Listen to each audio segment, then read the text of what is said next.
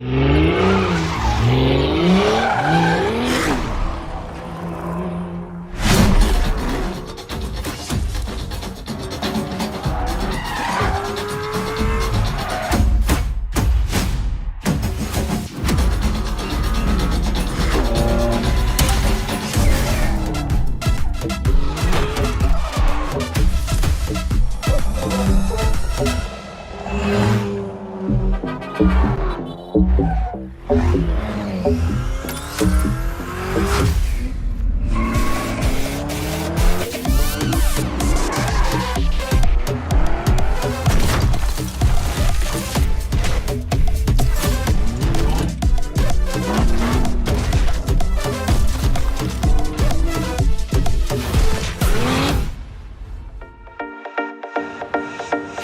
willkommen hier aus Köln. Welcome to Gamescom. For the first time, Xbox Game Studios, Activision, Blizzard and Bethesda are coming together here in Cologne to bring you what you want. More new games. And we've got our work cut out for us this week as we showcase the more than 50 titles on display and the many ways to play that makes Xbox the best place for gaming. And to do all that, we've assembled an international squad because with this many titles, we need reinforcements.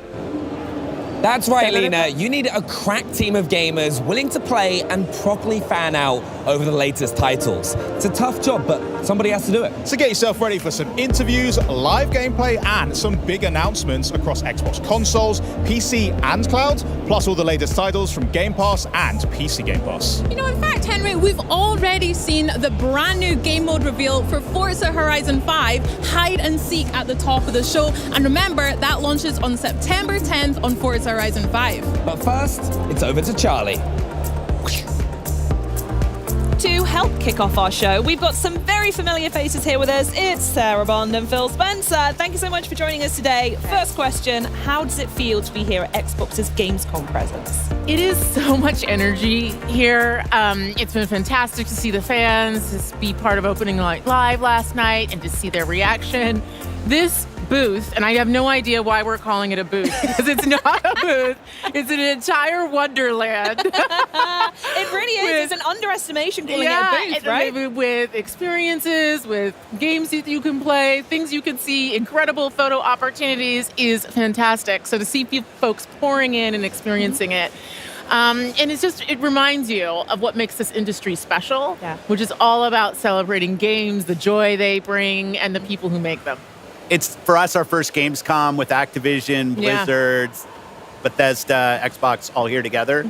So there's definitely something special. All the teams have gotten together, and I think there's just such great representation. I'll also say the industry has gone through a lot of transition with our shows, and seeing Gamescom as strong as ever with fans, consumers coming in, all the creators that are here, strength across Europe. Like, we need more of this in the industry. I'm glad we're here supporting.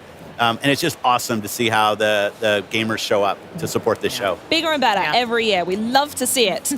Before we come to the booth, though, I actually want to talk. I saw you both were at Opening Night Live yesterday, and there were some pretty amazing reveals and news in there. So what was it like? I couldn't get a ticket, unfortunately, but what was it like to be in the room with that live reaction? There's nothing better than being in the room with the live reaction and to just see people marvel at the things that are being made. All the work being showcased, and folks put so much work into bringing that forward. I'd say for me, it was really cool to see Game Pass titles in the show. I think we had over a dozen titles that are coming to Game Pass in the show. We just have a fantastic lineup. But I was especially excited to announce that Genshin Impact is coming to Xbox. Oh, yeah. That's my one. There's some pretty cool Game Pass rewards that are going to be part of that. Nice. There's going to be full cross progression, and it's also going to be on cloud. Ooh. So that one was a real highlight for me because I know so many fans are excited to enjoy that on the Xbox.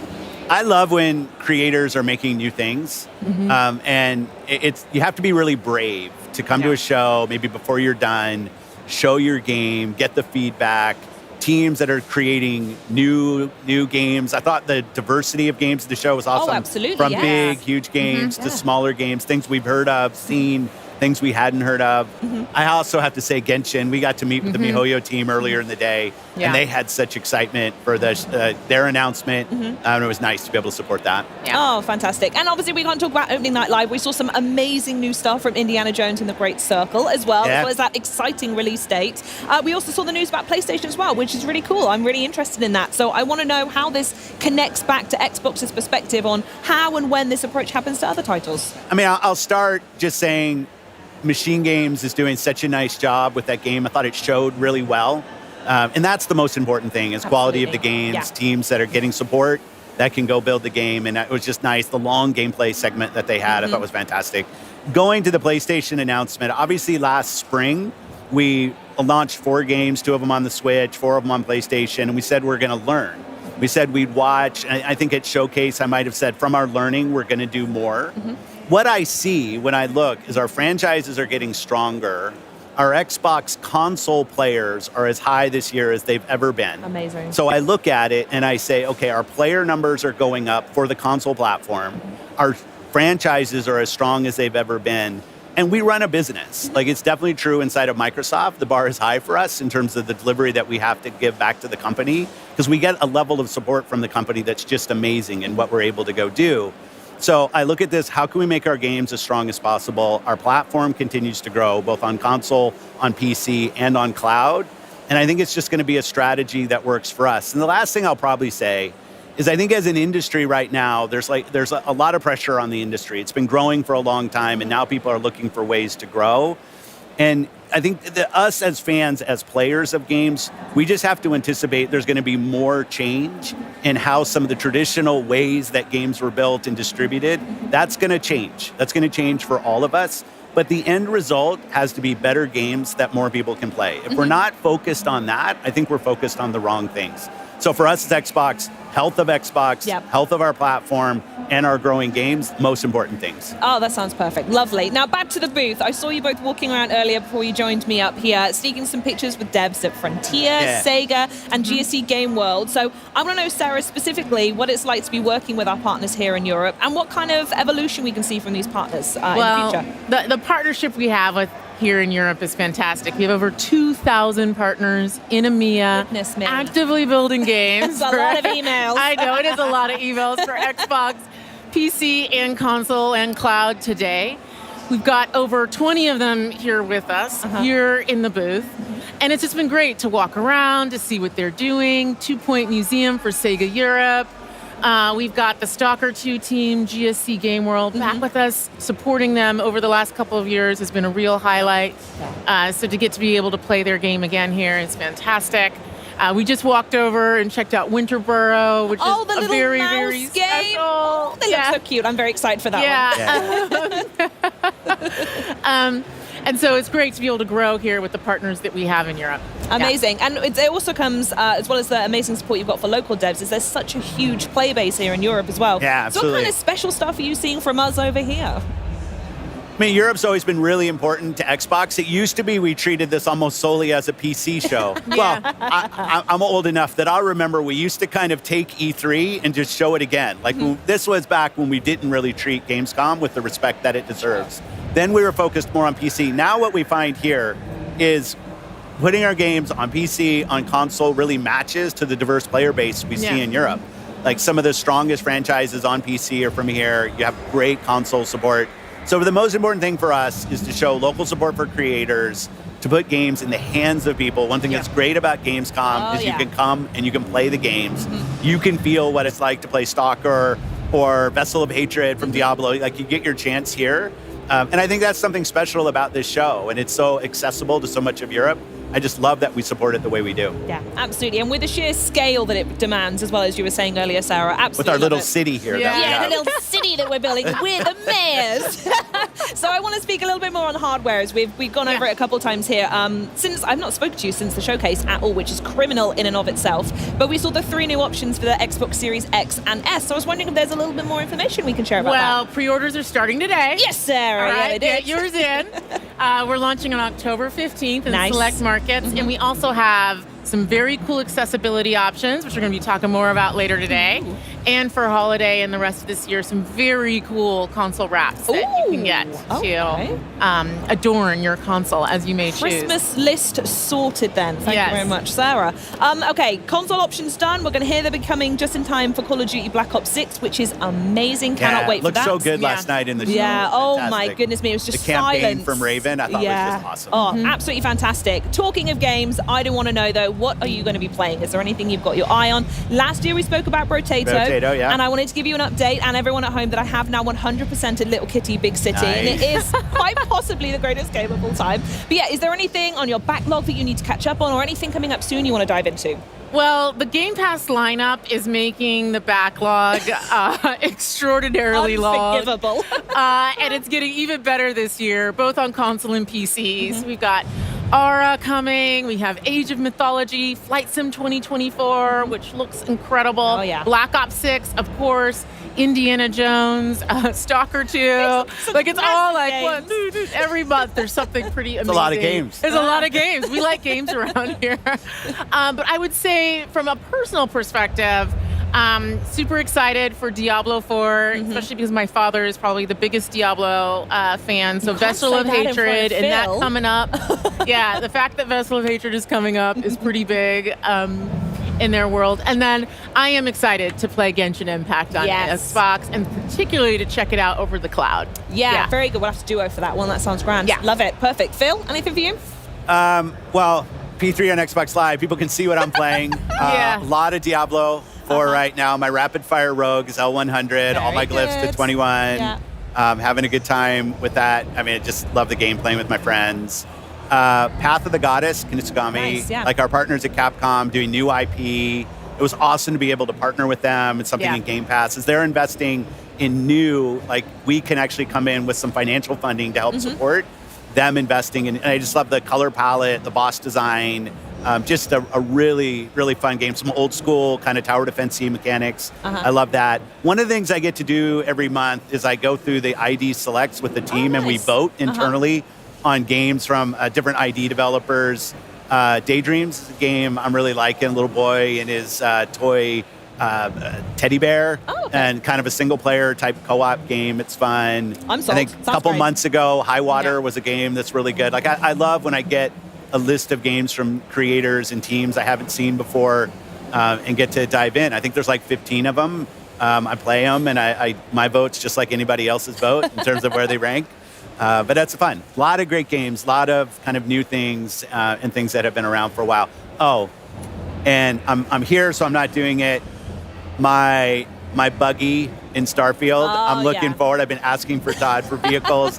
Come on, Todd, I want vehicles in this game. I'm tired of walking around this planet. And I thought the trailer for that looked really good last night, so I can't wait to drive around planets and Starfield. Wonderful. And talking of driving, I'm personally, if anyone's wondering, super excited. Forza Horizon 5 is over there. Yeah. It's the game I cannot put down. Absolutely adore it. So if they've got something new cooking, I desperately need to see new gameplay mode. Yeah. So excited. Well, thank you so much for joining me. Thank you so much for the chat. Please enjoy getting your hands on our lovely city we've got here. But I'm going to speak to these guys here, because if, like me, you've been eyeing up those new consoles, then buckle up, because we want to help you win one. Now, over to Bex with more information.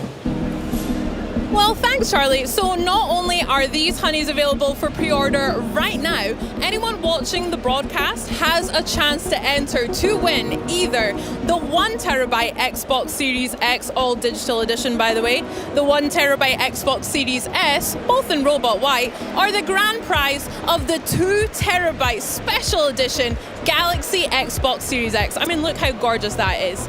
To enter, just head over to twitch.tv/Xbox, check out the rules and all the info in the chat. And best of all, good luck. So, next up, we saw Forza Horizon 5's new gameplay mode reveal at the top of the show, the hide and seek. We are now going to look at some new wheels that have been inspired by Dallas Maverick star Luka Doncic, and best of all, blessed by the GOAT himself, Michael Jordan. So let's have a look.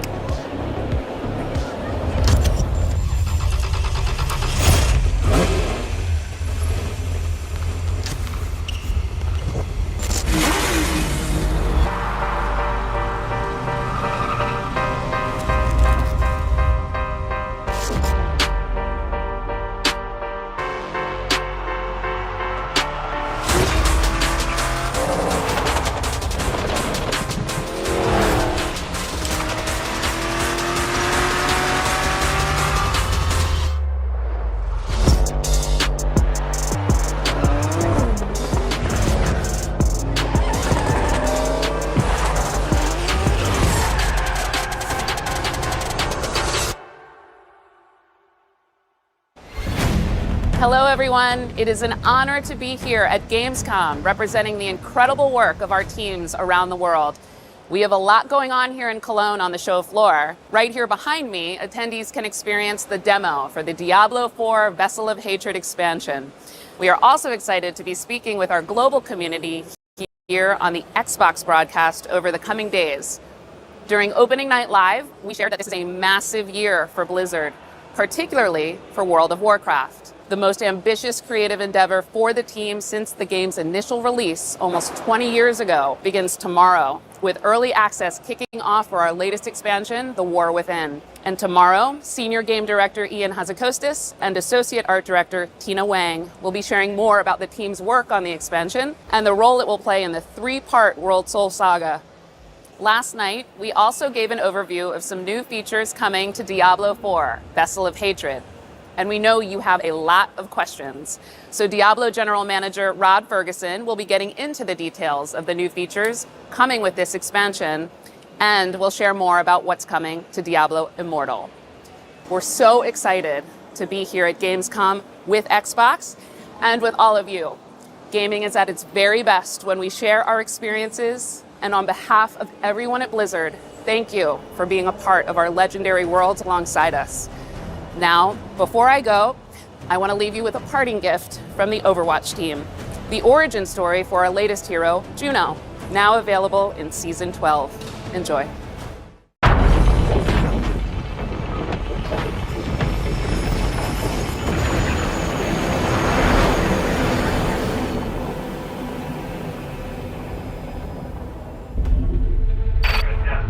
Flight, we're wondering why you haven't fired primary boosters yet.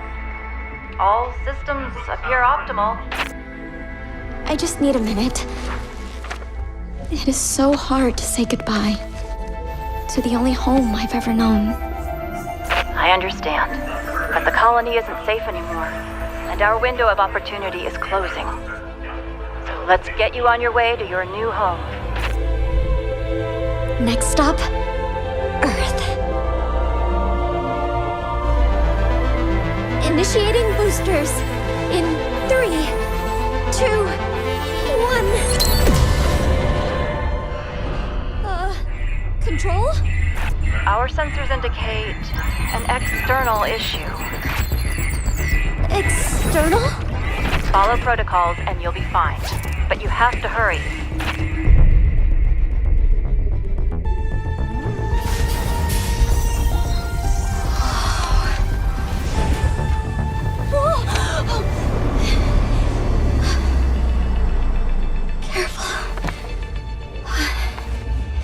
I'm going to find a way to save you. All of you.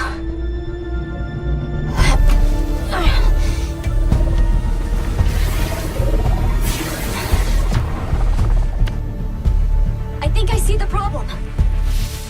Copy that. Okay.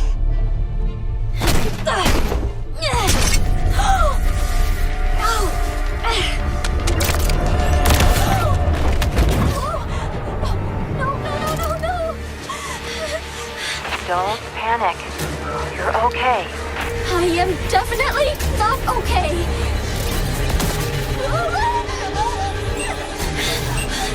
Why did I think I could do this? Juno, I believe in you. You've trained for this kind of thing your whole life. You have all the tools you need.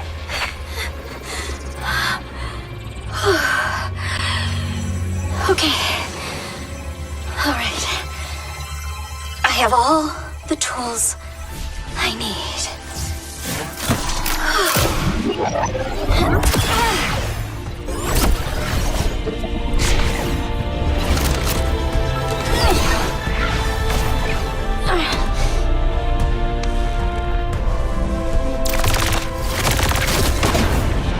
Control, problem solved. Hear that? We're all so proud of you. I want you to live a long, happy life on Earth, sweetheart. Always remember, I love you.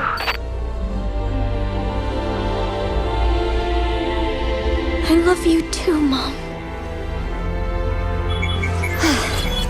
Okay, Earth. Here I come.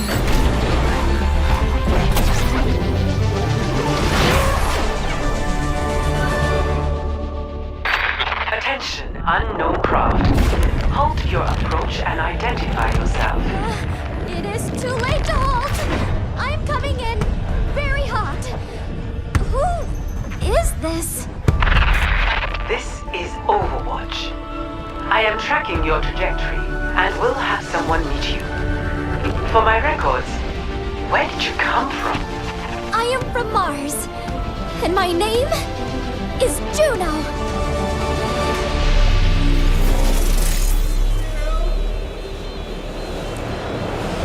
It's one of the fastest selling games in Blizzard's history, and it just made headlines again at last night's opening night live. And here to give us an exclusive look at Diablo 4's newest expansion, please welcome General Manager Rod Ferguson, Systems Designer Aislinn Hall, and Lead Game Designer Rex Dixon. Welcome, guys, to Gamescom. Thank you for having us. How Great you to guys be all here. doing? Yeah, it's exciting stuff. Now, for those of the people out there that might have missed what happened last night, why don't you clue us in? What exactly did you just do?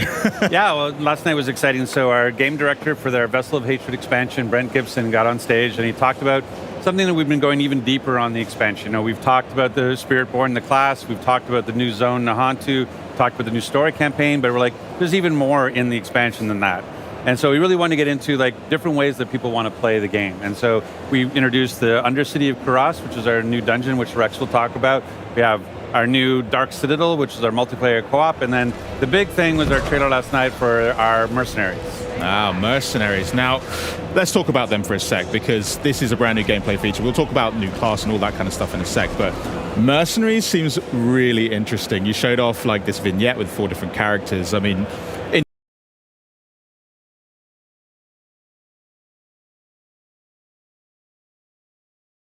introduce us to them. Who are these people? Why did it feel like the right time?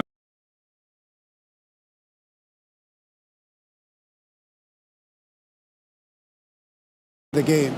There's 4 mercenaries that you can recruit. One is Rahir, one is Variana, Subo, and Aldkin, the demon child, which everyone got very excited about at the show the other night. And so there's a lot of depth in mercenaries. So you'll meet Rahir in the campaign. He'll introduce you to this hideout called the Merc Den. And within the Merc Den, you can find these quests. You have to go on these story-based quests to actually acquire the Merc in order for them to party with you. So each Merc has his own backstory, his own personality. And then once you acquire them, you can bring them into your party with you. And essentially it facilitates a way that solo players never have to feel like they're alone again. Because now they have this friend, this partner who can adventure with them. And so one of the ways that you progress your Merc is you have each Merc has their own skill tree. And you can sort of pick and choose which skills you want them to have. And it's a really nice way to complement your build. So whatever build you're trying to go with, you can have the Merc set up so their skills kind of match and overlap with your own. We also have a system called rapport. The more you work with a Merc and the more you adventure with them, the more they can sort of give you more benefits and they can kind of grow in power. And so once you go back to the Merc Den, you can actually get custom rewards that you can only get by progressing your Merc, building up that rapport in order to access these really awesome rewards at the end. And then, so I'm going to have to be best friends with a demon child if I want to see the good stuff. Absolutely. All right, I'm in. And then this last feature we have is called reinforcements, where let's say you don't want to have a Merc in your party all the time. You can actually say, when I use this skill or perform an evade or something like that, I want this reinforcement Merc to jump on the field, perform an action, then jump back out again. Yeah. So there's a lot of depth, a lot of fun, and some great storytelling in the Mercs feature. Just to check, so Mercs, you can equip one at a time to complement your character, but you can access all of them and try them all out, see which one works best for you. Correct, and you can mix and match your combo, so you can have 2 Mercs, one is your main Merc and one is your reinforcement. Oh. And if you're in a party, the party leader can bring a Merc with them. Sick. Yeah. So 5 things happening, because there wasn't enough on screen already. I agree. Yeah, great. Well, have you got any particular favorite Mercs that you like playing alongside? For me personally, Rahir, because Rahir's a dad, and his daughter is introduced in the campaign flow. Oh. And so I kind of like associate myself with him because I'm a dad as well. I got 2 boys. Right. But also, like, I have a problem when I play Diablo, that I'm always speccing into damage and DPS at the expense of my defensive skills. And so here has this buff called Resiliency, which actually increases your armor, increases your defensive buffs. And so I actually rely on that to stay alive when I'm playing the game. Nice. Aislinn, how about yourself? Yeah, I absolutely love Mariana. She's just totally wild. She's a butcher who's also a former cannibal, which is just crazy. Yeah. And I love playing aggressively. You know, I love building momentum and moving forward. And she has a kill streak mechanic, and that complements that very nicely. I like it. Rod? I mean, the Demon Child. I think it's such a unique character in our world, and that explosive power, and the fact that it has the sort of the two sides, the human side and the demon side, is really cool to sort of complement the variety on the battlefield. Okay, well, you've picked 3. I'll take the one left over. Yeah, Subo. Yeah, I'll pick Subo. I mean, who doesn't love a drunken archer, really? I mean, that's... Exactly. You know, Thank you. Well, that sounds like a lot of fun, but now, as promised, why don't we cover some behind-the-scene looks at the making Diablo IV Vessel of Hatred. Check this out.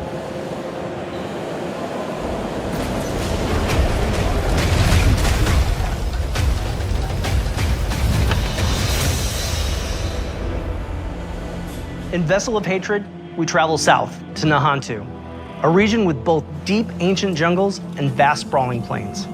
It's the last stretch of land in Sanctuary's eastern continent, and we've packed it full of experiences for every type of player. In this expansion, there's a whole lot to explore under the dark canopy of Nahantu. Nahantu is the southernmost region of the eastern continent that Diablo IV has been taking place in. It's the last region that we haven't visited yet so far in the game, but it is one that we've been to before in Diablo. There's lots of new areas. We have 6 in total. 4 of them are jungle themed, and then we have 2 that are Red Rock Canyon, but each one of them has their own unique identity.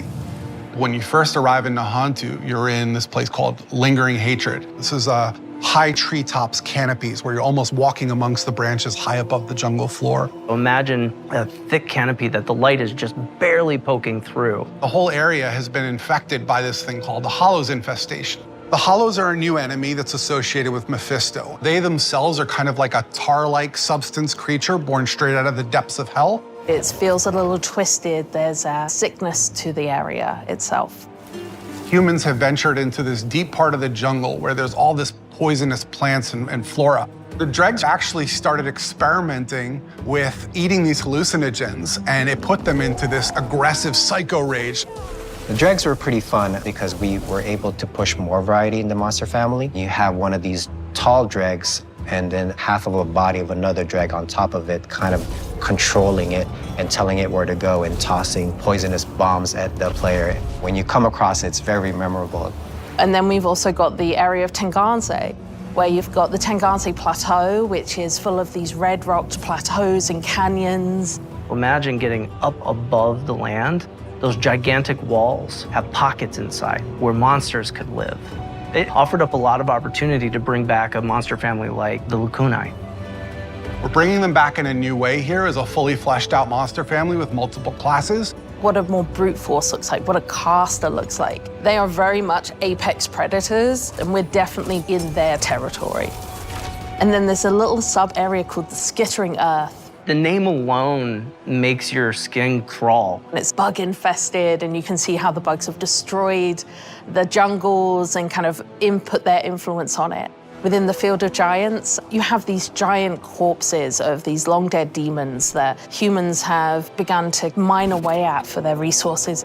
While they've got a lot of use out of them, they're also toxic to the land around it. The notion of massive demons walking Sanctuary 1,000 years ago is really thought-provoking.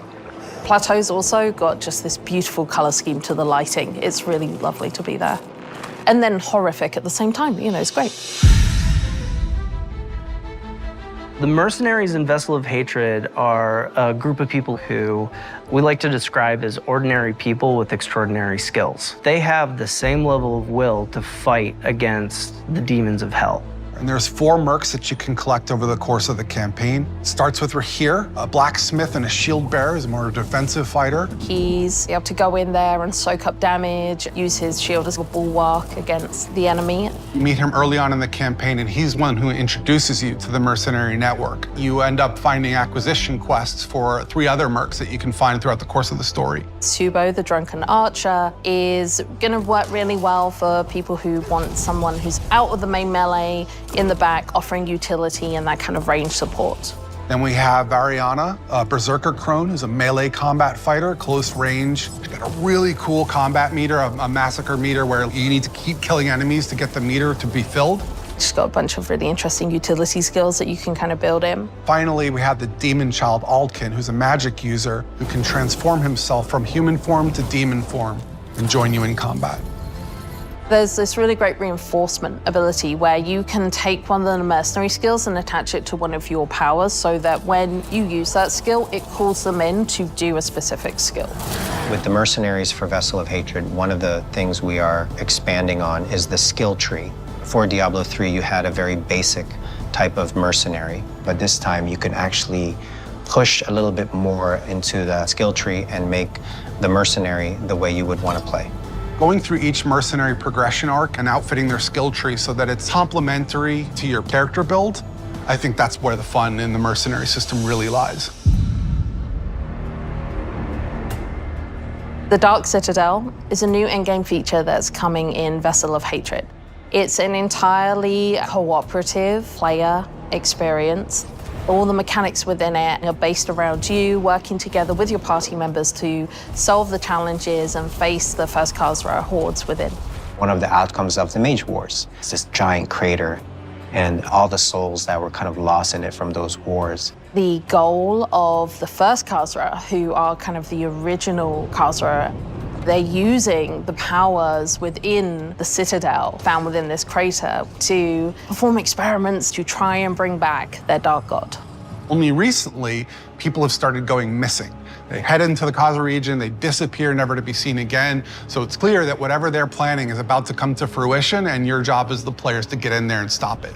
Citadels are a place where we take what is the best part of Diablo, combat, and we test it in a different way, which is adding in cooperative mechanics that you have to manage on top of that. For example, a boss has an attack, and as a player, you have to collect an item that allows you to reflect the attack back at him. So there's a little bit of a Twitch level mechanic there where you actually have to time your reaction shot. What's interesting about it is when you get multiple people in there, we're each responsible for reflecting that shot once, so we all have to sort of master the timing of that move. You can't do that kind of thing without coordinating as a team, and that's sort of the example of what Citadel gameplay feels like.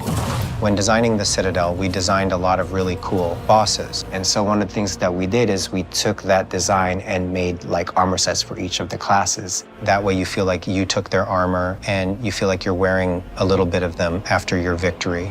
We also have a currency that's dedicated to the Citadel, where as you play through, a vendor can be interacted with to buy custom cosmetics that are unique to the Citadel. You can play with 2 people, but the ideal experience is for 4. In order to facilitate that, we've built an all-new Party Finder feature, and the community has been pretty vocal about wanting this for a long time. It made a lot of sense to us to pair it with this new Citadel mode. It really is an activity that's geared towards people who love to play together with their friends or with strangers and enjoy that cooperative gameplay. I cannot wait for players to get into the world. I'm really just excited for people to see all the little hidden storytelling elements that the team has fit in. There's interesting things to find and see and discover around every corner, and it's just a really great experience getting to explore Nahantu.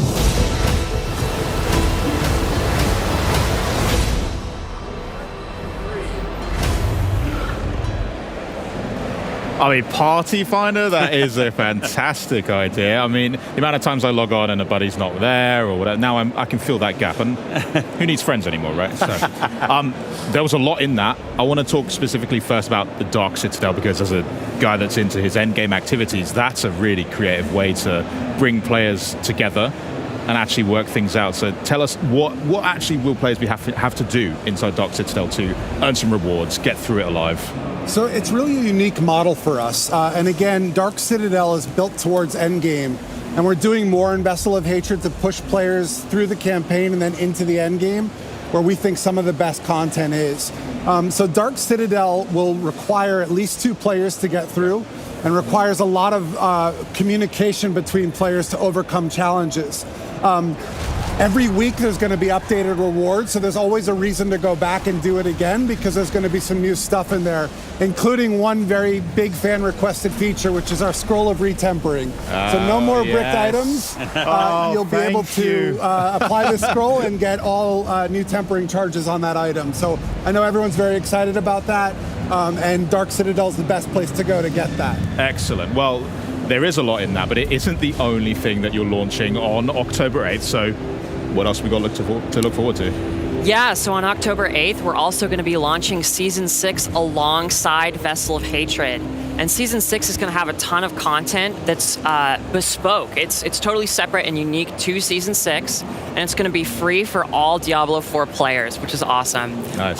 We're going to be talking a lot more about the details of the content of Season 6 in the coming months, but there's not going to just be new content coming in Season 6.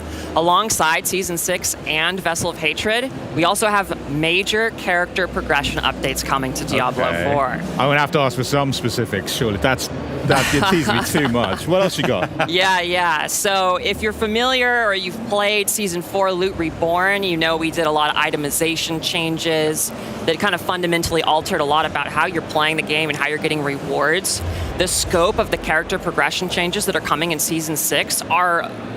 It's the same. Like, it's the same grand scale. There's a lot of changes coming to character progression, a lot of improvements coming. I'd love to talk a little bit about the goals and also a little bit about some Paragon changes that are coming with the character progression updates. Yeah, so really when we were thinking about these changes, we took a bird's eye view and we wanted to think about how can we make put the power in the player's hands of how they want to interact with the challenge that Diablo IV provides in the game. We wanted to make sure that you could opt in to your challenge level that you're comfortable with so that you can set your own pace in any activity throughout all of Diablo IV. And so we've applied, basically, you know, if you've played Season 4 Loot Reborn, or you've played some in Season 5, you might be familiar with the Profane Mind Cage. That's an item that allows you in the Hell Tides to up the level of the monsters, up the difficulty, but you get more rewards as well. And we've kind of applied that philosophy throughout all of Diablo IV. You can kind of opt into your own challenge and then get more stuff because of it. Sick. And then alongside that, we also have a lot of changes coming to Paragon. We wanted to add depth and choice to the Paragon system, but we know that it's pretty daunting for some people, right? So we wanted to make sure that while we were doing that, we weren't increasing the complexity, right? We want to make sure that it's still very, that it's an approachable thing, but there's a lot of cool stuff you can do with it. And I could go on forever and ever and ever about this for hours. But we're going to have a lot more details in a developer live stream on August 29th. We're going to have a campfire chat where we're going to be talking all about the specifics of these things. Awesome. I'm absolutely buzzing to see it. I mean, the best way to phrase it is like what Season 4 did to loot, Season 6 will do to progression. Excellent. And the thing too, but just go back to the Party Finder, like there's things that people look at, like what's part of the expansion and what's not. Party Finder is coming to the game, not just to the expansion. So, oh, great. And what's great about it is not only can you access it through the social menu that you can see, or you can access it through your remote wheel, you can actually access it from the map. So when you say, oh, I'm going to go do this dungeon, you can say, and list it as a party that people come join me in this dungeon. So it's a feature that's going to apply to the entire game. Excellent. Yeah, and I should also mention, in addition to Dark Citadel, we have another mode that we're bringing to the table, which is called Undercity. And Undercity is a time dungeon where you want to beat it before the timer runs out. And that mode has modifiable rewards. So you get these things called tributes, and depending on which tribute you use, you can modify and scale your rewards with the difficulty. It's a really cool mode. We're really excited. And one of the reasons we built these two modes is this concept of new ways to play. Right? People love our game. They love Nightmare Dungeons. They love Whispers. They love Hell Tides. But what we really want to do is make sure we have enough canvas so that every user can find something that is uniquely suited to them. And that's what New Ways to Play is all about. Me and my friends, we just love being able to have a bit of choice, which is really fun in Infernal Hordes in the current season, for example, and being able to tailor exactly how messed up we want this level to get is really fun. So the fact that it's getting applied to more aspects of Diablo that's awesome to hear. But between now and the Season 6 launch and Vessel of Hatred, what other activities can players get up to whilst they wait? I mean, really, it's jumping into Season 5. You know, like you were talking about, Season 5 continues the pace of Season 4. You can level up really fast. It's very exciting. The Infernal Hordes is a great new mode. Which is fun. It's sort of a horde mode where wave after wave are coming after you. You can go and fight the Fell Council to get your rewards from that. But that's really the big thing. And just even if you haven't played through the campaign yet, that's one of the nice things about on the Vessel of Hatred is that it is a continuation of that story. So where Neyrelle left at the end of the game, you can pick that story up and you get to continue and play. So if you haven't played through the campaign yet, now's a great time. And I would be, I have to also do the pitch, right? Like, go on. It's an awesome time to pre-purchase the expansion. One of the things we had some great incentives before, where you get the new cat mount, you get new armor, you get pets now, you get snow leopard and a tiger that'll follow you around and pick up stuff for you. But with last night, we actually added 2 more, where not only do you have angel wings that we had before, we added demon wings last night. So if you've already, so if you've already pre-purchased, you'll get your demon wings. Are coming, or they're there. But it's a good time. And then we actually added with the deluxe and the ultimate edition, we've actually added 1 month of ultimate game pass. So if you haven't jumped in yet, or if you want to add an extra month onto your subscription, pick up the pre-purchase, and you'll get an extra month. And I already got my code last night. I watched the show, got back to my hotel room, and there was my code for a month of Ultimate, so it was awesome. Now you got to find some other games to play while you're on that as well.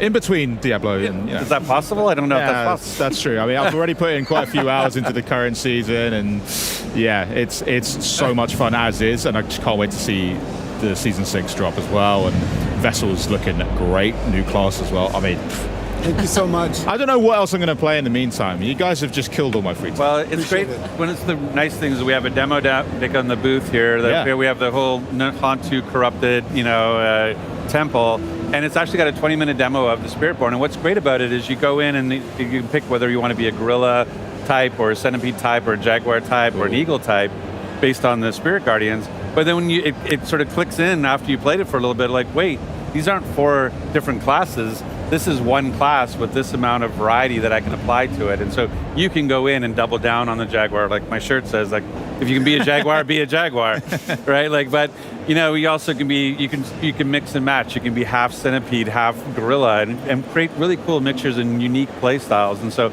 it's really exciting to watch people get their hands on. This is the first place that, outside of press and content creators, people have been able to play, and it's been fun just to watch them play. Well, half centipede and half gorilla is a disturbing image to end on. But, thanks a lot. You're going to stick around because we need to talk about that. Rex, Aislinn, thanks so much for joining us. Changing gears now, though, we are, for those of you who have been counting down the days to September's Diablo Immortal major update, we've got a sneak peek at the making of Immortal's hellish bosses, including the rebirth of the Dark Lord of Terror himself.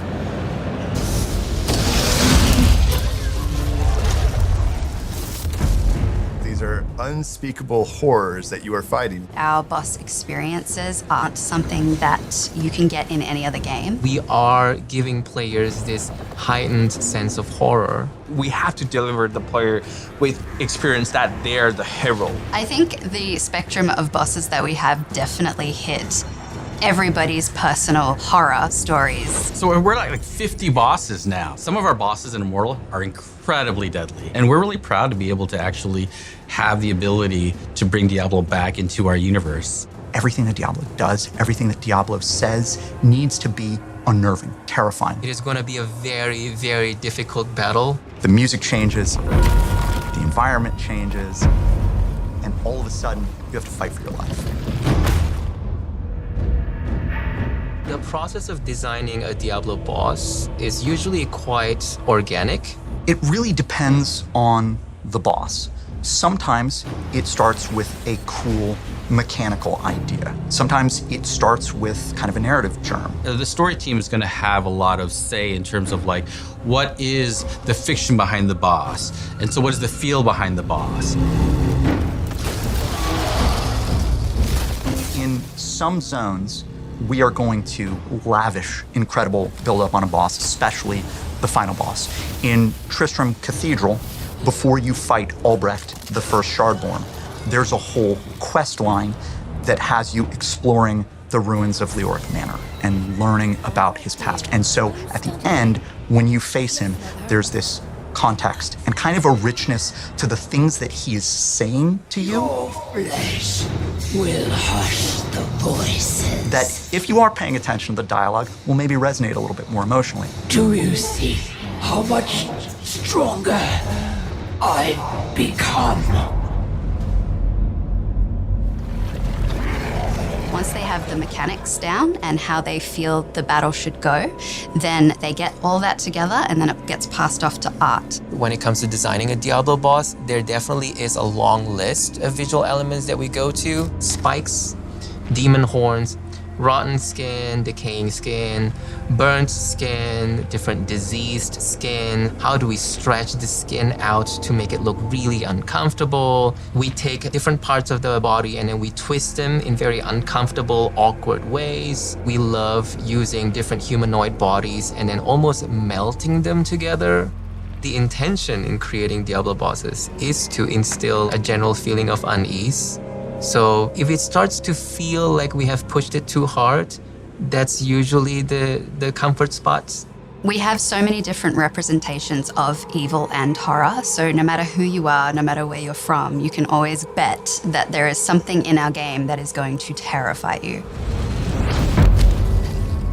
So we have many different kinds of bosses in Diablo Immortal. Bosses that are almost too big for the level. They're not mobile. You only see the top half of their bodies. We have tanks where the main goal is to just get this big, giant hunk of meat and beat it up until it dies. We have co-op bosses that are, better with friends, working together as a team to really take on these puzzles that the bosses present. And then we have mind-bending bosses that really change the way you play the game, what your perception is of the boss. But my favorite boss in the game is the Butcher.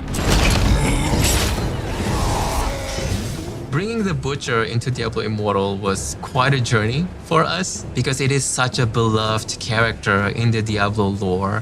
When I was playing Diablo 1 for the first time, there was this shock associated with encountering the Butcher. You open the door, he steps out, he's cleaving you very, very fast. You're like, I've never seen anything like this before. What the hell is happening? I'm dead. We wanted the Butcher to be the real Butcher from the first Diablo. So it was kind of like, how do we bring him into our game? And what can we make more special about this particular encounter? Our Butcher is super intimidating. He's a gigantic boss, towering above the player. This is a Butcher that was basically too angry to die. He's just shoving his guts back in. He's got the chain that he throws. He's got the rush, he's got the fire coming out of the ground, and it's just a fun, nostalgic fight.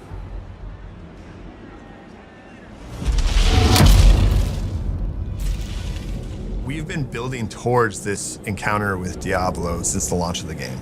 Diablo is the Lord of Terror.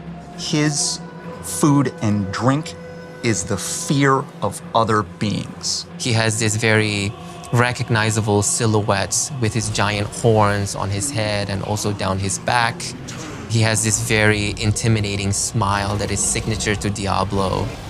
Diablo having a World Stone Shard means he's entering the nuclear age. He is now walking around with a weapon of mass destruction to bend reality, to perhaps create new realities. The whole team is excited. It's electric. Getting to bring back Big Red and then unleash him, not just on one boss fight, but on an entire zone, on Sanctuary itself.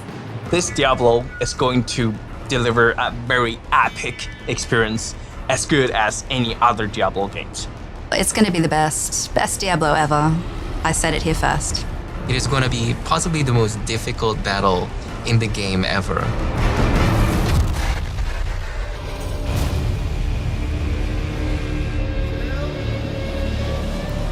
Well, they're called Lilith's Mightiest Warriors, and no, I'm not just talking about our guests here, but joining us once again, this time to tell us more about what we just saw. We've got Diablo's GM Rod Ferguson, and please welcome Diablo Immortal's executive producer, Pei Wen Yao. Hi. Thanks so much for joining us, Pei Wen. Thanks for having me. What the hell was that all about? Are you kidding me? That's got huge implications for the lore of Diablo, because you're bringing him back. Yeah, well, Tell me about this. I mean, it's a thing that I don't think everybody really knows what Diablo Immortal is, really. So let's start with there. Okay, fair. Like, I think Diablo Immortal, the way to think about Diablo Immortal is our free-to-play offering in Diablo. It's a way to bring more players in. We wanted to go where the players are, and we were like, okay, not everybody is part of the mainline Diablo IV world. So this is a way to reach players where they are. And so we have this great free-to-play, huge campaign, over 11 zones. You get 8 classes. We just added 2 over the last 2 years. Best class. The best, yes. The best class. With the Blood Knight and the Tempest, our new classes. And so it's really an exciting time. And so the story, the campaign, which is, again, over these 11 zones, is basically you're working with Deckard Cain to beat this demon Skarn.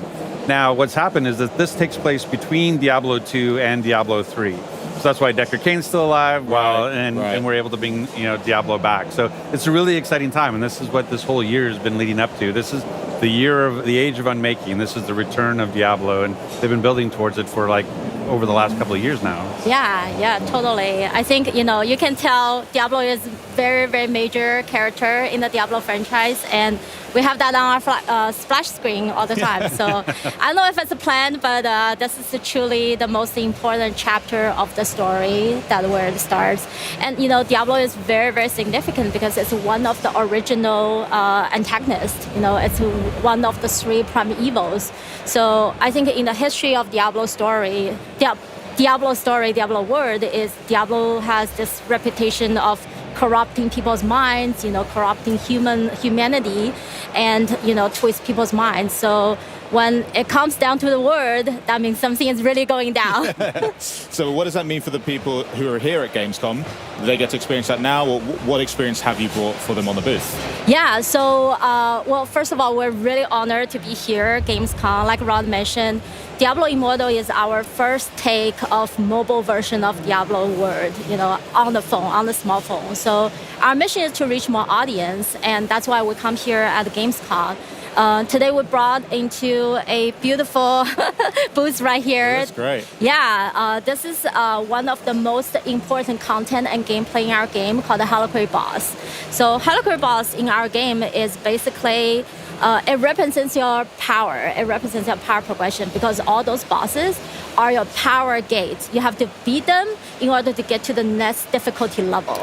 So as you go through the game, you will feel you're getting stronger, and you're going to more difficulty level. You get more stuff, the loot and the dungeon and the zoom. Most important thing about Diablo Immortal is that we want to create this very sociable, very lifestyle kind of gameplay. So for Heliquary boss, you can either play a solo, or you can bring your friends over there. And that's what we bring here. We built a tournament that 4 players come in to the booth and they can play, and you can just rank on the leaderboard and get awesome rewards. Yeah, you have to beat 2 bosses, so there's the 2 phases. You have to beat 2 bosses, and right now the fastest is about 2 minutes 45 to get through. Think I got a shot? Yeah, absolutely. Yeah, absolutely. Thanks. No, I know you play a lot. That's good. That's right. But anybody can do it. But it's really interesting, that what Pei Wen is talking about. There's been over 50 bosses made in this these Heliquary bosses, and it's really exciting to see. It's part of the progression. So it's always fun to have these new and interesting and different types of fights to have. And the fact that it's on mobile, but also on PC. You can play free to play on PC today, and it's a great experience. So players at home can also still experience the Heliquary bosses right now, or yeah, same right now. content, Awesome. Same game, and cross progression, cross play. So tell me about then the build up to Diablo's return. What can players expect what kind of content can they get into right now and in the lead up to that content dropping? Yeah, so next few months is going to be, like I said, it's going to be the most exciting story chapter of Diablo Immortal. It's going to divide into, the main quest line, the storyline is going to divide into 2 parts. So we're going to keep some in the future, but the latest one that is going to come up is in September. It's a release we're going to we call it Crucible of Justice. This is where the story, we're going to review a very, very powerful weapon. It's called the Eldrim. It's a holy sword. And the player is going to go through the mission, the quest of purify that sword, and that sword is the secret weapon to kill Diablo. So you have to find the sword and purify it, goes through the ritual. And for player, the ritual, I think if you play Diablo Immortal, player is the hero. You play the hero, you save the sanctuary, you save the humanity, but the sanctuary is corrupted, it's dark, and that darkness casts into players as well. So the ritual of purifying this Eldrim is actually a symbolic move of player that they willing to sacrifice themselves for the humanity, and that they want to prove themselves to be worthy to use the Eldrim, the holy sword, to kill Diablo. So that is the first part of the September release, and then we're gonna save the second part to the December, our holiday time, and we're gonna release the second part, which is the most exciting part, that you're finally gonna face the Diablo. And with the Diablo boss itself, we also introduce a amazing zone. It's called the War's Crown. Zone is one of our very, very important content in the game as well. It's beautifully designed. Not traditional concept of beautiful, but it's... I don't think I've ever heard the word skin used so many times. I'm a little concerned, but I'll trust you guys. It fits the word. It's beautifully designed. It's very dedicatedly, created. And it's icy, it's barren. And it's that way is because Diablo travels through that continent and transforms the place. So it's like very depressing, all the cast coming down to the earth.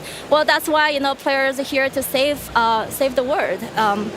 And when player travels through this War's Crown, you're gonna encounter a lot of enemies. You're gonna defeat them. Eventually, you're gonna encounter Diablo as the final boss. Yeah, I mean, Tyrael. Tyrael is like, when you think about recognizable characters in the Diablo lore, Tyrael, the Angel of Justice, is one of the top ones. And so this is what's really neat about the story, is that it takes Tyrael's sword, Eldruin, and that's the sword you have to use to defeat Diablo. And so that whole idea of, hey, while I've been fighting Skarn and getting these World Stone shards, I've become corrupted and I have to get purified over in the Cold Isles so that I can actually be worthy of this sword. And taking that sword and then being able to use it against Diablo is just a really cool moment. I mean, you said in the video as well that this fight with Diablo will be the toughest fight players have ever... I mean, is that true? What are you possibly throwing at us? Because you also just showed us like a 20-foot butcher. So, what's Diablo? What's he going to do to us?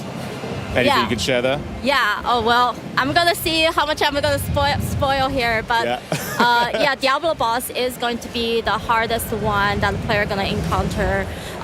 Because Diablo is such a classic character, so we still take a lot of, the classic skills from Diablo. So, it's still featuring fire, lightning. So if you go to the battle, have some equipment, have some gears that with the fire and lightning resistance will be helpful. I remember.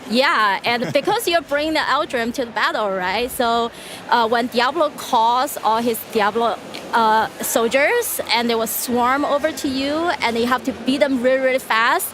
And that beat up of those enemies actually going to recharge your Eldrim. It's gonna make the Eldrim ready to, make it good use. So and by the end, hint, the real end. Oh, come on. The real end, you're going to see this beautiful cinematics. It shows how player take Eldrim and eventually kill the Diablo. So, that's all so exciting. I can't wait to... Well, I'm going to have to go and set a time on the booth to make sure I get a chance at that leaderboard. But I want to thank you both. So we have the Inarius statue, the really big one that's the size of the... Yeah, man. I want it. You're going to fight me for it. I'm taking it. I can't. They're going to kick me That's out. what we're doing straight afterwards. We're all going down, and I'm going to come out on top, all right? Awesome. Well, thanks so much for joining us. I hope you enjoy the rest of your Gamescom as well. Coming up, though, the team from S.T.A.L.K.E.R 2 is here with the latest from the sequel, Heart of Chernobyl. Sick. Plus, we've also got a look at the newest Xbox accessories that are enabling players everywhere to play the way that they want. And later on, we're going to explore the newest Starfield expansion, Shattered Space, and find out why fans everywhere are setting aside gigs of space to explore even more of this epic open world. But first, do you know what's great? Xbox Game Pass. Yeah, take a look at this. Welcome to the gameplay commentary of our new game, Lonely Mountain Snowriders, which is the spiritual successor to Lonely Mountains Downhill. It's a skiing game in which players need to find their own way down the mountains in a wild and beautiful mountainscape. Our most important new features are a real-time online multiplayer in which up to 8 players can play cooperatively or in a competition, as well as a new trick system that allows you to pull off awesome-looking flips, spins, grabs, or super cool combinations of them all. We focused a lot of the development time on the controls and to make the feeling of carving down the slopes as smooth and fun as possible. Skiing is all about using the terrain in your favor. You need to gain the maximum momentum to do the longest jumps and use the best shortcuts. On top of that, you can also do tricks, ride backwards, or cross rivers and icy lakes. The game features 4 different game modes. The online multiplayer racing mode is all about crossing the finish line first. While in the team mode, you and your team members have to ride and do tricks together to ramp up the highest score and beat all the challenges. You can also pick each other up after a crash and place checkpoints as a group.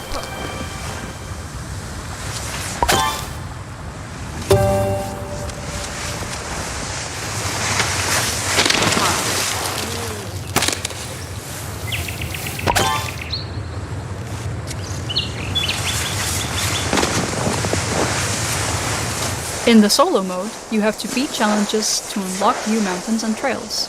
You can also try to reach the top of the leaderboards, or beat your own ghosts. This is the mode that will be most familiar to players of our previous game. And last but not least, there is the new Zen mode. Here, you can ride all trails without any kind of pressure and freely explore the mountains to find secret spots or just enjoy the beautiful landscape.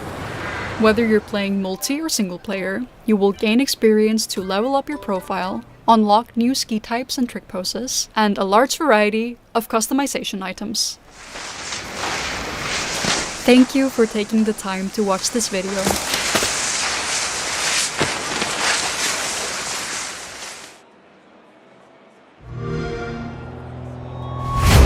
I like it. I'ma cut loose if I like it. I like it. I like it. I'm not the carbon copy. I'm the original. I'm dropping things like hot. I like it. I like it. I like it. I like it. If it's got to be original, I'm just it from the island. I like it. I like it.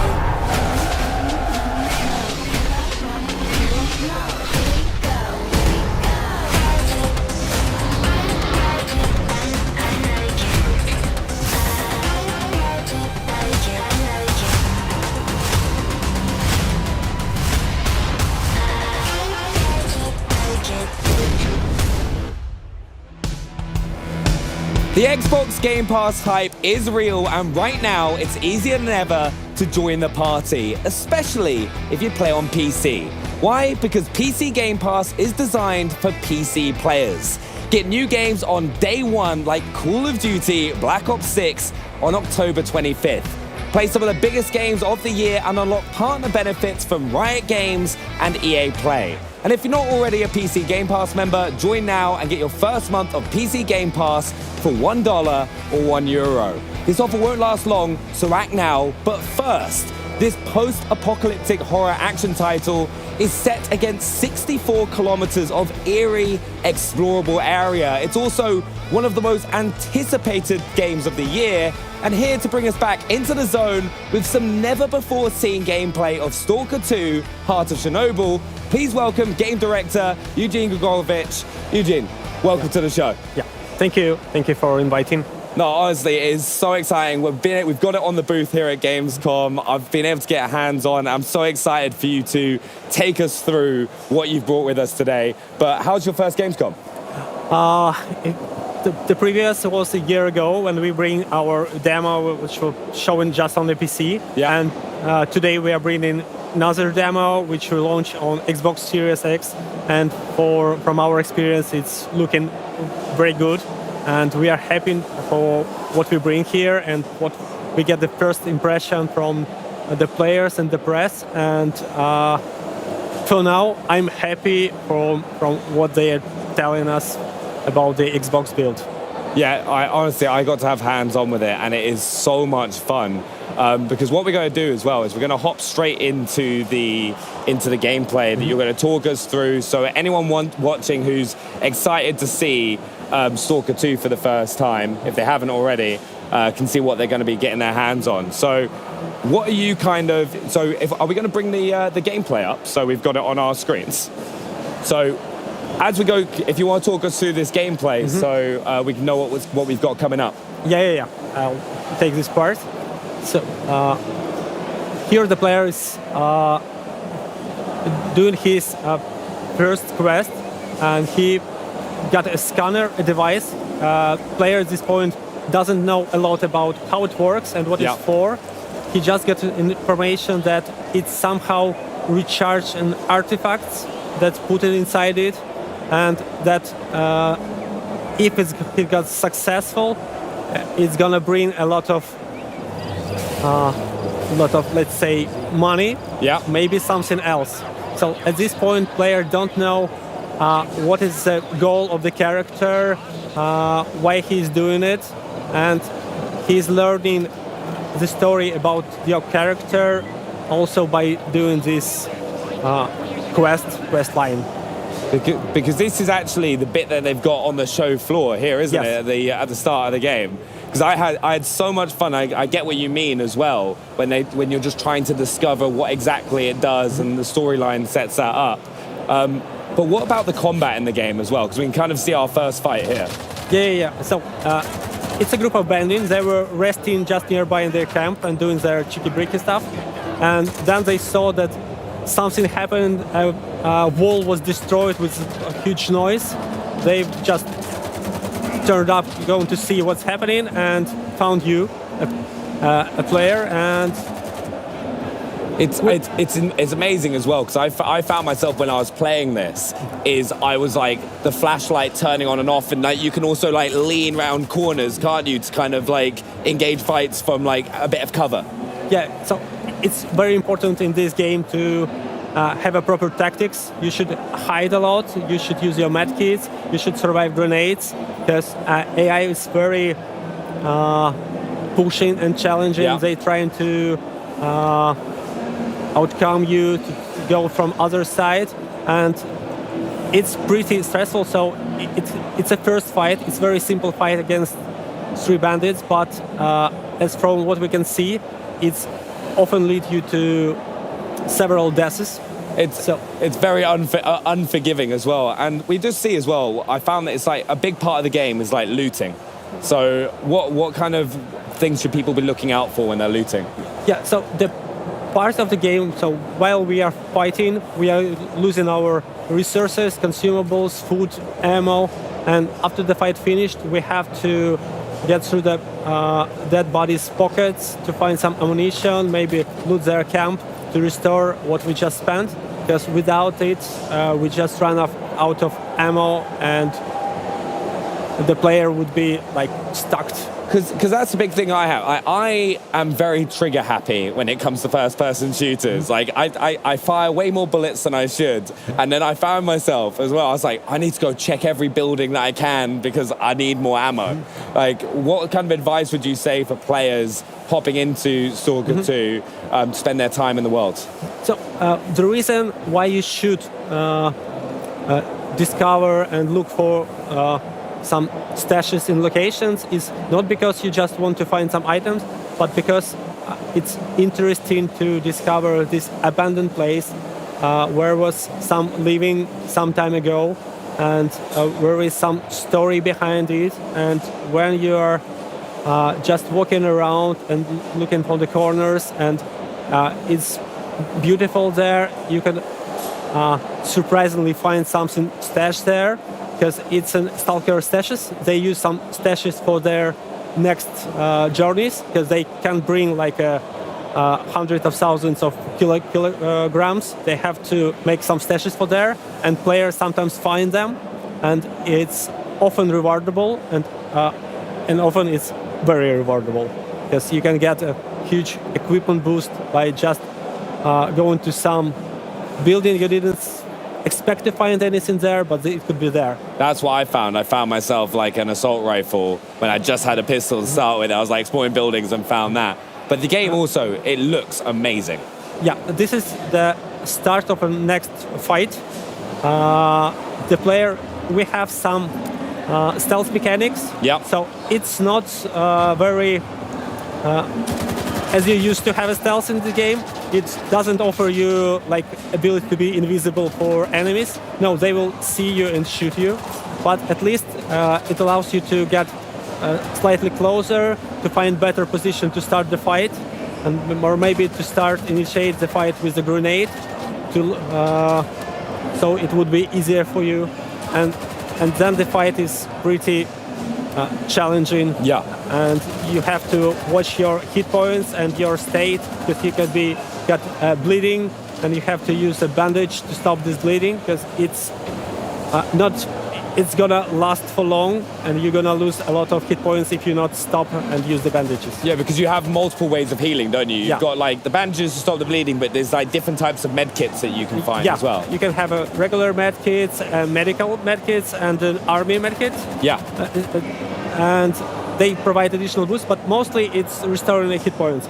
But also, if you are not in the fight and you just need to recover a small portion of health, you can just eat, and it will also bring you a small portion of hit points. See, that's what I loved as well. I found like there's so much resource management that you have to like pay attention to as Stalker, which really gives you a different challenge. So it's like you said, if you don't eat, you're going to perform worse in gunfights.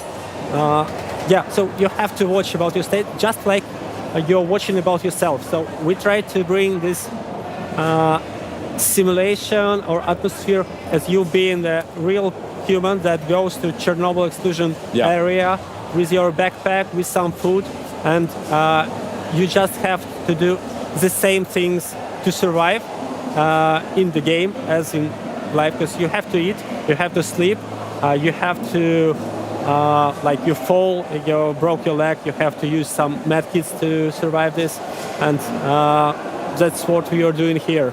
Yeah, no, I honestly, like, it's one of those things. I'd recommend it to anyone. If you haven't had the chance to, just play the original Stalker as well, because when I got to play here, you just think and approach gunfights so differently, because there is that like risk element, and some of the enemies, like I was jumping out of my skin because there was like a camouflaged opponent that I came across in the demo here at Gamescom. And like, can you tell us a little bit more about the enemies that we're going to face? Yeah, so the zone is inhabited by different factions. There are factions that came from the first Stalker trilogy, and there are new factions, and they have a story behind them of how they appear, what is their goals, and for the player, it would be interesting to uncover and discover these stories.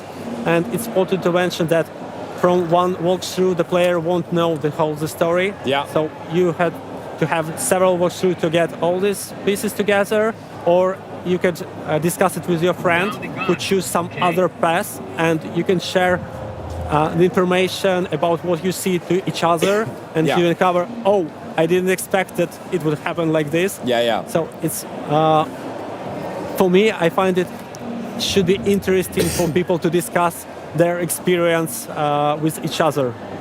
Yeah, we also saw just beforehand, right, we can actually see the scanner going on right now. Can you talk us through this?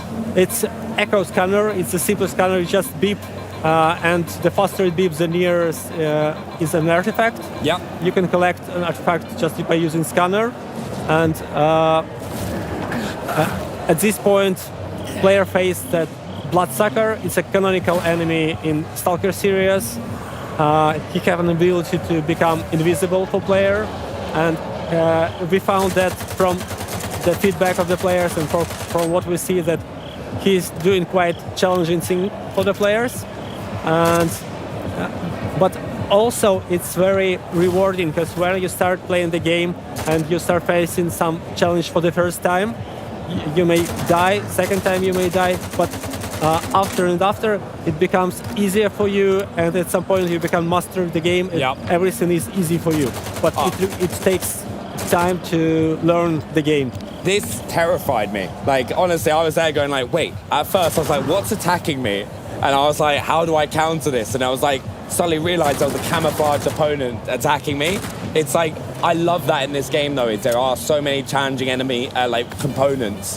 Whether you're fighting bandits, whether you're like fighting these sort of enemies. And then I was like looting everything. I became like a loot goblin where I was going into every building and just trying to find as many med kits so that I could stay alive.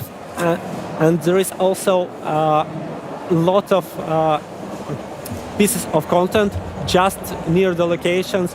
This is not a main quest. It's often not a side quest. It's just some encounters or narrative little stories to bring you an experience of discovering this real location, real zone, and it's not a fake world. It's full of small pieces. Yeah. And for me, I find it very interesting to discover. Even if I know the game pretty much, still the world map is so huge. So even for me, going back to some locations make me feel, oh, I didn't expect to find it here. Or they bring something here also. So for me, it's also like I feel the same wow effect when I discover something for me. You really get rewarded for spending that time to look around the world and kind of try and find those caches, and it's going to pay dividends. Yeah, it's one of the main goal in making this game is to bring as much freedom and allow player to be as he wants to be or she wants to be, to play the role they feel that works for them, and the player could like start being very rude and cruel, and they can act totally different in this game as like a player who wants to be on the friendly side. So there are a lot of freedom. It's rewarding. So even being cruel is rewarding, but there is a balance. Like the game will also punish you for something. No, 100%. And I think one of the main things is for everyone who's been watching and wants to get their hands on the game, when are they going to be able to play? It's November, so it's not so much time left. And for us, we are like every day counts. We are doing everything possible to bring as Polish gameplay as possible, and I hope you enjoy it. Well, honestly, from what I played at Gamescom, I can't wait to play it more. But thanks so much for stopping by. You can get Stalker 2 Heart of Chernobyl on November 20th. And of course, it launches day and date on Xbox Game Pass as well. But now to a new line of Xbox accessories, making a splash here at Gamescom. Take a look. But thank you so much, VJ. I appreciate it. Thank you. Play video games. Good job.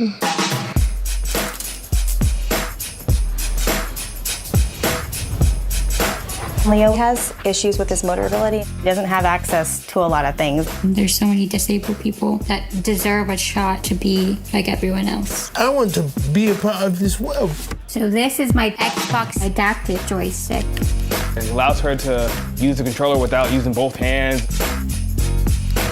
It just clicked to him. This is a joystick, I manipulate the character, and this is how I'm gonna move myself. You've got every button covered.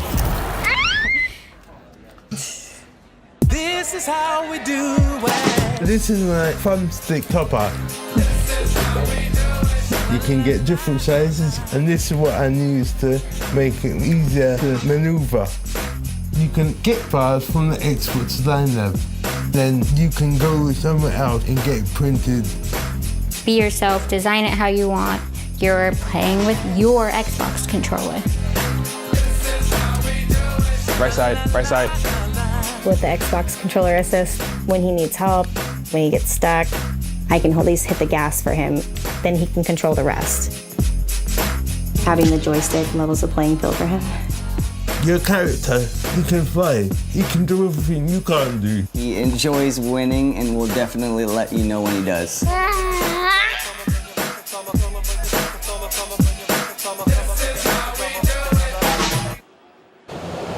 Big news for all gamers everywhere. We've got some new accessories designed to give gamers more ways to play.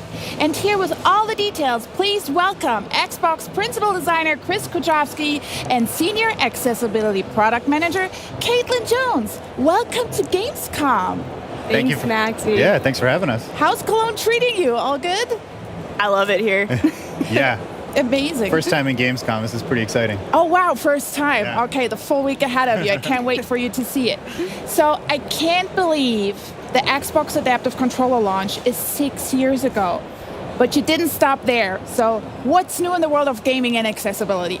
Yeah, thanks, Maxie. So as you saw, we just announced our Xbox Adaptive Joystick. It's a wired controller that is designed to be a companion for our Xbox Adaptive Controller as well as other Xbox controllers. And that will be available to customers in 2025, early on in 2025. As well as our Xbox Adaptive toppers that you can create with Xbox Design Labs. And these are really great, I think, especially for players who might have some difficulty using the thumbsticks on their controllers.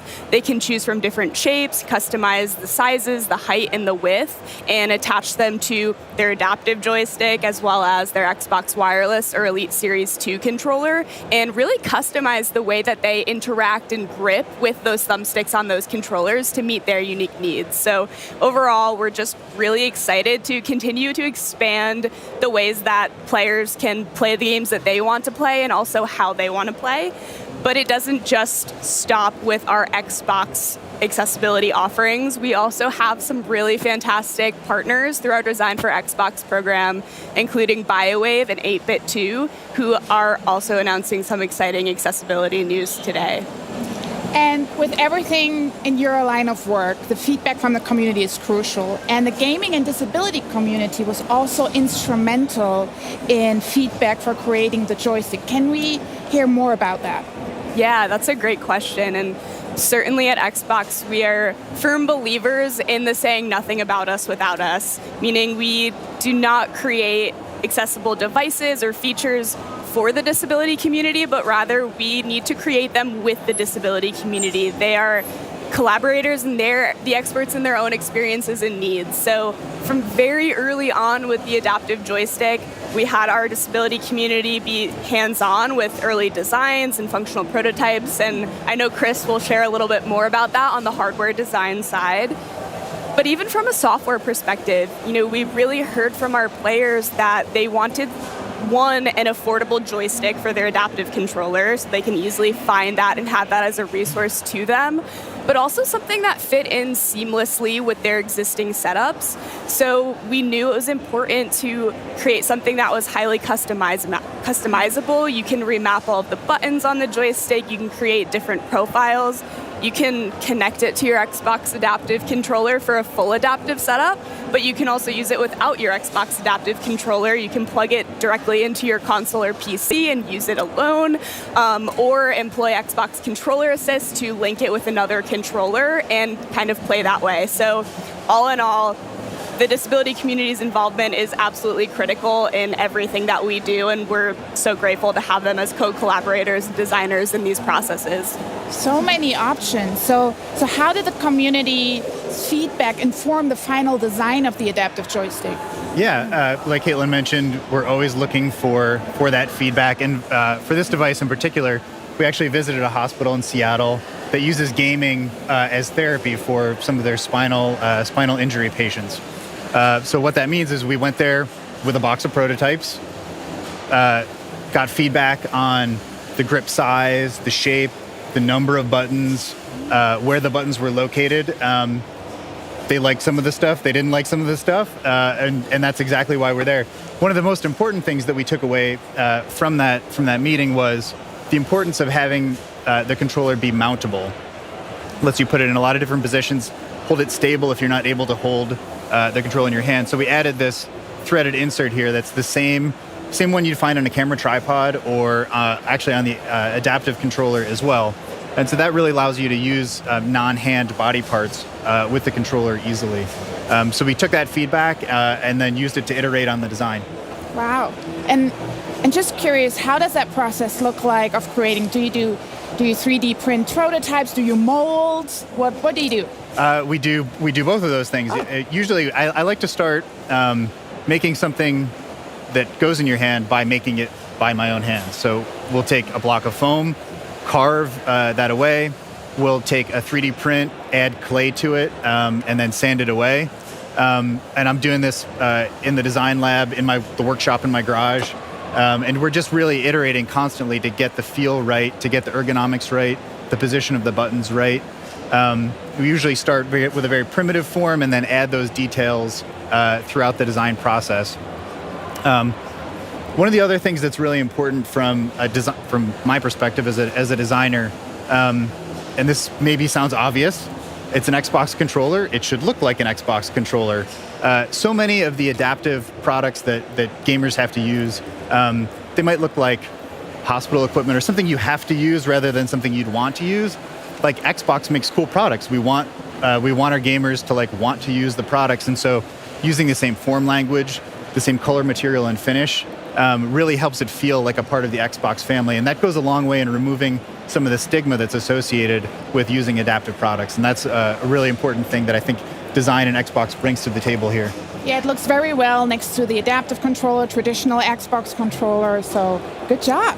Good job.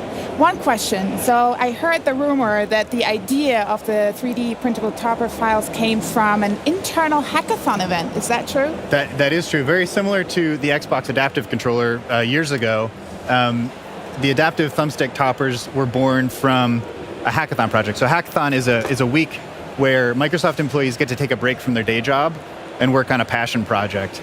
And this particular team was inspired by really the high cost of adaptive accessories and doing custom setups like that. So knowing that 3D printers are a lot more available for at home or as a service, they combine these two ideas to create a great range of products that offer gamers a lot more options to customize their setup just to exactly what they need.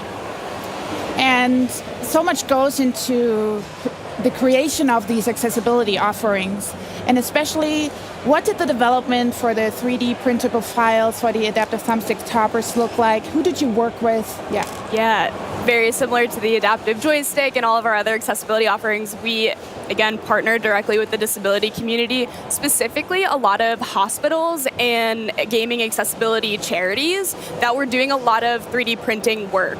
So we worked with them directly and kind of just asked, what are the most common shapes and designs that you all are creating or that you find work best for your players? And that's actually what informed the final 6 shapes that we have available today. So very direct, working with them and getting that feedback.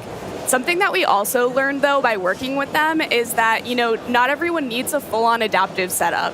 Sometimes just minor modifications to how you interact with your thumbstick can be the difference that allows someone to play longer, more comfortably. It can also be the difference whether you can play all together.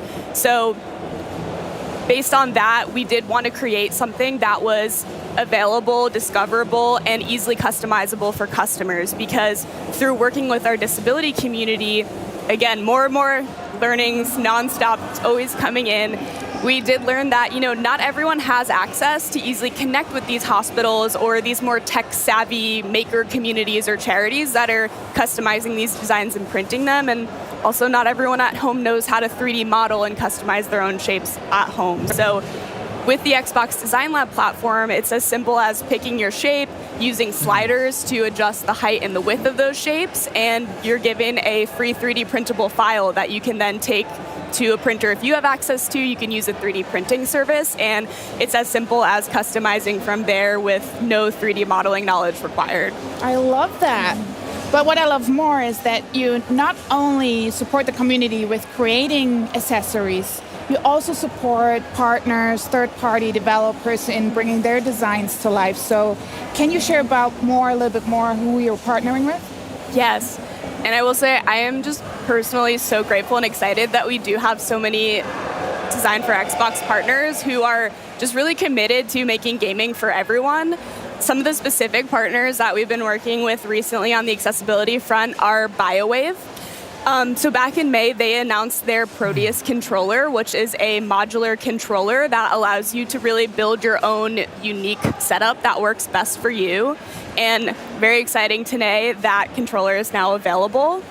In addition to BioWave, 8-Bit Do is both announcing and available today their Lite SE wireless controller. So all in all, when it comes to accessibility, a rising tide floats all boats, and we're just excited that our players have more and more options within the Xbox ecosystem to really choose what works best for them.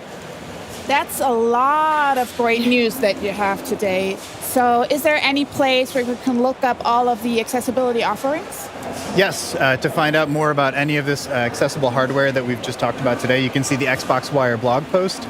Or if you happen to be here at Gamescom like us, you can visit us in the Here to Help area in the Xbox consumer booth. You can get hands-on with any of the products, do some live demos. And if you're here on Friday, you can see Caitlin in a discussion panel in the community area as well.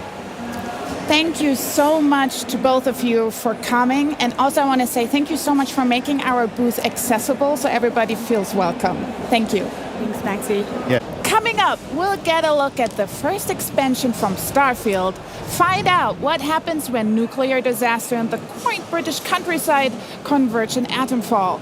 And Age of Mythology fans, stay tuned. We'll take a look at what you can expect from the latest in the series. But first, it's time to explore ARY26 once again in Revenge of the Savage Planet.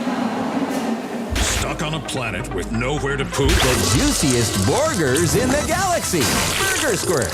Wacky Extreme Learning Smartbot from Hot Whiz. Radical. I smush it down my throat. Our new Ding Dong. Greetings, brave explorer. We here at Alta Interglobal would like to welcome you to our newest venture, the colonization of space. You've spent almost a century hurtling through the universe in cryosleep, ready to begin your work on this strange alien planet.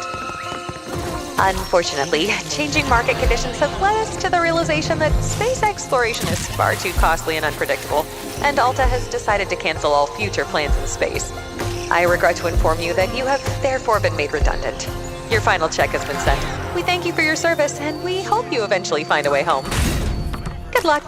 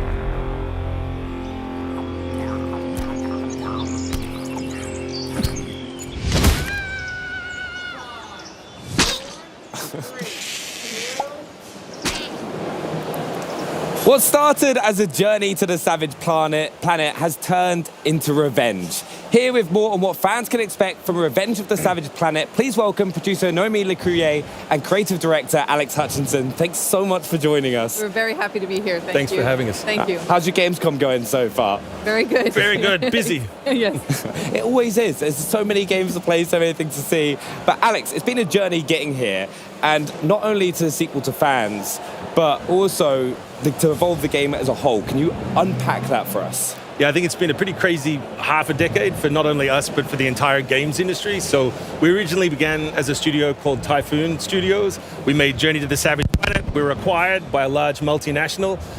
The pandemic happened. We updated the game, and on the day we shipped, that same multinational made us all redundant.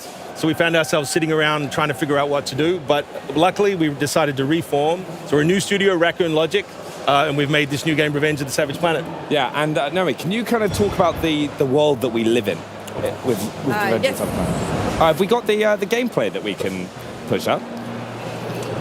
But before that, I think Alex is going to talk about Yeah, so before that. Yeah. So obviously some of the big changes are that we've switched to third person in this one. It's still, a game about exploring the world, interrogating everything that you see. It's filled with wonderful, wacky, weird creatures. It's 4 planets now instead of 1 planet. So there's lots more to do and lots more to see. Yes, so we basically can survey, scan everything, and collect and catalog. Here, as you explore the world, you're going to discover rewards, things to collect as well. The rewards are blocked by encounters with alien creatures, as well as puzzles and navigation challenges. So lots of fun here. Yeah, it looks so cute. Like even the trailer, but in the trailer beforehand, it's like all the creatures. It's like adorable. And you know it's a sequel when you're swimming. Just it happens every single time. You've got to add water in. If you go in, no water. Exactly. Second time thing. But Alex, there's obviously a ton of creativity by the team to produce an incredible world. But perhaps players' take on its obstacles can be equally as creative. So in the world, like how are players going to approach the obstacles that they face? Yeah, so we've taken a really systemic approach to open world design. So it's still a Metroidvania. You're still being blocked by different obstacles. You need to go back to your habitat and upgrade your tools to get through them. But what we wanted to do was have a Metroidvania where there's a single lock, but multiple keys. So you see different types of objects. Say if it's a cracked wall that you need to blow up, you could do it with a grenade. You could find a creature that explodes. Anything that generates an explosion will get you through. And so hopefully, as you see in this video, there's a little bit more systemic chaos than most games of its type. So there's lots of creative ways to kind of like solve the problem. Exactly. So you can have a bit of fun with it, and every time you play it as well, you're going to get those different experiences. Exactly.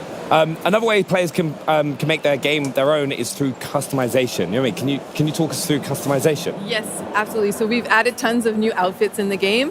You can mix and match between the different outfits. So whether it's the helmet, the boots, or the gloves, all the outfits are inspired by sci-fi themes, famous like Star Trek.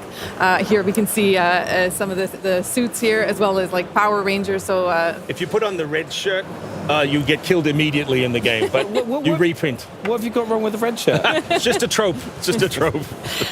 You also have a habitat where you will find all the main modules, like you see here, the PC that you will use throughout the game. But there's also another section that you can fully customize with lots of things. So as you explore the world, you will find Alta crate containing Alta bucks that you can spend in the Alta store on furniture, accessories, and basically a lot of useless junk to really make the space your own. So I hope players have a lot of fun with that. It's like my own flat all over there again. You go. Just lots of stuff from Gamescom will kind of like come with me, and by the end of it I'll have plushies for days. But co-op is such a big part of the game as well. Can you kind of talk us through that, Alex? Yeah, so a lot of the team members have worked on different 2-player co-op games, whether it was Army of Two or Far Cry 4. We've had a lot of success with it. We think it's an intimate way to play with your best friend, your partner, your kid. And this time we've made sure you can do it in any way you can imagine. So there's not only network co-op, but there's split-screen co-op you can play on the couch, and even cross-play, so you can play on any system with any other system. I love playing split-screen games as well. Like I grew up playing with my brother. Like every single game that we get our hands on to do split-screen, that was always the way I went and played. Perfect. Yeah, also, it's so good you've been able to return to this franchise and bring tons to the fans.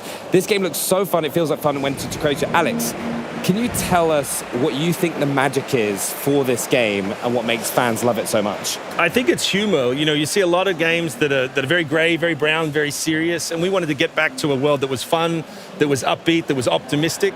We like the idea of exploring space because it's fun, and you're going to find something exciting. You're not going to find Matt Damon on the moon, eating poop mushrooms, or Mars. So, like, hopefully people see that the humor in this is in the gameplay as well as the script, the joke we always tell is that, I can write a one-liner that's funny once, but slapping your best friend to their death off a cliff is funny forever. Yeah, you can just kick him off in as many creative ways as possible. Exactly. Like just trying to get through that cracked wall. But also, really importantly, when a player is going to be able to get their hands on the game. So it's going to come out sometime next year, 2025. For more info, you can go on the website, Savage Planet Game, and the wishlist as well. Now. Please wishlist. Yes, please do. Yeah, and honestly, I can't wait to come and have a go with it as well. So thank you so much for joining us as well. And have you got any final words as well that you want to share with fans? No, we just please wishlist on whatever platform you like, and we'll show you some more gameplay soon. No, honestly, thank you so much. But Thank coming you. up, we've taken a spin in some new wheels and a turn with a new story in Starfield's first ever expansion, Shattered Space. But first, check out an action-adventure game about hope, robots, and the power of words. This is Dustborn. We need to stick together. We need to be a crew. We're on the run from people with space guns built into their arms.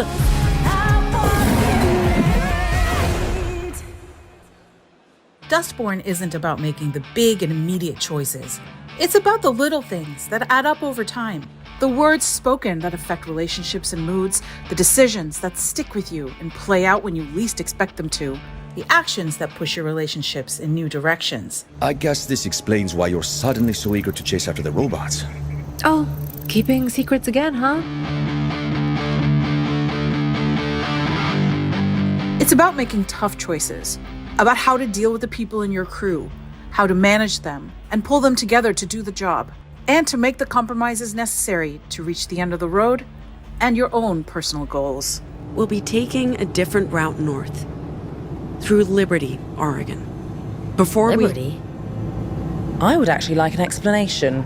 I concur. Think of the game as a way to write your own comic book as you play. Each chapter or issue starting with a new cover displaying what you're about to experience, and each of them ending with a comic splash screen. These pages present key choices made in the previous issue that could have an impact later on. Whether a dialogue line or event plays out because of a choice made by the player, an icon will appear in the top right corner of the screen, allowing you to really get a sense of what could have gone differently. Stop it! Oh, what the hell, Pax? What now? Drive. In the comic splash, you'll have access to more data, such as global stats about how many other players received this particular consequence, allowing you to gauge how popular this choice was. Some choices lead to crew mood change, which can have an impact on your relationship with them, but also on their personal endings. Are you just gonna hover? We didn't finish our chat? No, we were finished. I'm worried about you, and I had more to say. I'm sure, but I was done. Every key crew member in the story receives one of 3 endings, or codas, based on choices made and actions taken by the player and PAX. Each coda is illustrated by a comic book style splash screen, along with unique dialogues and events reflecting each character's current status. The player can at any time access the character codex to see which coda is the current favorite. The crew respects you. When you're unhappy, they feel it. I'll keep that in mind. Whenever a dialogue choice or action affects a coda, the screen will display a coda emoji, along with an animation that tells the player how important this choice was. It'll be up to you to decide how the road trip goes and how your relationships will evolve. Will Noam break away from their on-again, off-again relationship with Pax, or embrace it? Will Theo loosen up with the crew, or favor his boss status? Will Ziggy resolve her sister issues with Pax? Discover how it all unfolds in Dustborn. Available now. What's the name of your band? We're the Dustborn.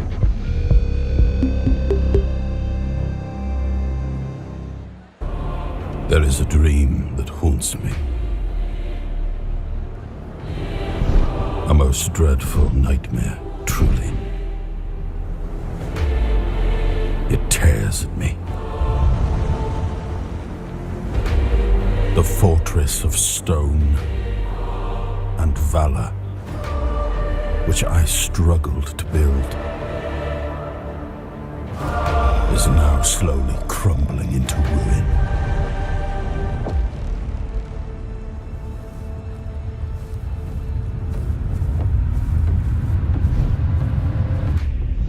The land, caught in a perpetual autumn, yields to decay.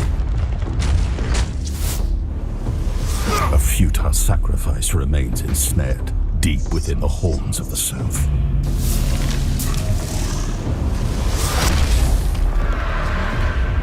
A shield, now weakened and cracked by time, fails to protect my people. A profound betrayal has befallen those most loyal. Your only despair. I am left paralyzed, powerless. Not more than a witness. My people, my legacy, everything is collapsing. They hailed me as the once and future king. Only now do I understand the horror of that title.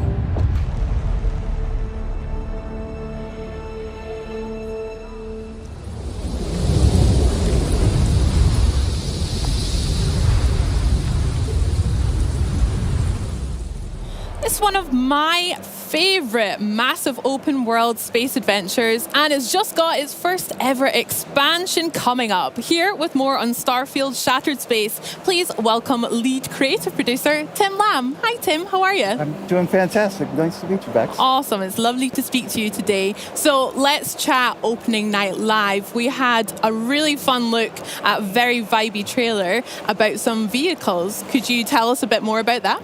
I can. So we released the Rev 8, super excited. The team is so happy to have this new element that adds to planet exploration in the game. So, we have these dynamic worlds with, dense terrain, lots of very interesting obstacles. And now those worlds are our playground to drive around on. Heck yeah. We have a lot of... In navigating that, we have vertical boost, forward boost, we have a weapon on there. It's a lot of different minute-to-minute, just fantastic gameplay opportunities for players. Yeah, super exciting. And Vasco looked like he was having a good time as well in the back there. Love that. Now, let's talk a wee bit about the story in Shattered Space. It's very dark and mysterious. Could you tell me and everyone watching a little bit more about the story? Yes, so... I think there's a hopeful optimism in the giant sprawling adventure of Starfield. You go to a lot of different locations, you meet a lot of different types of people, the cast of characters there, and Shattered Space, that tone, that mood, we were able to sort of distill it down and focus it into a location in the game around Dazra City. So we get to meet that new house for room, the people there. There's a moment of strife that they had. We get to experience that with them now. Yeah, they sounded a bit intriguing, shall we say, in the footage that we saw last night. So can you tell us a wee bit more about the House of Varun and kind of who will be coming across? So, I don't want to... No spoilers. Sure. You encounter a derelict star station, and this starts you on your adventure to meeting the Varun. You end up in their home world, Varun Kai, in the city of Dazra. There's been a catastrophic event. You deal with the minor houses of the faction of House Varun to sort of uncover the mystery of what happened, and then, resolve it as you do as a player. Nice. There's lots of choices in there for you. Okay, very interested to find out what that story kind of leads us on to as well. Very good. Along with that story that we've been chatting about, there are some new game features as well as a huge new planet that we can explore. Could you tell us a bit more about those too? So we have the city of Dazra. We focused... All of our effort has really been focused on the area around the city. So I think the beauty of it is that there's exploration, that you can find nooks and crannies in the game or little secret discoveries or locations you feel like, I know I'm coming back here. So there's an excitement there. Yeah, so it's I'm so excited about it. Oh, so excited as well. I mean, even in the trailer, we saw kind of a very summery, beachy vibe cruising around on our Rev 8 too. Have you taken it for a spin? I have. No, I do. And I think Shattered Space is like a fantastic playground for it. Now, you can take the Rev 8 to any planet. Yeah. You can take it into Varun-Kai, Varun's homeworld, and drive it there as well. But like we support, I think that's one of the great things about our games is we always support any type of play style. So it's like you can play with it, you can play without it, you can take it to Varun-Kai, you can not take it there. Sounds amazing. Yeah. Okay, well, I'll definitely be taking it for a spin as well when Shattered Space releases too. Was there anything else that you wanted to chat to us about for Starfield Shattered Space coming out?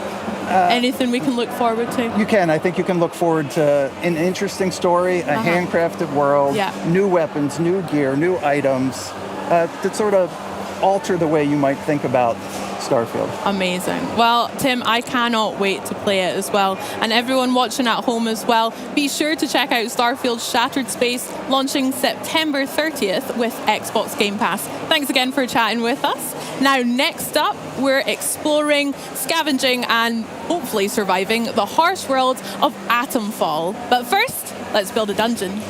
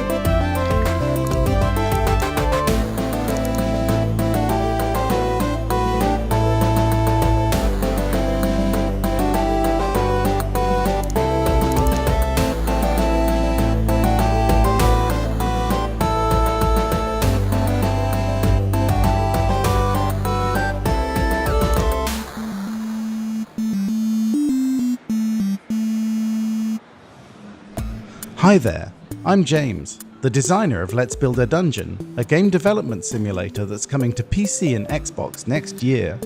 We previously brought our game Let's Build a Zoo to Xbox Game Pass, so it's exciting to be back here sharing news of our next game. Today, we want to share a closer look at our multi-layered management sim, and also reveal some brand new features that we've never talked about before. Let's Build a Dungeon is designed to simulate every aspect of running a games studio, and that starts with designing something your virtual players will love. You get to decide which quests to put in the world, and whether you want to focus on a traditional RPG built around magic and combat, or something more cozy like fishing or running monster farms. And if you want even more control, we have an exclusive new mode to share with you. Creative Mode is our sandbox, but it's a sandbox quite unlike any other. Not only do you have access to literally thousands of assets, buildings, and characters, in Let's Build a Dungeon, you can also tell your own story. We are developing a series of easy-to-use tools that lets you create almost anything, from a production-level dialogue editor that lets you create branching conversations, events, and rewards, to a full AI editor that lets you adjust anything from attack probabilities to spawn rates and weapons. We even have a tool that lets you draw your own pixel art characters, which will then automatically animate them for you. Our goal is to build a suite of tools that gives you as much control as we have when building our games. Games made by the community will be available for download, along with some titles made by developers like us here at Spring Loaded. Adding these tools felt like the natural extension of our game development simulator. Why stop at building the most detailed game dev sim ever created, when we can add elements of a game engine to give you a full, authentic experience? Hopefully, this short overview has given you an idea of what to expect from Let's Build a Dungeon when it ships next year.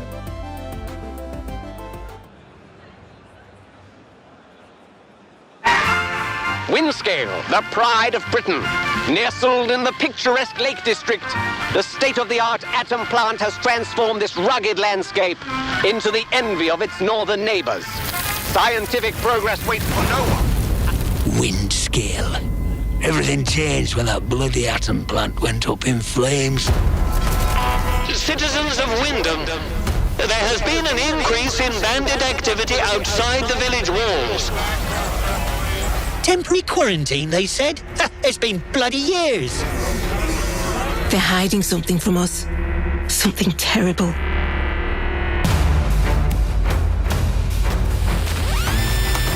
My name's Molly. You got out to trade? I got bits and bobs for sale.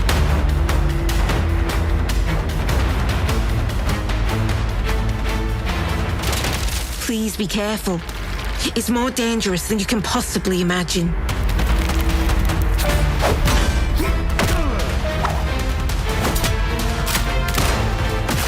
Detected.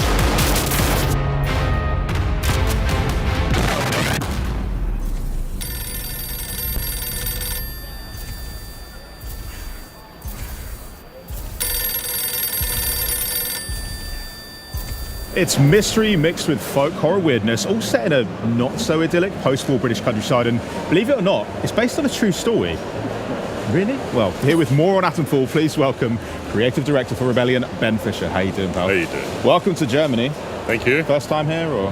Been here for Gamescom before. Yeah. But not with a game quite like this, right? No, let's talk about that, Ben. Actually, you're right, Henry, because this is a huge departure from Rebellion's most famous series, let's call it Sniper Elite. Can you tell us about this sudden change of pace here? Sure. I mean, it's similar and it's different in different aspects of the game. So we always value sandbox exploration and giving the player lots of freedom in their objectives. But at the same time, this is a survival action game with some sort of RPG-ish elements. There's skills, there's crafting. The story of the game unfolds as you explore. It's kind of a mystery game, so tonally quite different to Sniper Elite. I love the exploration side of it. I mean, from what we just saw in the quick trailer, there's a lot going on. It's not just one sort of trope that you're sticking to. There's a lot to unpack. So maybe as we're checking out some gameplay that you brought along that we can experience, we can jump into some of the influences that have made it into this title. Because, like I said, it's a lot going on here, man. So let's check out some of this gameplay as well. You've got to start off with a post box. Yeah. Where else? I mean, it's on your T-shirt as well. Yeah. It must be quite a core feature of Atomfall, I assume. It is actually. Oh. As you explore the world of Atomfall, you're uncovering a mystery. You're discovering what's happened in this post-apocalyptic quarantine zone in 1950s north of England. Different characters will ask you to do things for them, and they might help in return. And one of the characters that you can interact with is this mystery phone voice. You don't know who they are, you don't know what they want, and you have to choose which characters you trust and don't trust in your exploration. Kind of like Bosley, Charlie's Angels vibes coming through the phone. Yes, exactly. I like that. That's cool. Speaking about the story, and Henry, you mentioned it earlier. True story. Like, what is Surely that about? Yes. Well, Surely not. yeah. It's based on real-world disaster that happened. The first major nuclear disaster in the world was in Winston plant in Sellafield, so 1957. We wanted to use that as a jumping-off point for a story. So Jason Kingsley, one of the owners and founders of Rebellion, observed that there are lots of games that are kind of like post-atom storytelling, like post-atomic disaster storytelling, but none set around this first disaster that's happened in the world. So we took that as a starting point and then thought, what's a Rebellion kind of interpretation of that kind of event? So, like I say, we value that kind of sandbox exploration and player freedom, and then combine that with the sort of unique Britishness, and that led to the environment that we've got in the game. So it's kind of an alternate history story, and it's a mystery that you uncover what's happened. And as part of the process of building that game world, we looked back at 1950s storytelling. So references like the Quatermass series, which is one of the very earliest sci-fi serials, or like early Doctor Who, and things like that. So like UK TV Gold kind of cultural reference points that even if people don't know the reference itself, they know the influences that came from it. And at the time, there wasn't a clear distinction between like folk horror and sci-fi and those kind of stories. So it's a blend, it's a natural blend in the storytelling style of the 50s. And of course, you have to chuck some cricket bats in there for good measure. I mean, the combat's pretty crunchy, right? I mean, this is, like you say, a bit of a departure from Sniper Elite, which is typically long range, but in here we're getting right up, even the fact that it's first-person camera as well. Like, these are conscious decisions you've made. So why did it feel right for Atomfall to treat it that way? So in the case of Sniper Elite, you are an elite trained sniper. You know, Carl Fairbairn's like a human sniper rifle, right? He knows exactly how to fire a shot, miles to take out that one guy. This is a different character in a different situation. We wanted it to be a mystery, so there are no signifiers of age, race or gender for the player character. They're wearing gloves, so you don't know who they are. Their backstory is part of the mystery that you may or may not uncover as you explore. We wanted you to feel more like it's not so much a war zone as a pub crawl. You're desperately attempting to survive. There's not much ammo around. The guns are all rusty because everyone's been trapped in this quarantine zone for 5 years. You're mixing melee and ranged combat. You can throw your melee weapons. You can kick people to make them stagger back. We wanted you to be constantly, desperately mixing options and scavenging desperately for resources. So there's a real kind of tension as you play, which is very, very tonally different to Carl, who's calm and controlled and reads an entire situation before he decides what to do. I think we can definitely get on board with the pub crawl element. My entire playthrough is like it's a scene from Kingsman basically, and it's gonna feel good. It's gonna feel great. Talking about Kyle and that he's an iconic character. What about the characters in Atomfall? Our player characters and maybe so much of the focus, but are there other people that we're going to meet that are going to be key? Yeah. So. I need to have the right answer that doesn't spoil too many things. But as you explore the game world, different characters will ask you to help uncover the mystery of what happened in the Windscale plant and maybe ask you to do something when you get there. And if you do that for them, they might try and find you a way to escape this quarantine zone, or they promise to. So as you explore, you've got to decide who you trust and who you don't trust, whether you think they're telling the truth or trying to manipulate you, whether you believe the same things as they do. So it's all murky shades of grey. There's no good guys and bad guys, and it's all completely open to the player. So you could theoretically kill every character in the game, and there's still a way to finish the game. You could theoretically play through and kill no one, and there's other routes available to you. So we really pushed hard into giving the player lots of options and lots of rewards for observing and choosing what to do. So there's lots of tropish characters, lots of kind of characters that fit this world of being north of England and also being 1950s, 1960s culturally. Yeah, I like that. I mean, as a fellow Scot, Ben, really quick, are there any maybe Scottish people in there that we can look forward to meeting? I'm sorry. No spoilers, but what we have done is we've taken like 1950s sci-fi, 1950s, or like old-fashioned folk horror type trope characters and Cold War scientist trope characters, and you'll meet those kinds of people as you explore through the game, and then still decide whether you trust them or not. Okay. So we got pub rules, we got crazy characters. They're all living in this open world that we're experiencing. Can you tell us more about that? I mean, how did you construct it? How big is it as well? Okay. Well, what Rebellion excels at is these deeply packed kind of sandbox maps. So the way that we've structured Atomfall is a series of like 5 or 6, depending on how you count, sandbox maps like the one you can see just now. And you can travel freely between them at any time. They're all thematically very, very different. And then there's loads of interiors and like large-scale, story-driven locations that you might uncover, as well as bunkers that are full of loot that you might find. What we wanted to do is really lean into that densely packed kind of puzzle box. So I've spent all day watching people play the game, and no two playthroughs have been the same. People can approach it all very, very differently, get different experiences. As you explore the game, you'll find leads as well. So we don't have a kind of quest system. We've got leads that you piece together clues that help you understand what's happening. So we built this puzzle box, this sandbox of interconnected options for the player, and then we just let them go for it. They might find a difficult, dangerous place and die, but we signpost very clearly that it's a dangerous place, and then it's kind of up to them what happens. That's right. I love a puzzle. I'm buzzing. Yeah. We're great at solving them together, to be fair. Well, we could work on it. I mean, You just said that there'll be leads that players can follow. Tell us a bit about how they're equipped to do so, because we just saw like literally pulling out a metal detector and taking part in that great British tradition of finding some old coins or whatever it could be. But what are the other ways we can do that? Yeah, so you might find a lead that someone's hidden in a box under the ground somewhere. They've a bit of storytelling around it to draw the player in and make them try and understand how it fits to the game world. But there's also characters that you might find in the world. There's friendly characters that you can barter with, and they might sell you or rather trade something with you which has a lead in it. Or if you do some trade with them, they might get friendly to you and give you a lead.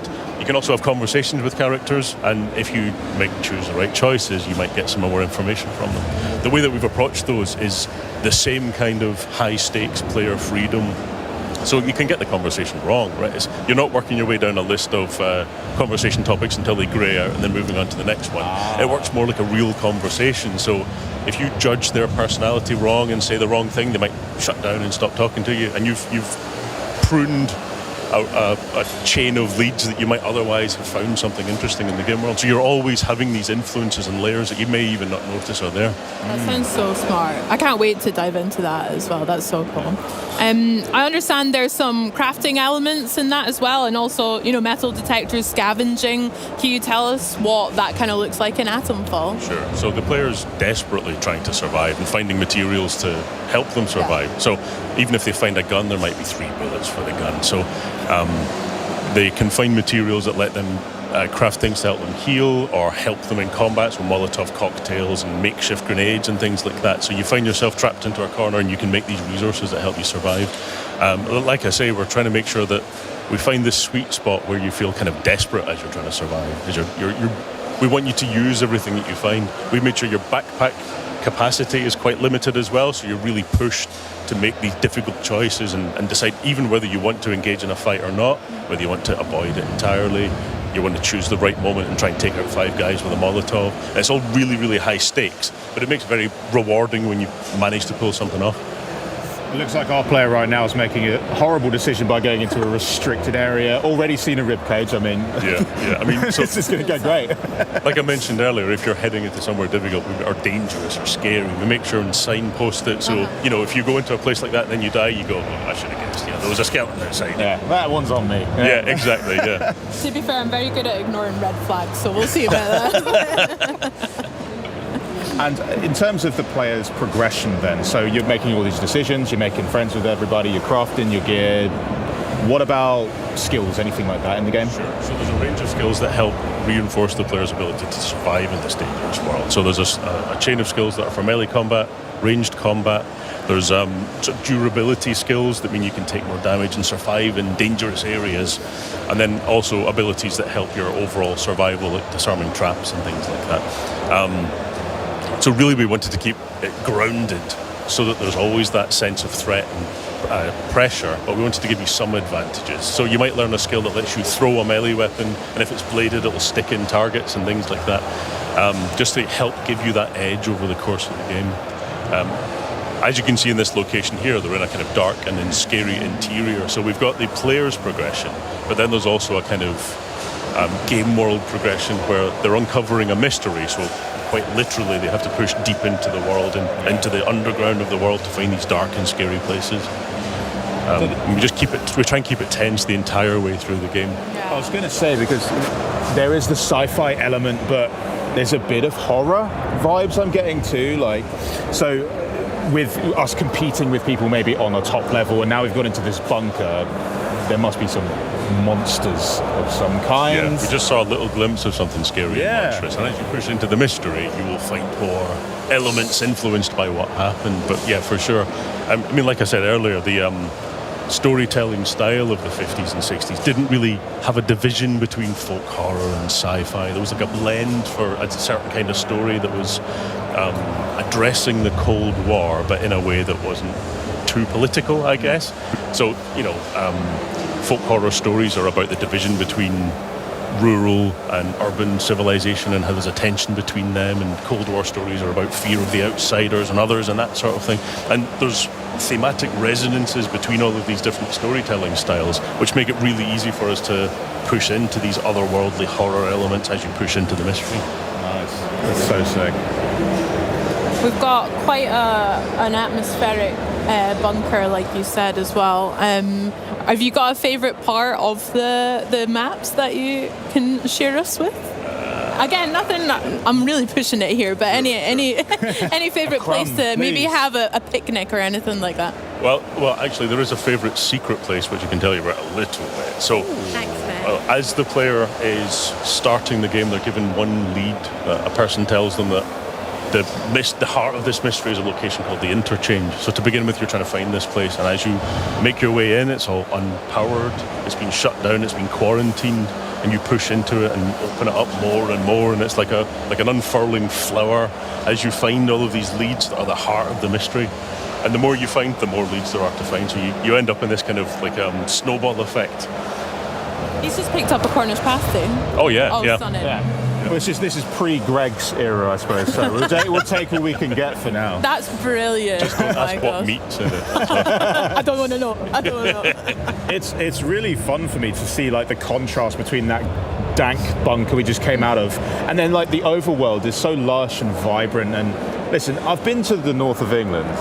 It's not always this green, so sometimes, yeah, exactly. I mean, I live in London, and it's just grey all the time. So any green I can get is good. But it's the Lake District on a good day. Yeah, exactly. Yeah. So, will we see many other types of biomes or environments in the game as well? Yeah. So one example would be there's a woodland nearby, but it has more of a kind of spooky folk horror-ish tone. As you get into it, it feels more mysterious and occult. And there's a group of kind of pagans that if you tread wrong, they'll cut your face off with sickles, you know. Yeah. Or you can find a friendly character who's sort of part of that group and talk your way into their compound. So we give you all these different options to, you know, for whichever faction there are, ways to befriend them or get in a fight with them. Yeah, I like that as well. Yeah. Very good. I mean, I think we, especially at Xbox On, are super excited for Atomfall and to check it out and maybe even come across ourselves, because Henry and I and Charlie have actually been scanned into the game, which we're very excited to maybe come across ourselves. Oh, there we are. Yeah. There's Henry getting his wee...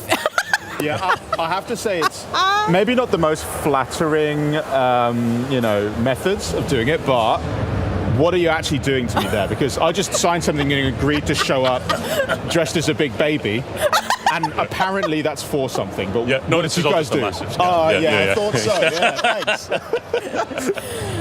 What is it that you guys have to do to get someone scanned into your games? Because the realism is quite impressive. Sure. So we go through a highly detailed scanning process of every angle of your face and different configurations. So we get wrinkle maps and things like that. What do you mean? I'm perfect. Of course, yeah. So we didn't bother with the wrinkle maps. Oh, great. So they're all assembled by character artists and rigged so they can animate. And then we, in the case of Atomfall, we then put that in a sort of character builder system. That means we can put costumes on the characters.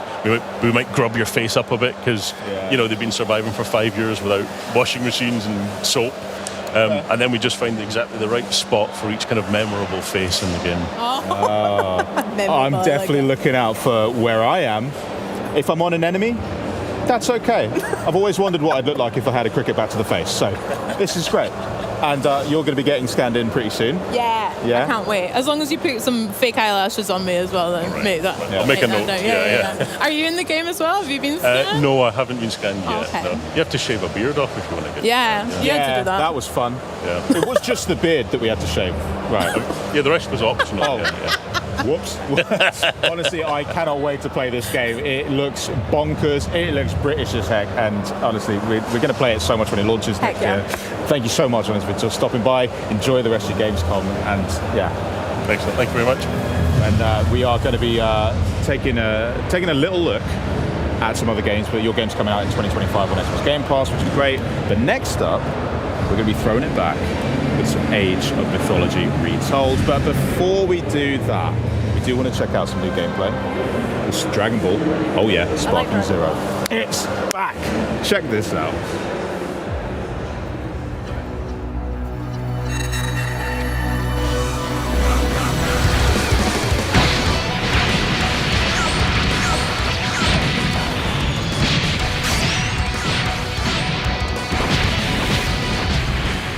Hello everyone, I'm Marco Rizzo, Product Manager of Dragon Ball Sparking Zero. Thank you for joining us today in this exciting showcase. Today we will show you some new and exciting gameplay footage featuring characters that we have revealed during the opening night live. But before that, let me give you a reminder on the 2 single-player game modes that Dragon Ball Sparking Zero has to offer: Episode Battles and Custom Battles. First up is Episode Battle. In this single-player mode, you can take the point of view of 8 different characters, including Goku and Vegeta, and enjoy famous battles from the anime. For each stage, you'll be playing through an introduction before heading into some of the most iconic fights in Dragon Ball Z and Dragon Ball Super. The number of stages and battles vary by character. We're here to take you down, simple as that. Next up is Custom Battle. In this mode, players fight in battles that each have their own original scenes. Some battles will also have different victory condition, and some might even have event cutscenes pop up midway, so you'll be able to enjoy battles different from the norm. Using Edit mode, you'll be able to freely set the characters to be played, as well as the pre-battle and post-battle cutscenes, in order to make your own original battle. What you've made will be able to be uploaded and viewed online for the whole world to play, so hope you enjoy sharing the battles and situations that you have created. Now, the moment you've been waiting for. Coming straight from the Majin Buu saga, Ultimate Gohan is our latest addition to the roster. After his rigorous training, he is ready to show his power in an all-out fight against Kefla in her Super Saiyan 2 form. Enjoy!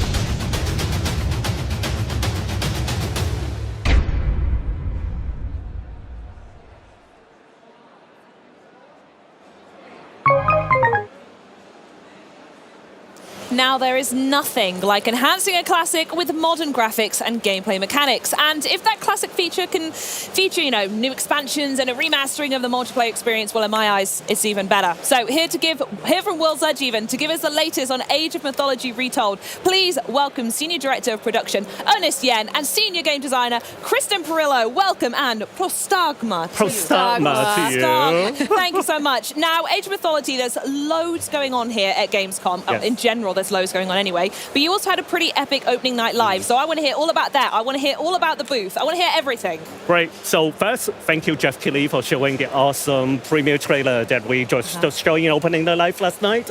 And it showed the story of Athena talking to the young hero, and in this case, one of them is of course the key character, Cantos, and about this really, really epic story that a lot of our fans remember really fondly. So over multiple campaigns, over 50 missions, it is epic, amazing, and of course the trailer also show off the new graphics we have in the game, looking really pretty. It is just really cool to see. So. Yeah, and the trailer's been fantastic because it really showcases how diverse each civilization is within myth. Yeah. We have our Greeks, we have Egyptians, Norse, and Atlantean. They all have their own gods, their lore, the way that they play. There's just so much diversity within the gameplay. It's been really exciting. And talking about the booth, yes, we are here, so people can actually come. You're just over the back, over there. You're tucked away over that right way. there. If anyone's planning on coming tomorrow, it's just over there. And if you come, you can get these awesome lightning bolts, and also take pictures. So that's really, really cool. And by the way, this is not the only thing that we have here. So on top of Age of Mythology Retold, we also recently announced Age of Empires Mobile. And then, if you come by the booth, you can get this awesome pop socket. It's amazing. So highly recommend. I'm going to be first in the queue to get one of those as soon as possible. It's so cool. And the game is actually, we just announced that it's going to be available globally on October 17th.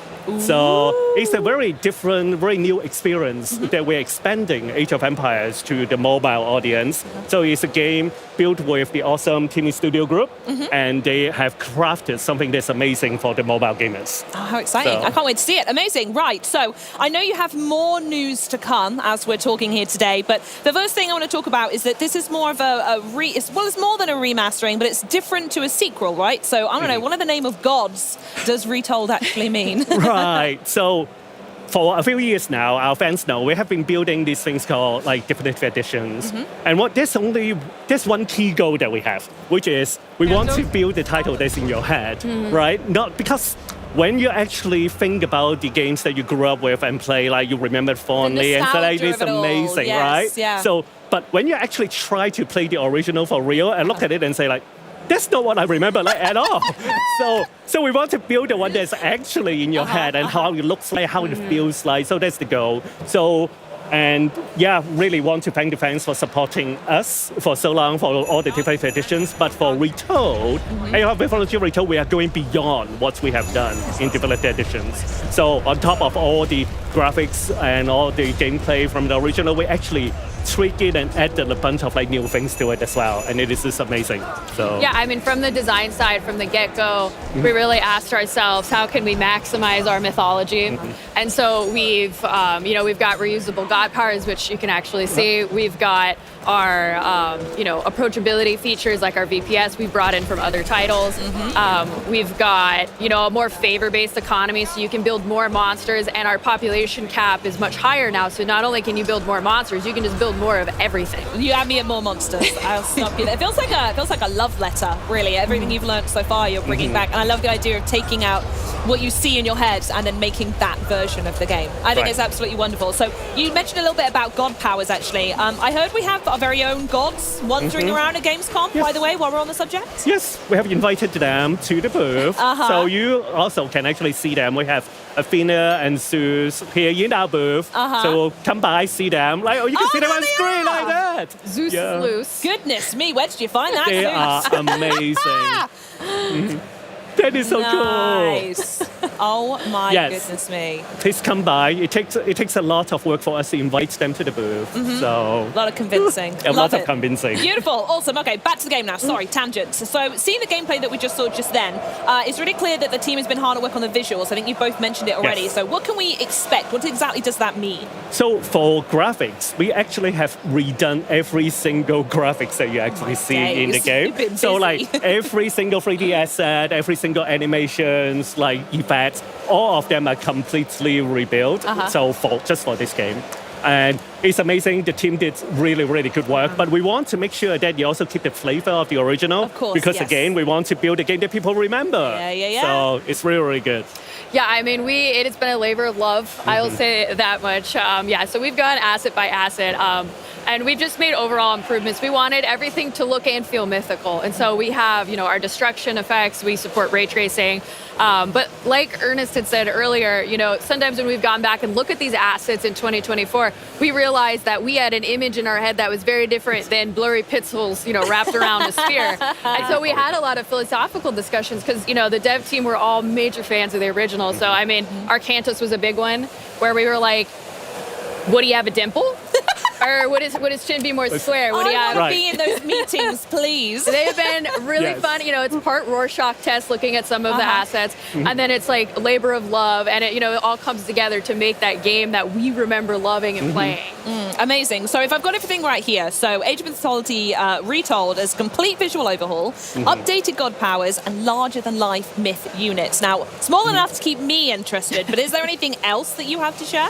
Yes, definitely want to say that remind people one of the coolest thing that we have done for here is that we are releasing on PC and Xbox with crossplay, like at the same time. We have never done that with any Age games, so it is the first time we're releasing on multiple platforms at the same time. So really, really happy to be able to bring the game to not only to the keyboard and mouse player, but to controllerless players as well. Because the game people really remember, beloved it. We want everybody to be able to play together. And you've had some fantastic versions on the console recently, so Yes. those players want to absolutely join you. Now, you also have some other really exciting things to tell us today. I know I'm really gripped for this, but what can you tell us about the Freya Gods Pack? Oh, I am so excited to be able to talk about this. Here we go. So the Freya God Pack really is kind of like a new DLC type for us. And what we really wanted to do was offer the players a new strategy type for the Norse, which is, a beloved civilization from the legacy game that can sometimes be very offensive in the way that it plays. And so with our Freyr God Pack, we wanted to offer a defensive skew to it. So with the Freyr God Pack, players will be getting 4 new god types featuring Freyr, who is the god of fertility and kingship, and then 3 minor gods, as well as all the things that they come with, like their myth units and their god powers. Wow. Oh my goodness me. That's insane, by the way. 4 new gods. Amazing. Are you able to talk us through each one? Can we do that? Yes. Oh, amazing. Excellent. So we have Uller, who is the god of archery, and his myth unit is a Draugr, which you may see in the film here. The Draugr is an awesome myth unit. He's an undead archer, and his arrows can pierce multiple targets, whatever is in his line of sight. We have Aegir, who is the god of storms, and his god power, he has a horrifying hailstorm that will slow everybody down, and it's very frosty. And he is one of the best myth units, which is a rock giant, and if you upgrade him, he can eat buildings, and he will. God, I love this game. And our mythic age god is Vidar, who is the god of vengeance, very appropriate for the mythic age. And so his god power, he calls upon Fenrir, which is a mythological wolf. And Fenrir is interesting. He has a path of destruction. He'll light forests on fire, and the wolf comes up in a very scary, ghostly manner. And then his myth unit is actually my personal favorite. Another famous character from mythology, Fafnir, who is a very greedy dragon. Everywhere he goes, he leaves like a trail of poison. Love it. And if you slay Fafnir on the battlefield, he actually melts into a pile of gold coins. Oh, wow. So it's been very fun to make. I really and very love fun to how play. much you've fleshed out each of those. Like, yeah, that one's going to eat buildings, isn't he? Love Yes. it. So good. Wonderful. It's amazing. Just want to do a quick reminder that Freya is going to be part of the premium edition of the game. So if you want Freya and all both the major and minor gods, so definitely get the premium edition. And by the way, if you get the premium edition of the game, you also will be able to access the game earlier. So like the game is coming out September 4th, but like if you have the premium edition, you can start playing on August 28th, 7 days early. Good deal to me. Love it. Yes. Awesome. So as well as choosing your god and battling across this frozen north, what other new content can we expect from the Freya Gods pack? Yes, so with the Freyr God Pack, there's also a new playable level called ign-live Rally, and I won't spoil it. It's very fun. You'll get the chance to play all of the fun new myth units and god powers and techs I just mentioned. And really the best part of this level is that it does feature one of our villains from the Legacy campaign, Gargarensis, who is just a peach. And it's a great experience. I'm stuck on peach there. I can't wait to unpack this expansion, but I need to ask you both, Ernest, Kirsten, what dates? I know we spoke them a little bit, but let's go over it one more time so everyone's got them written on the calendar at home. Yep, September 4th is when the game is coming out. So, but I do want to be clear that the way that we like to build our games, September 4th is really just the beginning. So we will continue to support the game, we'll continue to do updates, balance, listen to consumer feedback, and honestly, our players are amazing. They give us really good feedback, and then we can continue to improve the game. Yeah, So. and part of that is, we have 2 new Pantheons coming with playable civilizations, and then we also have a new game mode, Arena of the Gods, which we're excited to talk about soon. Ooh, how exciting. Well, thank you both so much for joining me. It's been an absolute pleasure. I'm going to make sure I get the pop socket. I'm going to make sure I get whatever these things you're wearing. I'm going to hunt you down. I'm going to get them. So thanks so much for stopping by. There are loads more Age of Mythology stuff going on for all types of gamers. But first things first, as Ersten said, if you haven't already, make sure you pre-order Age of Mythology Retold Premium Edition to get the Freyr Gods pack, 7 days early access, and so much more. You can play early from August 28th, and that is only 1 week from today. And that, my friends, is a wrap on day 1 from the Xbox Gamescom booth here in Germany. Join us tomorrow for Star Wars Outlaws, the latest chapter from Fallout 76 Milepost Zero, and then we'll dive into the most ambitious story arc that World of Warcraft has ever seen. And there's probably going to be so much more too. So until tomorrow, have a great day. Auf Wiedersehen.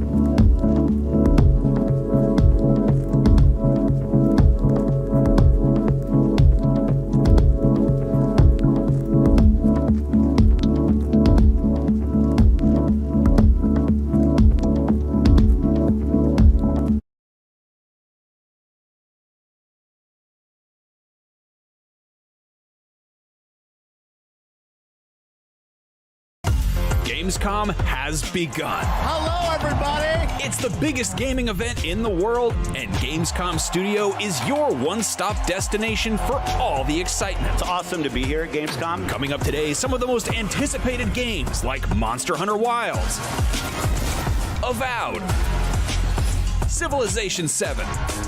Plus, looks ahead at what's next for games that already have us hooked, like Diablo IV and Starship Troopers Extermination.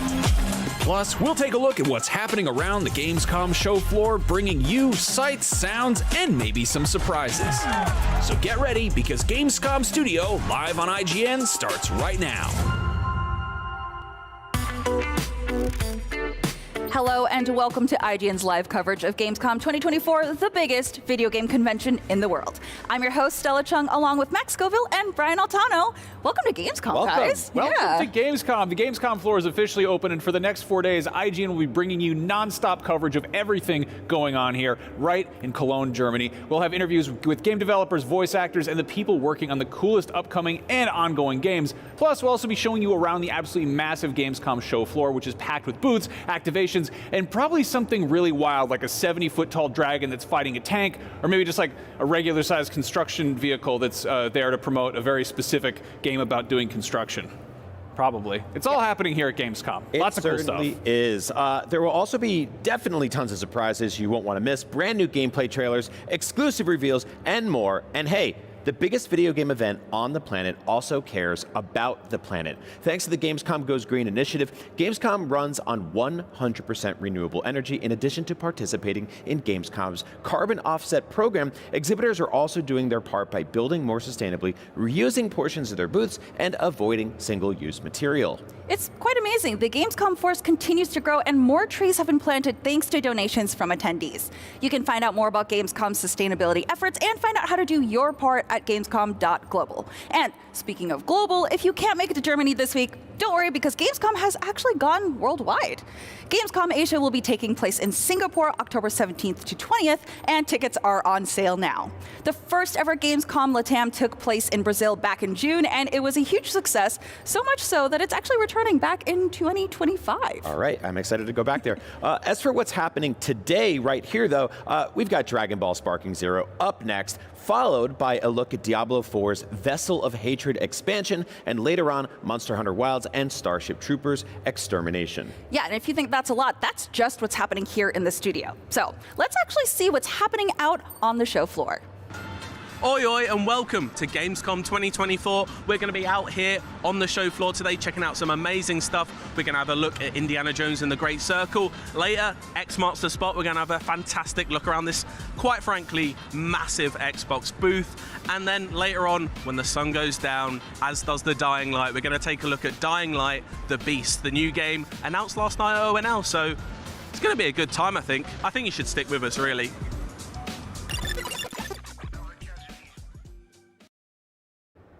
Dragon Ball fans are counting down the days to the release of Sparking Zero, and last night we got a brand new trailer celebrating the fact that it is only 50 days away, but I guess that's 49 now. Here to answer some of our burning questions about Sparking Zero is the games producer Jun Furutani and Mark Karstens, who will be translating. Hi. Welcome. Thank you. People are really excited for this game. People are extremely hyped for it. The new trailer looks awesome.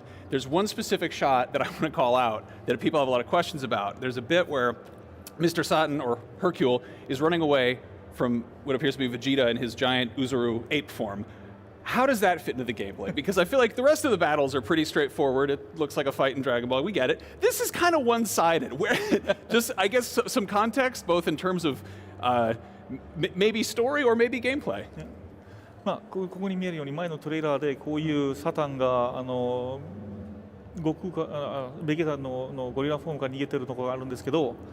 まあ別のトレーナーの別の部分はまあファイトとかそういうのは分かるんですけど、これはちょっと何ですかって、まあストーリーとかゲームプレイに関してこれはどうやってゲームのに入っていますかって。そうですね。これは普通に対戦のワンシーンを切り取った映像にはなっています。かなりサタンなんかは空を飛べないキャラクター、武空術ができないキャラクターになっているので、地面をこのように走るような形で動くことができるキャラクターになっています。それを奥から大猿が接近して攻撃を畳みかけているっていうワンシーンをちょっと切り取ったシーンになりますので、お客さんの中でもプレイしている中でまさにこういうちょっとリアルに本当に逃げ回ってるシーンみたいなことはリアルタイムに起こりうるものとして、こちら見ていただければと思います。So this is actually a battle scene because you know you can play Mr. Saturn and Mr. Saturn can fly. So obviously you know if you're trying to get away from your opponent, then he has to run. And this is basically a character of Saturn running away from Vegeta who's trying to attack him. I think running is probably a good solution in that scenario. The other thing that people have really latched onto is there's a brief glimpse of Goku wearing his Yardrat outfit, which I don't know. I think people are really excited about the prospect of character customization, different outfits. It's already a massive roster. Can you talk a little bit about sort of different outfits or accessories? まあ、もう一つのシーンはその悟空がヤトレットの服を着てるんですけど、まあ、大きいロスターなんですけど、そのロスターの中にやっぱそういうカスタマイズがあるっていうのはファンが結構嬉しくて、そのコスチュームとかについてもうちょっと教えてもらえますか。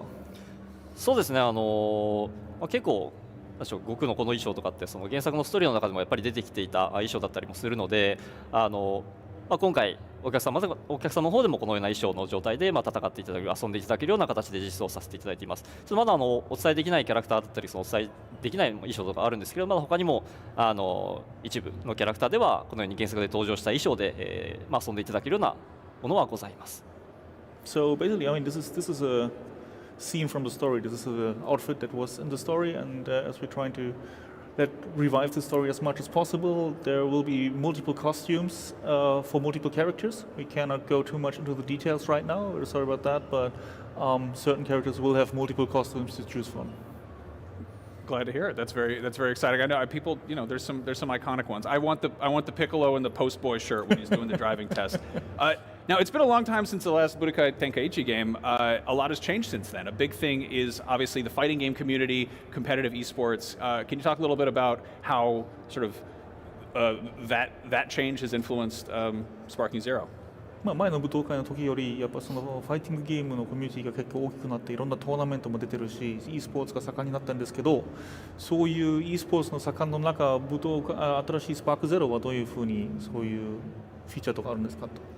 そうですね、この作品で申しますと、その他の作品でいうドラゴンボールファイターズとかみたいにその e スポーツ的すごい競技性が高くて公平性が高いみたいな形ではなくて、どちらかというとドラゴンボールらしさ、ドラゴンボール的な体験をすごい楽しんでいただきたいなということを念頭に作っている作品になります。なのでキャラクターごとに全員が共通して同じ強さであるっていうのではなくて、原作で描かれていたようなその強いキャラクターはより強く、なかなか苦戦したキャラクターはちょっと苦戦を強いられるような、そういった形でキャラクターの強さっていうのは調整させていただいていますので、基本的にはそのようなドラゴンボールのキャラクターのまさにそのキャラクターになりきる体験というか、キャラクターが味わえるこの、より自分が強ければより強い体験、なかなか難しいキャラクターでも難しい体験みたいなところを本当にキャラクターになりきって遊んでいただけたらなというふうには思っています。ちょっとプラスであるんですけど、ちょっと一旦ここまでで。So, first part of the answer.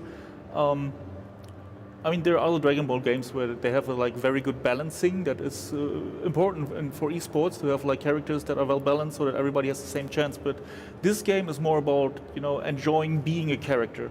So in this game, strong characters are stronger, and you can play very strong, and characters that are weaker in the story are also weaker, and you can enjoy gameplay where you struggle a little more and it's a little more challenging.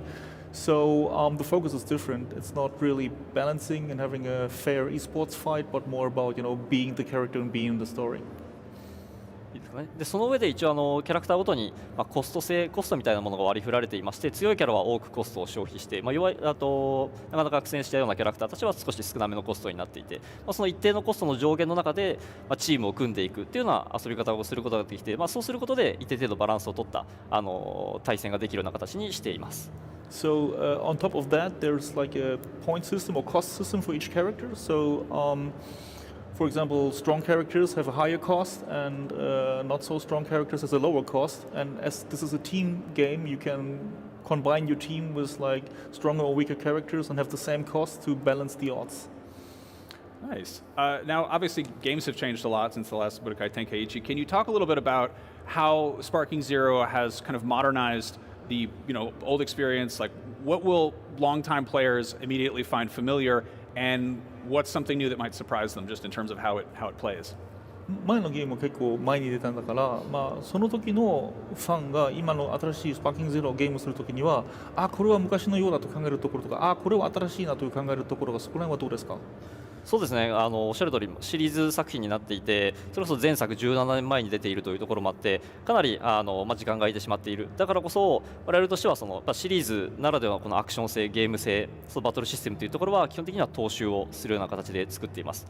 かなり昔遊んでいただいた武道会展開地3と近い操作感で遊んでいただけるようにすごいチューニングしていますし、基本的な吹っ飛ばしてから追撃をするだとか、相手の攻撃をうまくカウンター、タイミングよくボタンを押してカウンターするだとか、そういった基本的なシステムはもうこれまで通り踏襲させていただいているというのは大前提やらせていただいています。これはやっぱりシリーズ正当進化というか、シリーズの作品であるということをやっぱりお客さんに分かっていただきたいというのでそうさせていただいていますし、そこに加えてさらに武道会展開シリーズならではというか、ドラゴンボールらしいアクションというのを楽しんでいただけるように、よりなんでしょう、リアルタイムの中で攻撃を食らいながらも反撃できる新しいリベンジカウンターというシステムを入れたりですとか、ちょっと中距離からでも一気に瞬間移動的に攻撃を仕掛けることのできるバニシングアサルトみたいなですね、新しいシステムもどんどん入れていくことで、よりドラゴンボールらしいアクションを自分の手で生み出せるような進化というのを今回遂げるような形で作らせていただいています。So of course this is an old IP. The last game is 17 years old, so a lot of change there. But as this is a part of a series, we're very focused on making sure that the experience is the same. So we have a quite similar battle system, and whoever played the old games will be able to control it and have a similar feeling of fighting and how to attack, like punch him and throw him away, and then you dash to him, or like you counter timings, and so will be similar to the old games.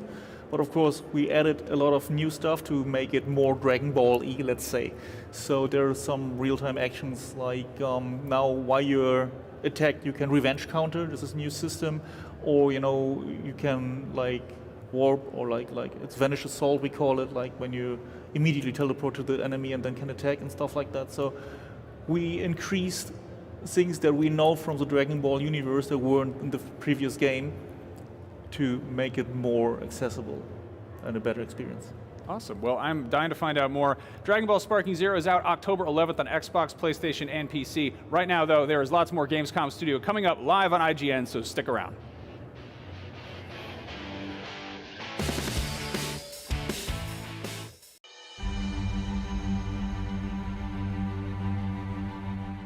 Hello and welcome to Gamescom 2024. I am Simon Cardy with Matt Purslow for IGN, and we have seen an extended look at Indiana Jones and the Great Circle gameplay, a full 15 minutes, couple of different levels, a little look around some of the mechanics, and I think so far, you'd be expecting from Machine Games something that has the essence of a bit of Riddick, a bit of Wolfenstein in there, which you're definitely getting in Indiana Jones and the Great Circle. But I think the surprise we got is there's quite a bit of the Hitman games in this, not only in some of the stealth systems, but the way the levels themselves are designed. Yeah, so as we know, kind of like Indy does disguise himself in the films to get into certain areas, and we're actually seeing a bit of that in the mechanics of the game. So there will be areas that are off limits, and you'll have to get a disguise, very much like Agent 47, and then you'll go in there, and there are actual enemies that you have to be wary of because they might be able to see through your disguise. And then as you're working through those areas, you've kind of got to do stuff that makes you seem like you're part of them. You might want to have to pour a bottle of wine in one instance to make sure that the Nazis don't think that you're anything more than a humble waiter. Yeah, I mean, it's some of my favorite parts of the Indiana Jones. I'm a huge fan of the films. I just love how funny they are, especially in The Last Crusade, where Indy himself disguises himself as a Nazi, mistakenly gets really close to Hitler and gets him to sign his autograph book. It's a very funny moment. Don't know if we'll get any of that quite in the game, but yeah, as you said, I like the disguise elements that we've seen so far. There's one bit where he's disguised himself as a member of the clergy in the Vatican City to sneak into areas he shouldn't be. I just love that element of it, that sneak into areas, and there's a good level of stealth to this game, which is kind of what I want, because the Uncharted games, which are obviously inspired by Tomb Raider, which in turn inspired by Indiana Jones, very gun heavy. They kind of take the more action hero approach to Nathan Drake, whereas I kind of like that this is more India's core. He's a professor, he's an archaeologist, he's not a super soldier, and we're getting that. And that's not to say that there isn't combat in this game. Outside of stealth, he does like to get himself into a fight, and I know you in particular are quite impressed by the melee system they seem to have in this game. Yeah, so as you were saying with Uncharted is very gun heavy, and kind of like Nate has lots of different weapons that he can use. It seems like Indy's kind of doing the inverse of that, where he's got his revolver, but actually a lot of the combat seems to be fist fighting, and there's actually, it seems to be, at least what we've seen, a reasonably deep fist fighting system. So you've got your usual left and right hooks, but there's also like a dodge and parry system, and obviously you then combine that with the whip, so you can kind of like whip them from the ankle and pull them over, or you can knock their weapons out their hands, so then you can like dive in to get like your strong right hook in. And so yeah, it feels like definitely it's going to have a little bit of that Uncharted, as you say. You can't escape that because Indy is the start of that genesis. But I like that they're focusing on things that are very not like what other archaeology-style adventure games have done in the past. No, and I also like there's a great deal of puzzle solving in this game. Like in that 15 minutes we saw, there was at least 3 or 4 different types of puzzles we saw. Of course, you're going to get like the light and mirror puzzle that you kind of see in all of these types of games. But there was also just a good amount of kind of outside of the box puzzle solving. We don't know to an extent how many different ways you can solve certain objectives in this game yet, but a key tool that Indy has is his journal and his camera. So he'll go around levels and take photographs of clues, and then that'll help him not only solve puzzles and work out ways of completing these levels, but also for everything you successfully take a photo of, you get things called adventure points, which you can then use to unlock perks. We've only seen one of those, I think, so far, but I know it was one that you were also a big fan of because it plays into the films in a very funny way. Yeah, so there is a perk called True Grit, and this is, if you've played Borderlands and you know what the second wind sort of ability in that game is, when you go down, it allows you to come back. It's a second life, essentially. But True Grit, the way it does it, it's perfect. He drops the hat, and then you pick the hat up and put it back on your head. Hopefully it plays the music sting, and then you get your second life and you get to carry on. I think that's just a perfect way of knowing what the tropes of those films are and finding a way to turn that into gameplay. I think that's super smart. I think they're doing a lot of things to play on your expectations and what you want to see from Indy, which is obviously going in, finding relics, like going into tombs, finding all these historical secrets, but also kind of subverting your expectations. Right at the end of the demo is a funny moment where they drop down into this tomb and you're expecting snakes, but it's actually scorpions. A fun little twist. I mean, he's not a fan of bugs either.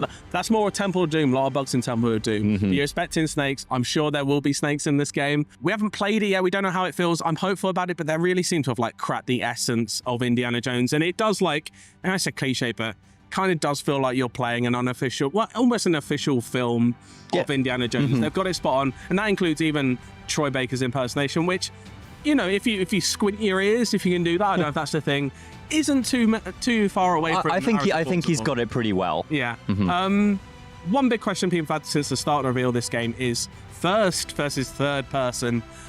95% of the game is first person. I'm happy with that. That is what separates it from the likes of Uncharted and Tomb Raider, I think. Otherwise, it would be, to an extent, a bit of a copy of those games and the Hitman games.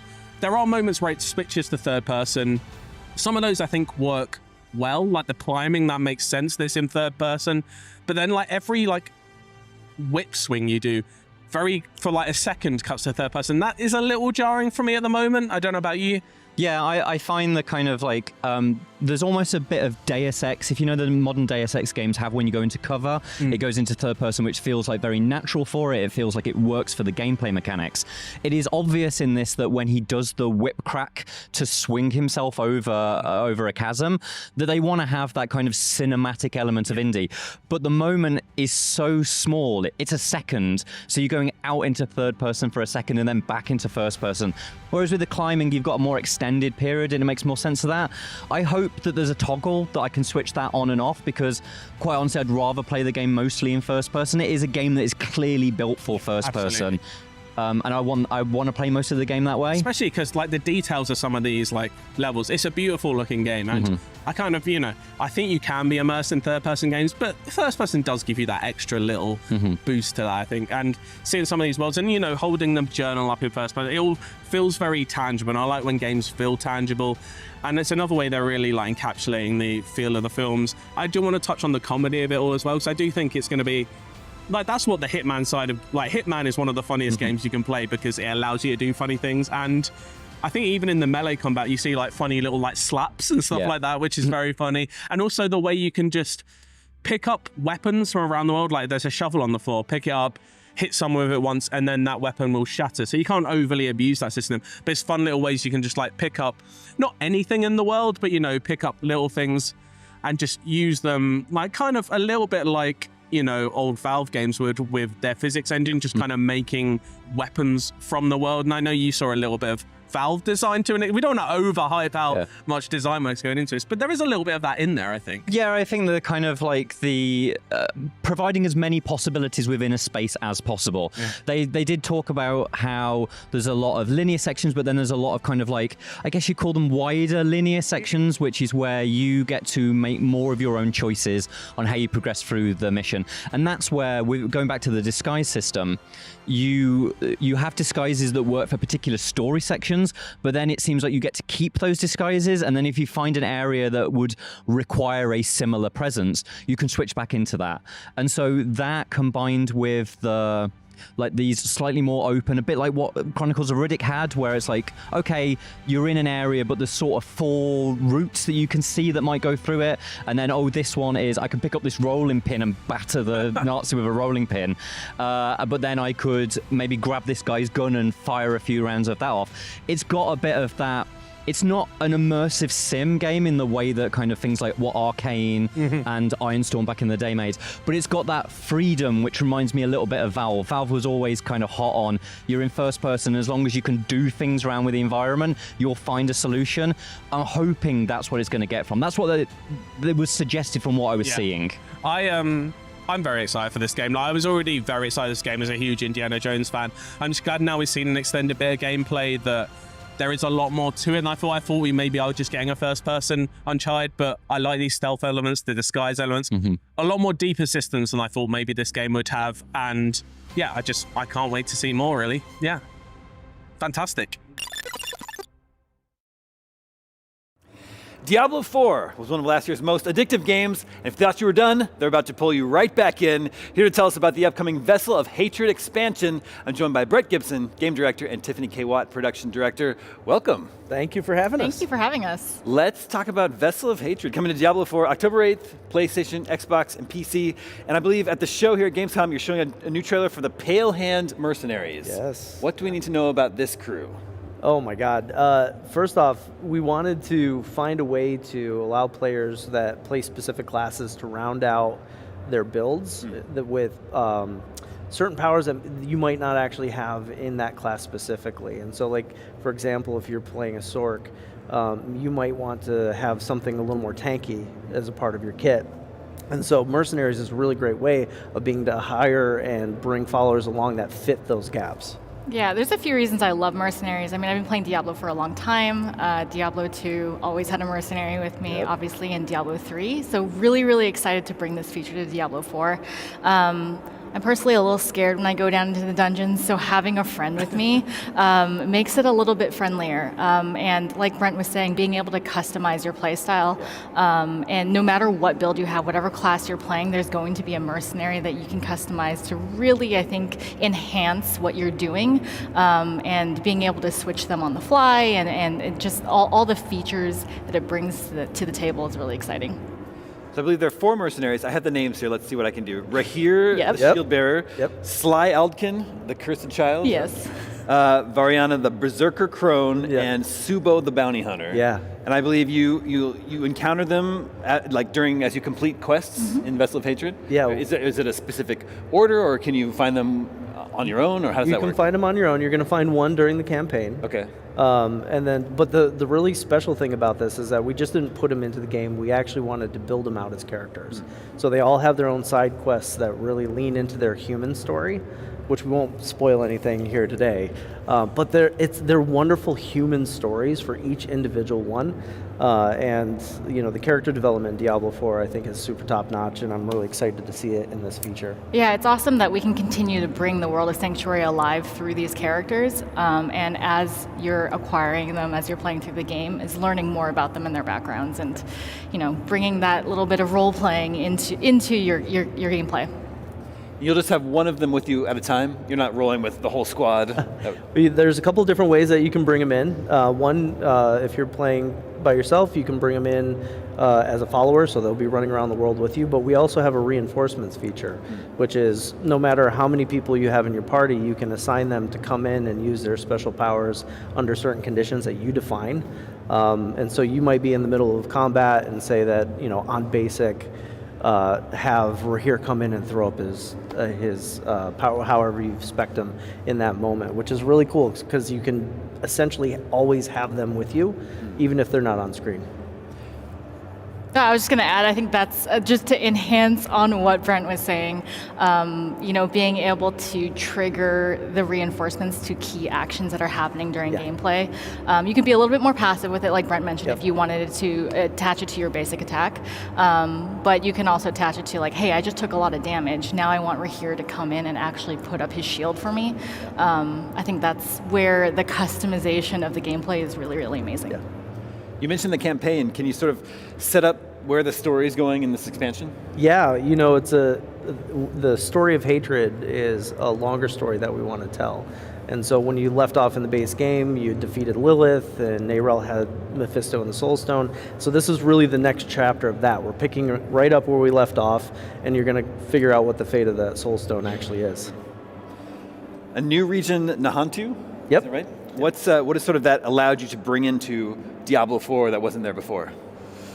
Oh man, all sorts of stuff. I mean, you've got this dark Gothic setting with the base game, and to be able to come in and bring something as fresh as the jungle is pretty amazing. And even though it's brand new to Diablo IV, there's a lot of nostalgia built in as well. And so for fans that have been around since Diablo II, we're going back to a region that we touched on lightly.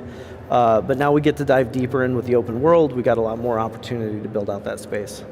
We also get to bring new amazing monster families to the game. So we have the Hollows, the Dregs, and a fan favorite, the Lacunae. So that's really, really exciting. I think finding new monsters and just defeating them is a core part of the fantasy of Diablo IV. So I can't wait to see what people's reactions are to the families. So there's a new class, Spiritborn. Any tips or tricks for people who are going to be jumping into this new class? Oh man, this is the most experimentation that you're going to see in any class. I actually think it comes down to playstyle preference. So the tips and tricks are really based on what style you prefer. I'm a Jaguar player. I really like. We were talking about this earlier. I got the coin in my pocket. Where I like the fast-paced speed. I like being able to cover a lot of ground. But pairing it with something like Centipede is really fantastic because not only are you covering a lot of the ground, but you're also leaving that damage out into the field at the same time. So I just encourage people to get in and see all the emergent experimentation that they can get with the class and come up with things that even we haven't talked about. Yeah, it's really great that again, I think that maybe the key of this expansion is being able to customize your playstyle, and the class in itself just caters to so many different playstyles. It's kind of gross to think that I would say I'm a Centipede player because I do not like centipedes, but I am a Centipede player, so I like the poisons that they bring, the damage over time playstyle, and Brent is telling me I need to add some Jaguar into that. So we had a long debate this morning. Yeah. There's a new co-op dungeon. What specific challenges does it pose that has to be tackled in co-op? You can't do this alone. Oh man, so we talked about this a lot. There's a lot of things that are going in on that, and I feel like the cooperative mechanics that we put into place need to be discovered, because part of the challenge is that we're not going to be overly forward with what those are. So it's just know that you need to go in with somebody that you trust. Know that you need to communicate, but the game is set up in a way where it's not required.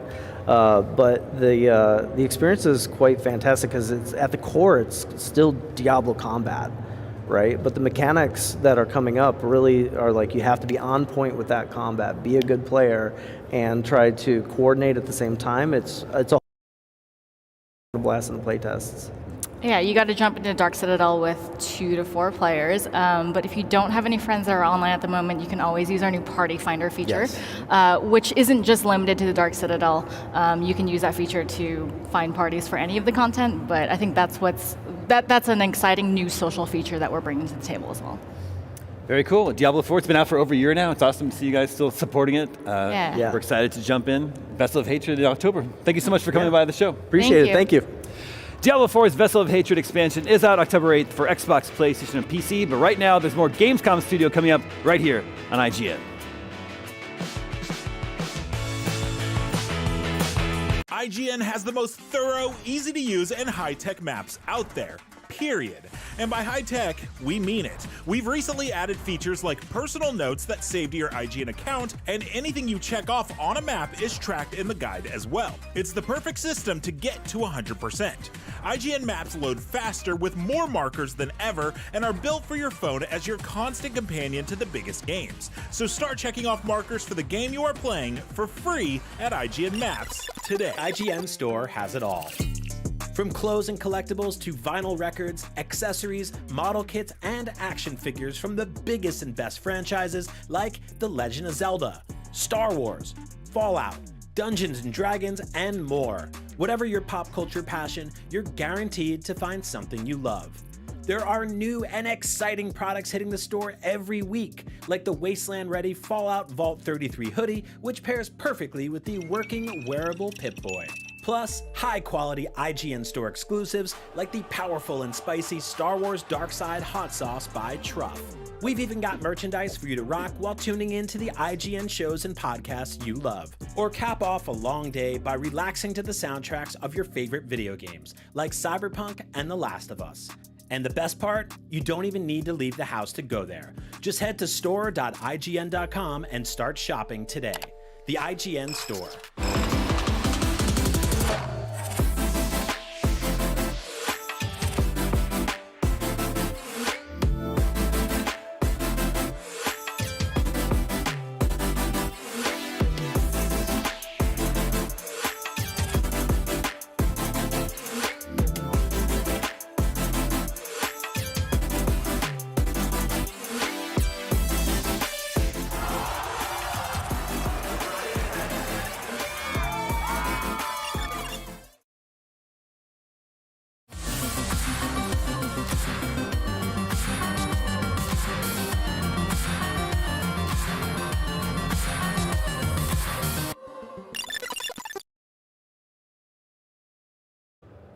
You're watching IGN's coverage of Gamescom 2024. Next year, we're getting to journey into the Forbidden Lands to meet new and old monsters in the wild.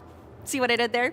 Today, I'm joined by Rozo Sujimoto, producer, Yuya Tokuda, the director of Monster Hunter Wilds, and Patrick Shields, our wonderful translator. Hello. Hi. So, first of all, I have to thank you for letting us bring 2 weapons on a hunt. So, I do have to ask, though, how will this work with the guild cards? 今回武器2つ持っていけると思うんですけど、ギルドカードに登録するのはまた2つに増やすことなんでしょうか。そうですね。ギルドカードというもの自体がちょっと今回いろいろ形式を変えてたりしますので、またそのあたりは、追加の情報をお待ちいただければと思います。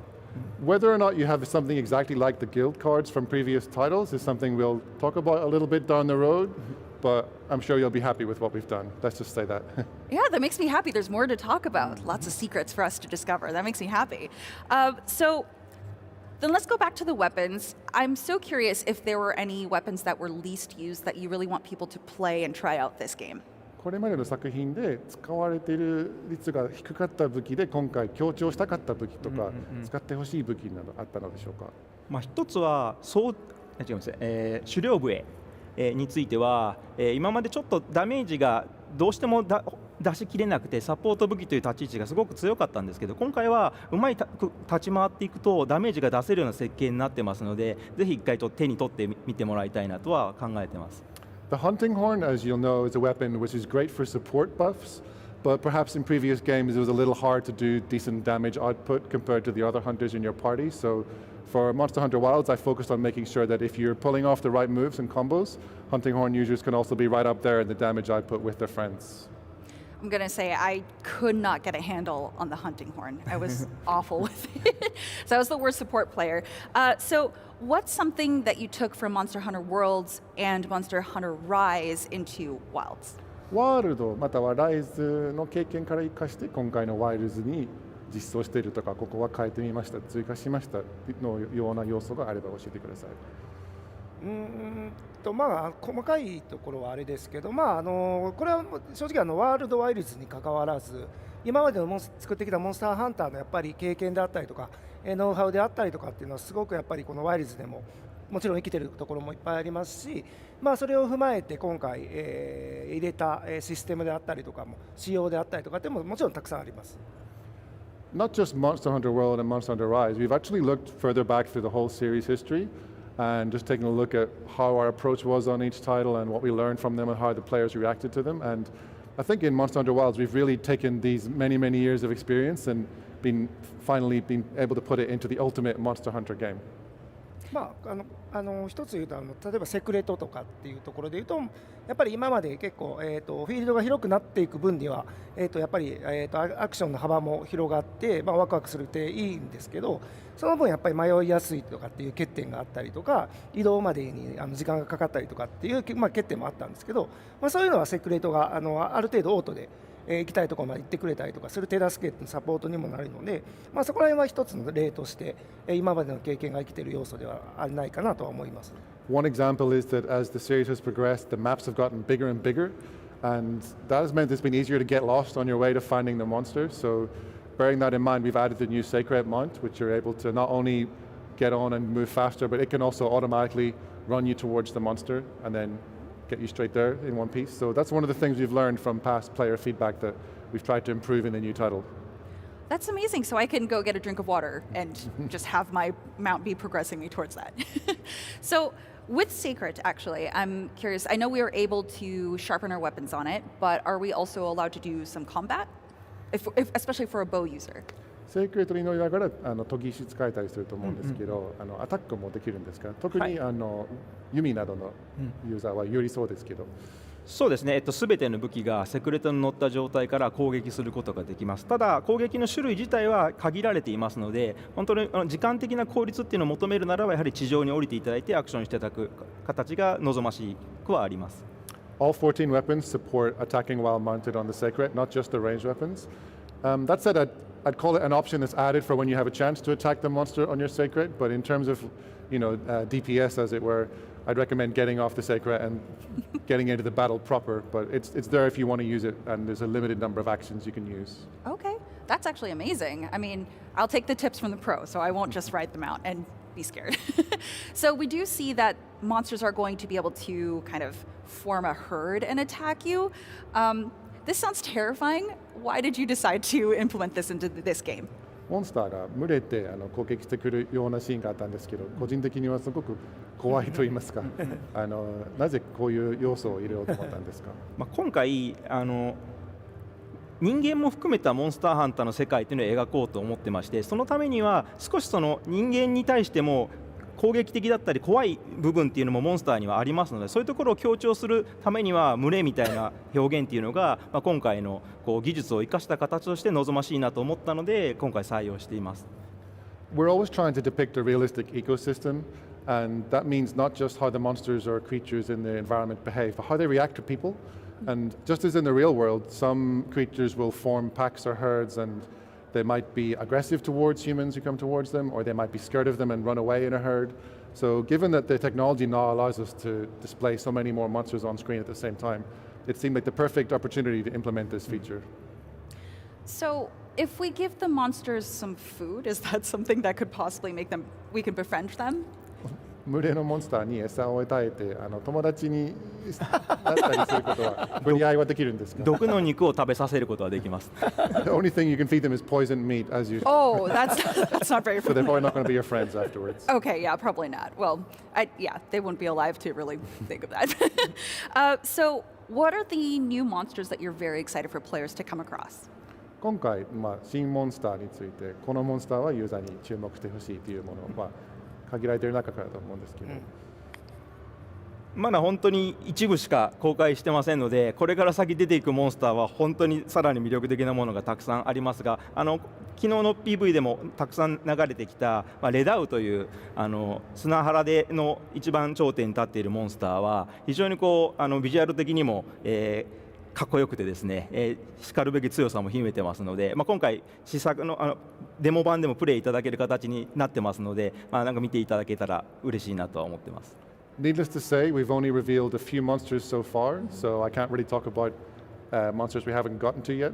But of the ones that we've been able to talk about thus far, Ray Dao is really exciting. You will have seen it in the trailer that we released yesterday. It's the top of the food chain. It's the apex predator of the Windward Plains, the desert area. And not only visually, but in terms of mechanics, it's a really thrilling hunt. So I can't wait for players to get their hands on it. And if you're coming to Gamescom and you're able to play our demo on our booth, that's one of the monsters you can encounter. Okay, yeah, okay. I'll stop asking questions that you can't answer, but I do have one for both of you since we are coming up to our last and final question. I want it to be a little bit fun. I love palicos. I think they are the most adorable things ever. I wish they were real. Do you have palicos of your own at home, aka cats? オトモアイルが大好きなんで猫が好きなんですけど、猫飼ってたりしますか、2人個人で。僕は犬です。僕はトカゲです。Tsujimura-san has got a dog at home, and Tokura-san has actually got pet lizards. Oh, okay. So I see where we're getting the inspirations for Monster Hunter from. I see. Thank you so much. This has been an absolute pleasure. I will definitely swing by your booth to play. Thank you so much for speaking with me. Thank you. Thank you. Thank you so much for taking the time to watch us and this special Monster Hunter segment. Monster Hunter Wilds will be releasing in 2025 on PlayStation 5, Xbox Series, and PC. Stick around for more Gamescom 2024 right here on IGN.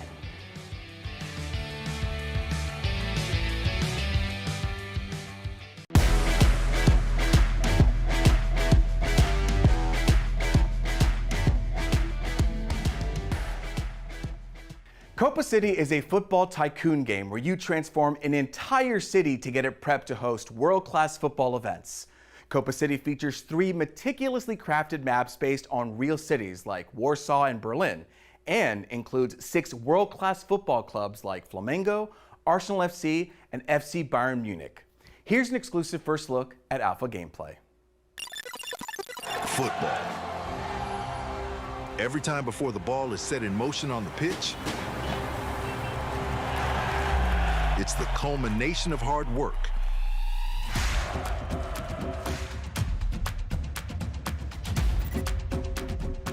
To captivate the fans, to ensure everyone's safety, to meet every need,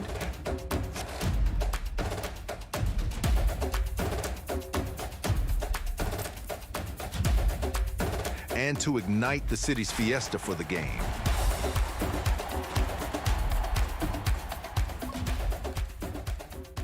Sometimes it requires making tough decisions with lasting consequences.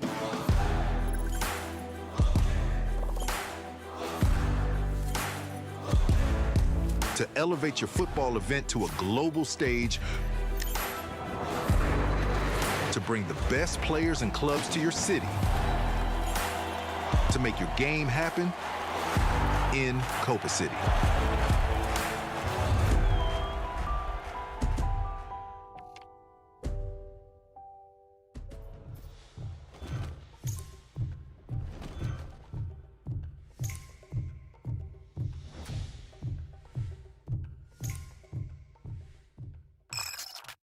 The average Cinefix movie list features nearly 100 different films and approximately 25 minutes worth of wall-to-wall deep dive analysis.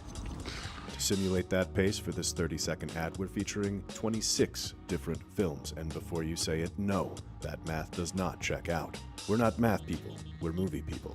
We can't even count down from 10 without ending up at, like, 96. Subscribe to IGN Movies and TV for more Cinefix movie lists. Bad at math, great at movies. IGN Playlist is the best way to track your game collection. Now you can even import your entire Steam library to Playlist, making it easier than ever to review games, show off your collection of the world, and finally chip away at that massive backlog you keep meaning to get to. IGN Playlist, check it out. Want the ultimate IGN experience? Check out IGN Plus. Members get exclusive deals and giveaways, ad-free browsing, unlimited tracking on IGN maps, discounts at the IGN store and with IGN partners, and best of all, free games. Get 30 days of IGN Plus for just $1. Head to plus.ign.com. IGN has the most thorough, easy-to-use, and high-tech maps out there. IGN maps load faster with more markers than ever and are built for your phone as your constant companion to the biggest games. So start checking off markers for the game you are playing today. Can't find that final collectible you're missing? IGN strategy guides and interactive maps are here to help. IGN guides are trusted by millions, easy to use, and best of all, free. You can even track your progress with interactive checklists so you know you reached that 100% completion. IGN has the very best, most complete, and accurate guides. Every guide is tested and verified for you by experts. Just search for IGN when you search for guides.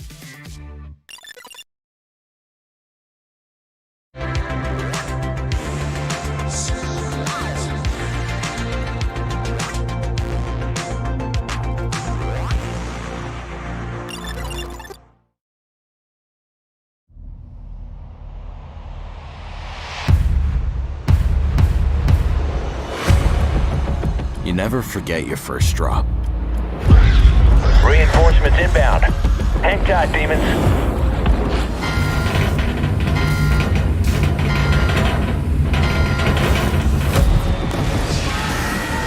From the moment those doors open up,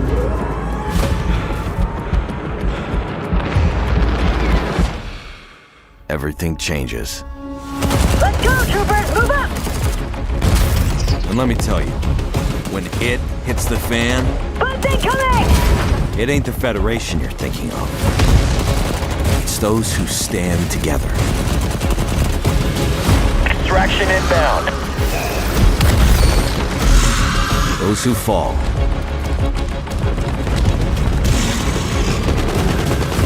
And those who stay behind. So we can fight another day. Get to the dropship, troopers!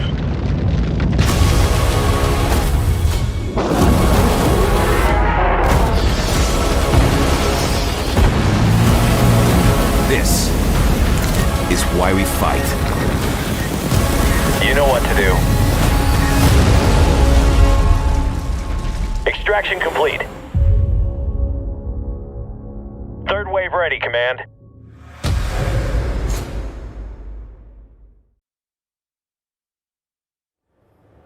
Later this year, you can finally do your part to make the galaxy safe by battling the bug menace in Starship Troopers Extermination. If you'd like to know more, you're in luck because I'm joined by the legendary Johnny Rico himself, Casper Van Dien, and Gareth Woods from Offworld Industries.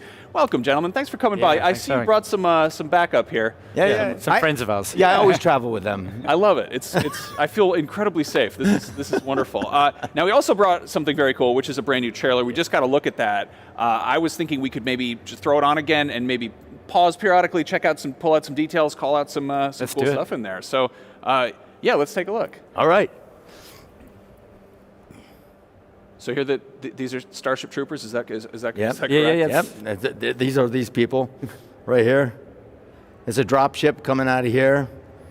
I love the face masks that they've added in Starship Troopers Extermination. We didn't have that in the original, but we had coming out like this. That's a plasma bug, right? Yeah. Let's kind of talk about that. There's some new bugs in the game. Yeah, we wanted to show off some of the bugs that I guess people have seen already in the early access. But I think the big reveal was obviously the tanker bug, which I suppose we've teased. People knew it was coming. It's in the movie, and that's always been a thing we've tried to push throughout development of the game, is that you're going to get to live action role play the movie. And so if it's in the movie, we want to put it in the game. And so the tanker bug reveal was obviously a big one. That was tigers we've seen before. The tiger bugs are huge. But obviously the big reveal now when the tanker bug unearths from the ground, the music's at a great crescendo. You really start getting the goose flesh. And obviously part of extermination is extracting safely. But sometimes someone has to stand behind and defend the base. Oh boy. And with the nuke, which obviously very impressive. Good way of handling that. 100%. Is that the Watkins trigger? Yeah. Well, yeah, it is, but with a nuke attached to it. Yeah, with a nuke. Yeah. Well, he held the nuke. That was the Watkins thing. He held his, when I said to him, what are you trying to do? Kill? And he goes, I'm just trying to kill some bugs. That's Seth Gilliam, who was in The Walking Dead. They named it after him. These people are, Offworld is so incredible. They take the time to look at all the details, and they would add these little things that people would know that watch the movie. Yeah. Or go back and watch it. Yeah, basically kind of cram in as many Easter eggs as possible for the fan service. I was overwhelmed with them. Casper, I think you were saying this back at IGN Live, but like you recorded more lines for this game than for like all the movies. Is that? I did. That's wild. It was so much fun. We were in there, and they'd throw something else at me, and then I'd go, "Hey, what if we did this?" So we played when we were in there, and that was so fun for me to have people that they're like, "Oh, I got an idea," and they go, "Casper, that was great, but why don't you try this?" And then I'd be like, "Oh my God, that's even better." And then I'd throw something else, and I'm like, "Oh no, that was perfect." So we had so many different things that we added. So there were so many levels, but they already come up with the dialogue. It was so incredible. It reminded me of just like what Ed Neumeyer wrote, who wrote Starship Troopers. And you're sort of playing like the general. You're like just commanding everybody. You're bossing everybody around. And then the actual. You get your orders, and the narrative is delivered through Casper and other voice actors. But essentially, you play a trooper, and you've got your NPC kind of characters that join you. They've all got their own backstories. They've got their own kind of personalities. And you essentially go through these series of missions for what is Chapter 1, which will be available at launch.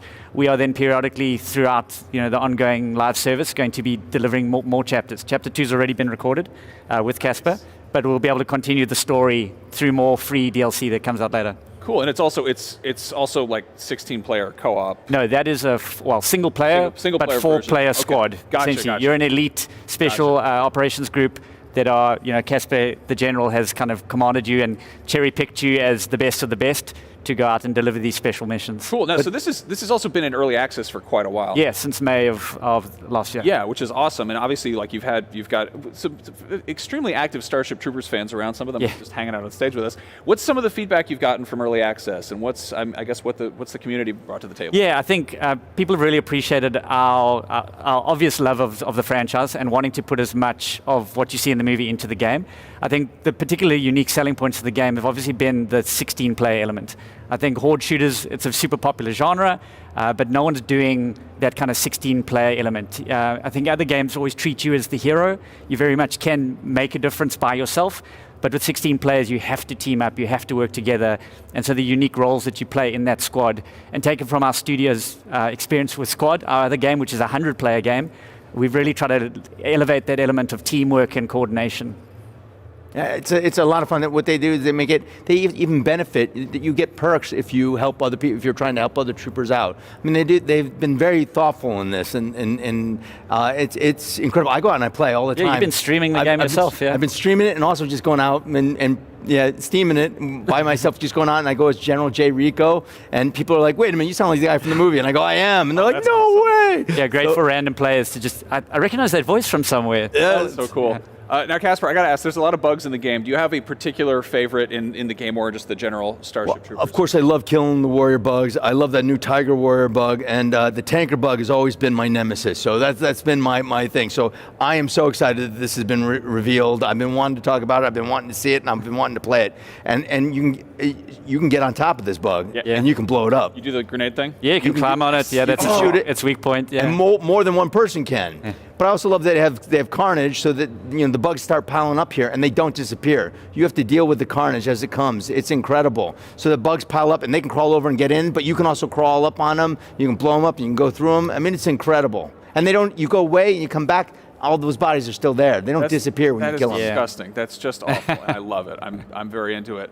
I guess I'm just sort of. Can you give us an idea where we're at with the single player story? Like, what's at stake? Where does this fall in the general canon? Can you? Yeah, I mean, I don't want to reveal too much because obviously it is a narrative and kind of spoiler territory if I give too much. But essentially, General Rico, who's now a general again, and he's got a kind of antagonistic relationship with the rest of command. But essentially, he's picked you and your fellow troopers to kind of deliver some secret, not so secret missions that. I feel like I'm walking to spoiler territory. You do this so that you can move up in the game. It also gives you. It's incredible. I haven't seen it yet. I've only done the voice for it. I've heard what they've said. I'm gonna go take a look at it today. Yeah, but it's important to allow people to have their troopers experience by themselves if they want.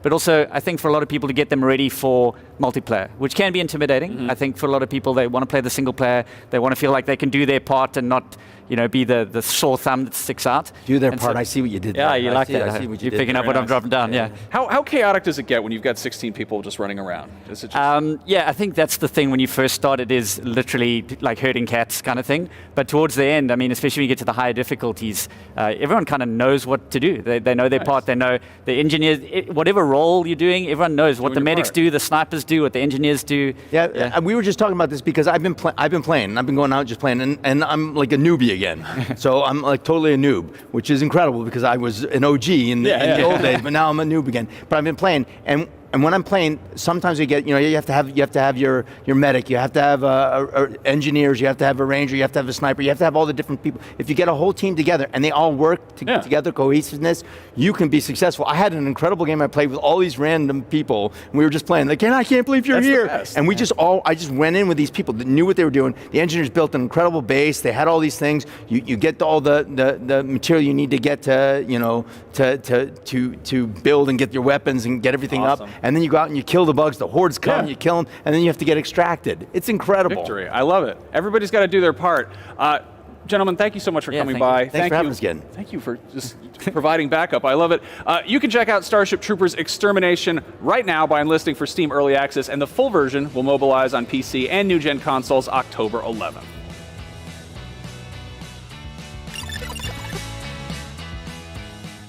Want the ultimate IGN experience? Check out IGN Plus. Members get exclusive deals and giveaways, ad-free browsing, unlimited tracking on IGN maps, discounts at the IGN Store and with IGN partners, and best of all, free games. Get 30 days of IGN Plus for just $1. Head to plus.ign.com.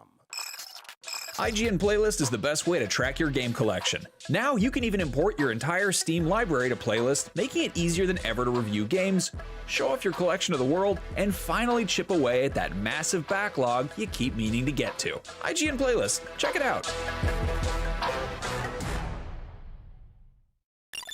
IGN Store has it all.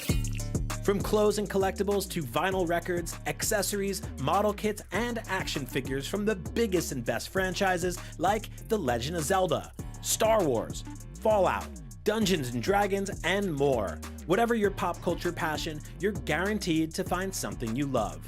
There are new and exciting products hitting the store every week, like the Wasteland-ready Fallout Vault 33 hoodie, which pairs perfectly with the working wearable Pip-Boy.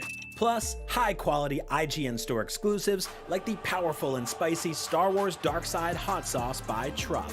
We've even got merchandise for you to rock while tuning in to the IGN shows and podcasts you love. Or cap off a long day by relaxing to the soundtracks of your favorite video games, like Cyberpunk and The Last of Us. And the best part? You don't even need to leave the house to go there. Just head to store.ign.com and start shopping today. The IGN Store. You deserve it. IGN has the most thorough, easy-to-use, and high-tech maps out there. IGN maps load faster with more markers than ever and are built for your phone as your constant companion to the biggest games. So start checking off markers for the game you are playing today.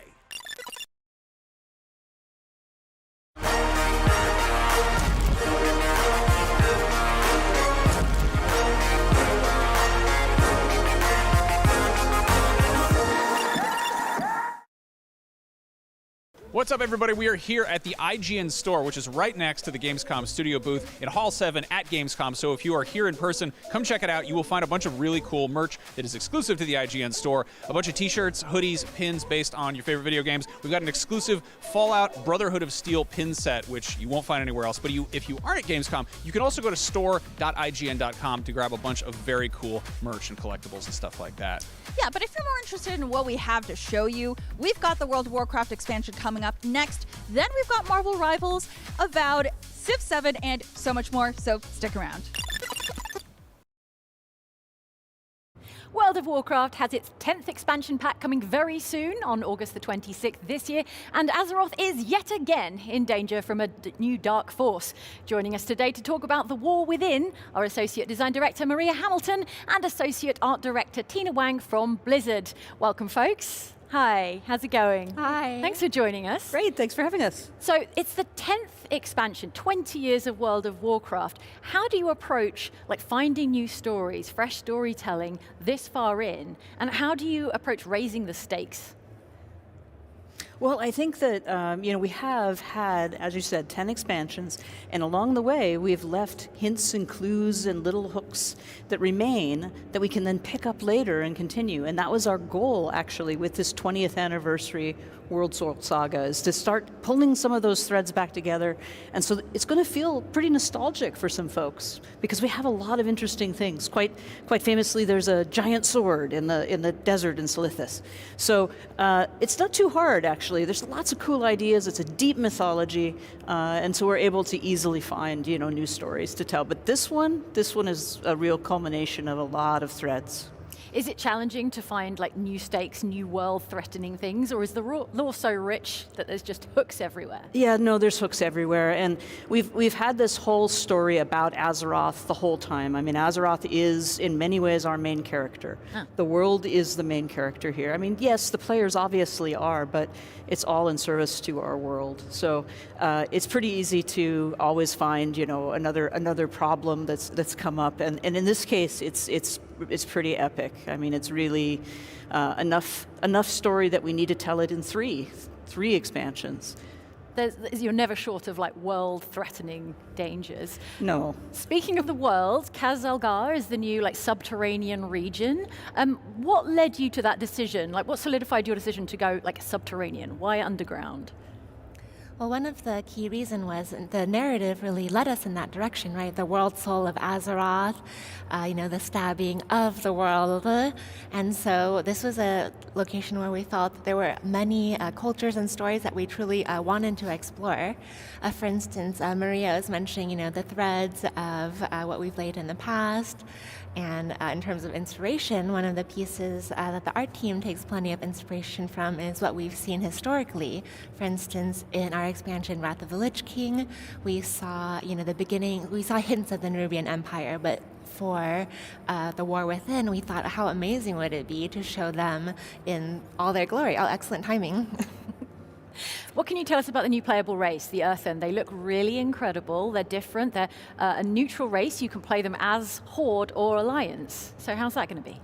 Yeah, the interesting thing about the Earthen is they have been isolated from the rest of sort of civilization for a terribly long time. And they were created, in fact, to take on specific tasks. They're in three different sort of categories. There's the machine speakers that were responsible for taking care of the great machinery that sort of powers everything under CEST, and probably more of the world than we know. There's the Oathbound, who are protecting the core way, which allows you to go down to sort of the center of our world. And then there's the Unbound, who are the ones that have sort of begun to doubt, because it's been a long time they've been here. The Titans gave them these edicts that sort of drive their need to do these things. But they haven't seen the Titans in a very long time, and they're beginning to question and wonder. So that makes them very interesting. And then just in terms of how they look, there's still that rocky, crystalline, gem-studded sort of look, which is really cool for customization. Tina knows a lot more about that part though than I do. And they eat gems instead of food. There's definitely hints of their culture that we make unique to them, right? They're made of rock, so they don't burn. They, might remineralize in these little pools, so it's really fun. Okay, I'd like to touch really quickly on like quality of life improvements. Can you tell us about warbands and how that's going to make everyone's lives easier, maybe? Yeah, something that we really have been leaning into this expansion is really meeting the players where they're at and seeing how they're playing the game. So now we see so many players play multiple characters. They have alts, and we're really made this huge, engineering effort to make it so that the way that they play for all their different characters combines together in a way that we're calling the warband. In terms of their achievements, there's a shared warband bank, and we think this will be a huge quality of life improvement for everyone. Okay, and racing ahead, because we're so short of time, I want to talk about delves. Now these are like mini dungeons, and you can take any kind of like party, or you can play them solo. It doesn't matter what group of classes you've got with you.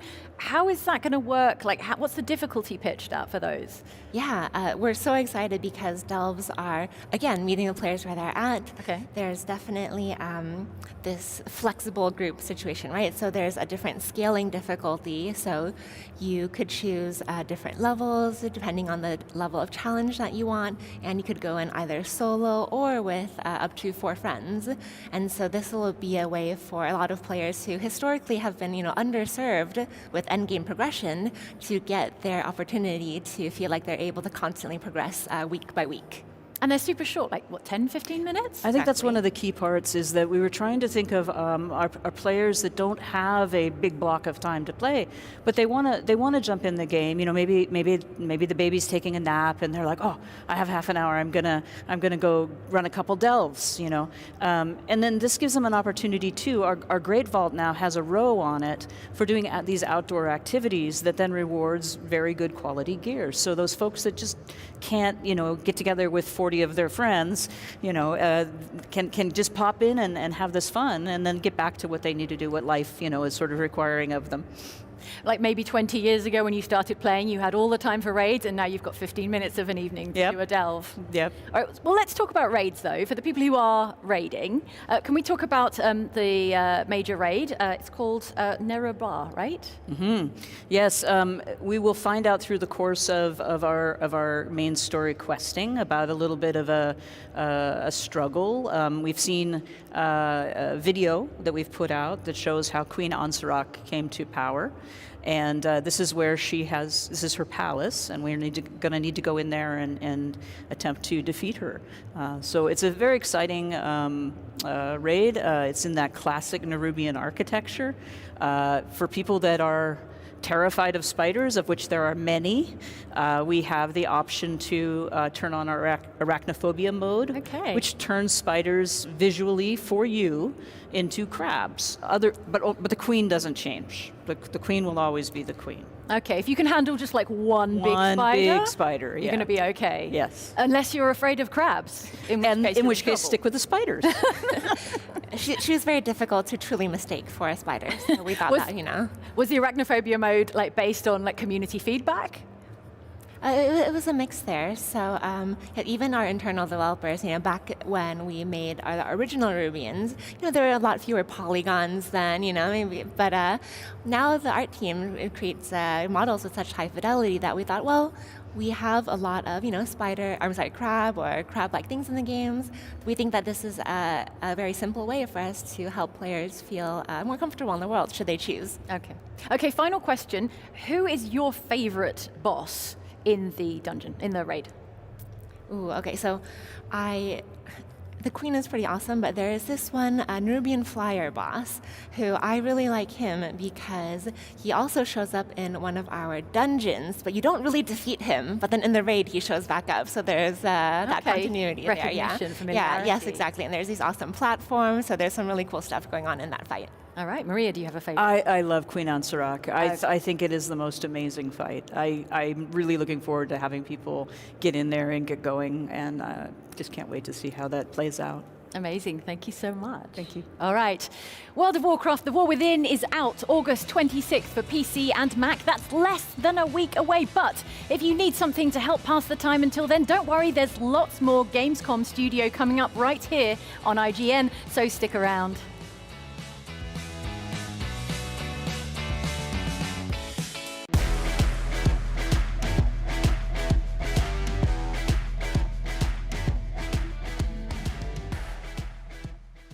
From the creators of PUBG Battlegrounds, Dark and Darker Mobile is a brand new mobile game from the developers over at Krafton. Pioneering a new genre called Extraction RPG, Dark and Darker Mobile incorporates dungeon crawler elements, a battle royale mode, and a medieval low fantasy RPG experience.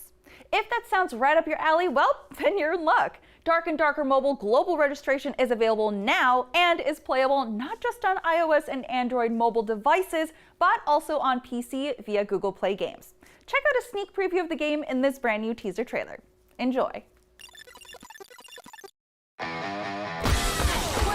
Follow my lead! Shut up! You can't even run properly!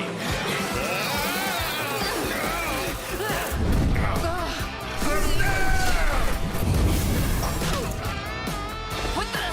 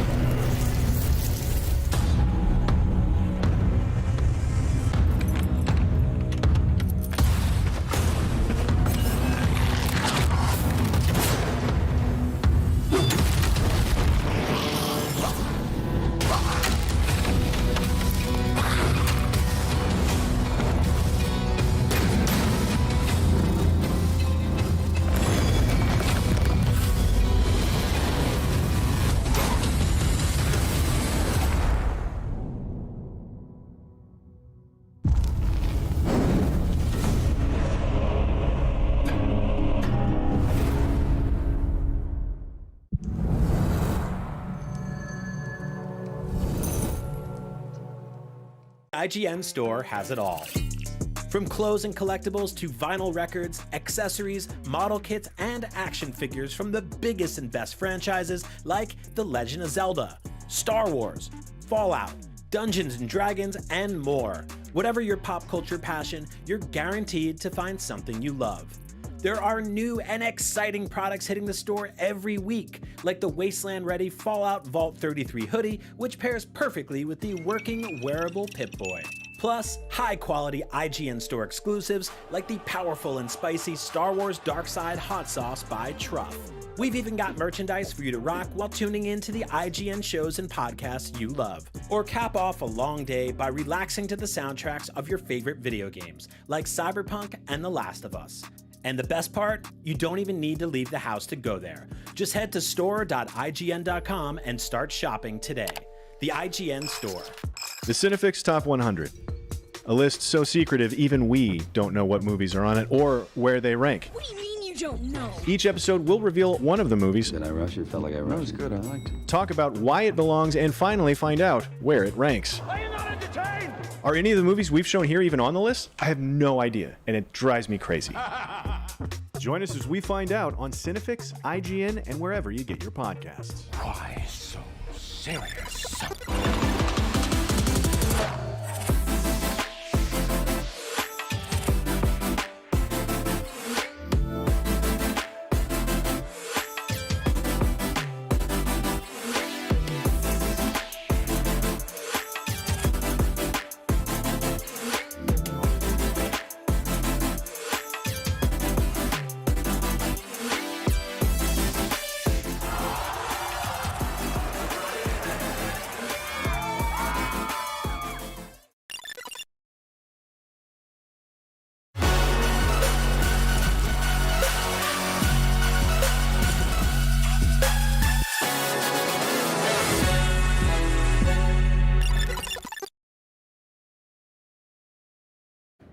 Superheroes are supposed to fight supervillains, but as anyone who reads comics can tell you, a lot of the time they also fight each other. So it was a matter of time before we got a superhero shooter that pits iconic heroes against each other.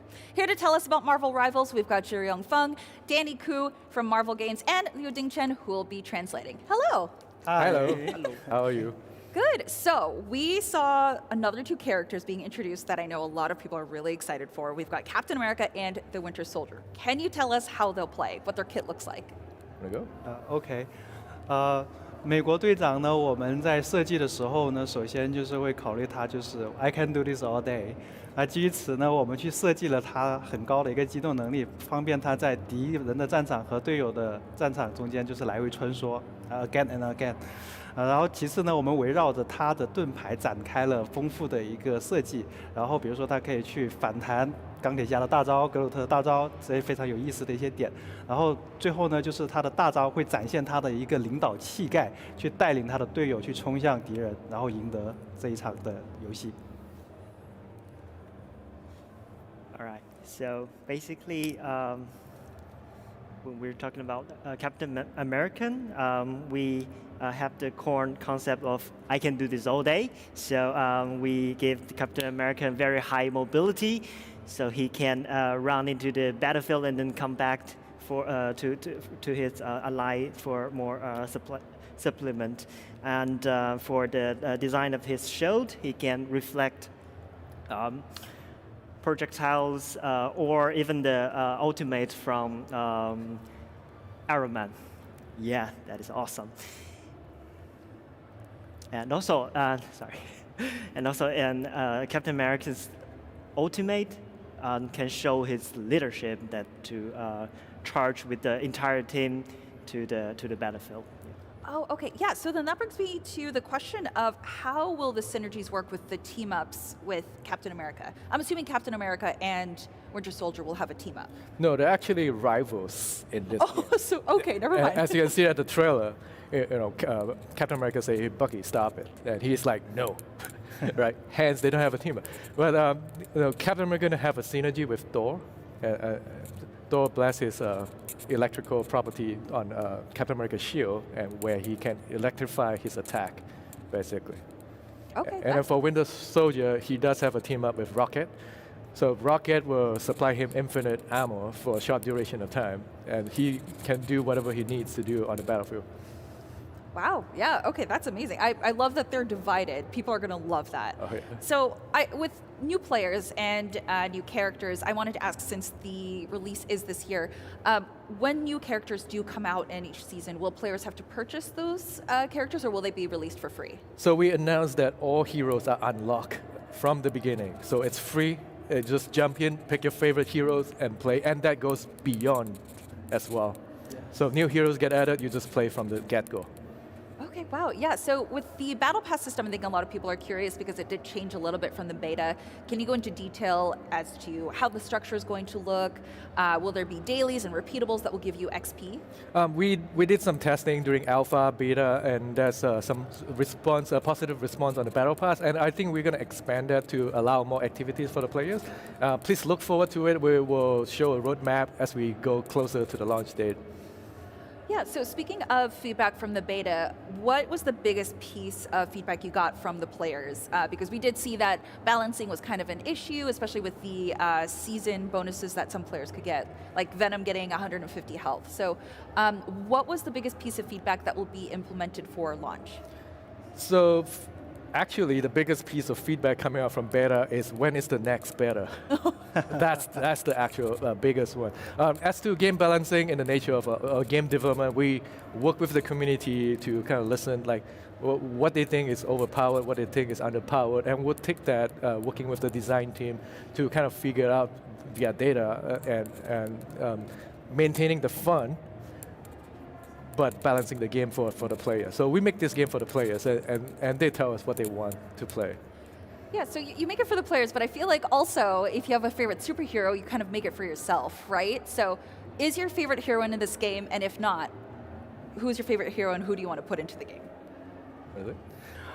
对于我们来说，我们所有的英雄，我们每一个人都非常的热爱。对于开发者团队来讲，因为我们就是需要确保每一个英雄他都是足够独特且有意思的，这样子玩家在游玩这个英雄的时候，才能觉得我真正在扮演这个英雄。所以说，对我们来讲，也许私下玩的时候会有一些特别喜欢的英雄，但是你如果问我 What's my favorite? I'm going to tell you everyone.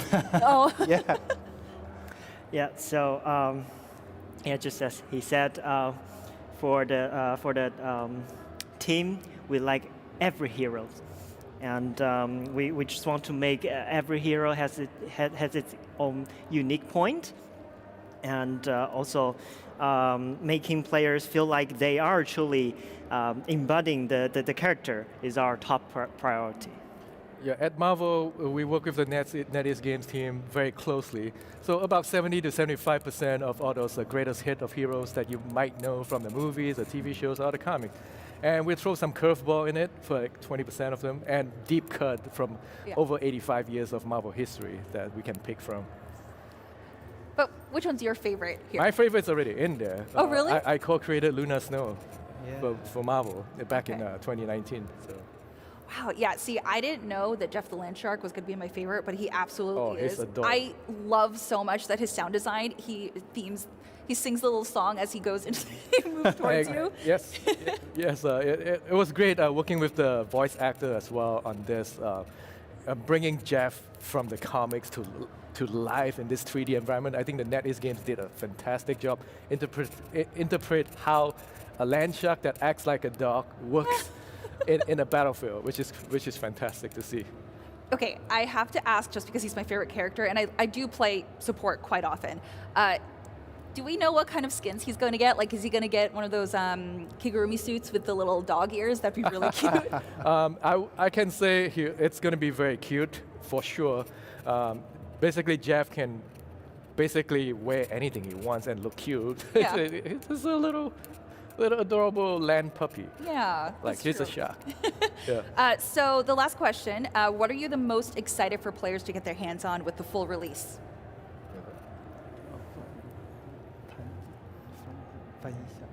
翻译啊，对，是你期待那个玩家们在上线的时候会看什么？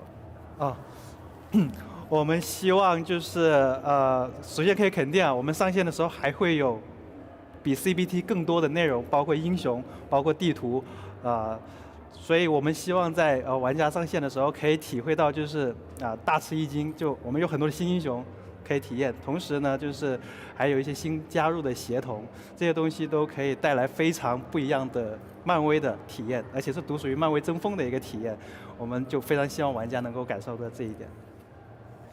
Okay, so when a game released, there will be more new heroes and maps, and we will definitely surprise the players, and there will be more team-up skills.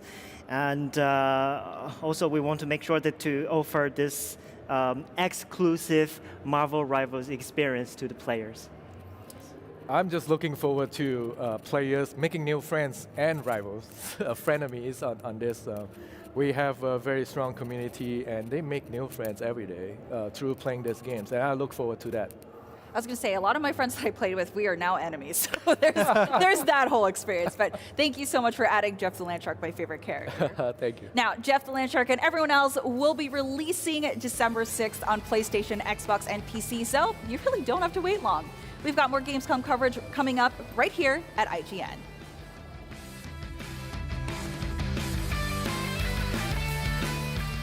If you push too much, you might unleash the beast.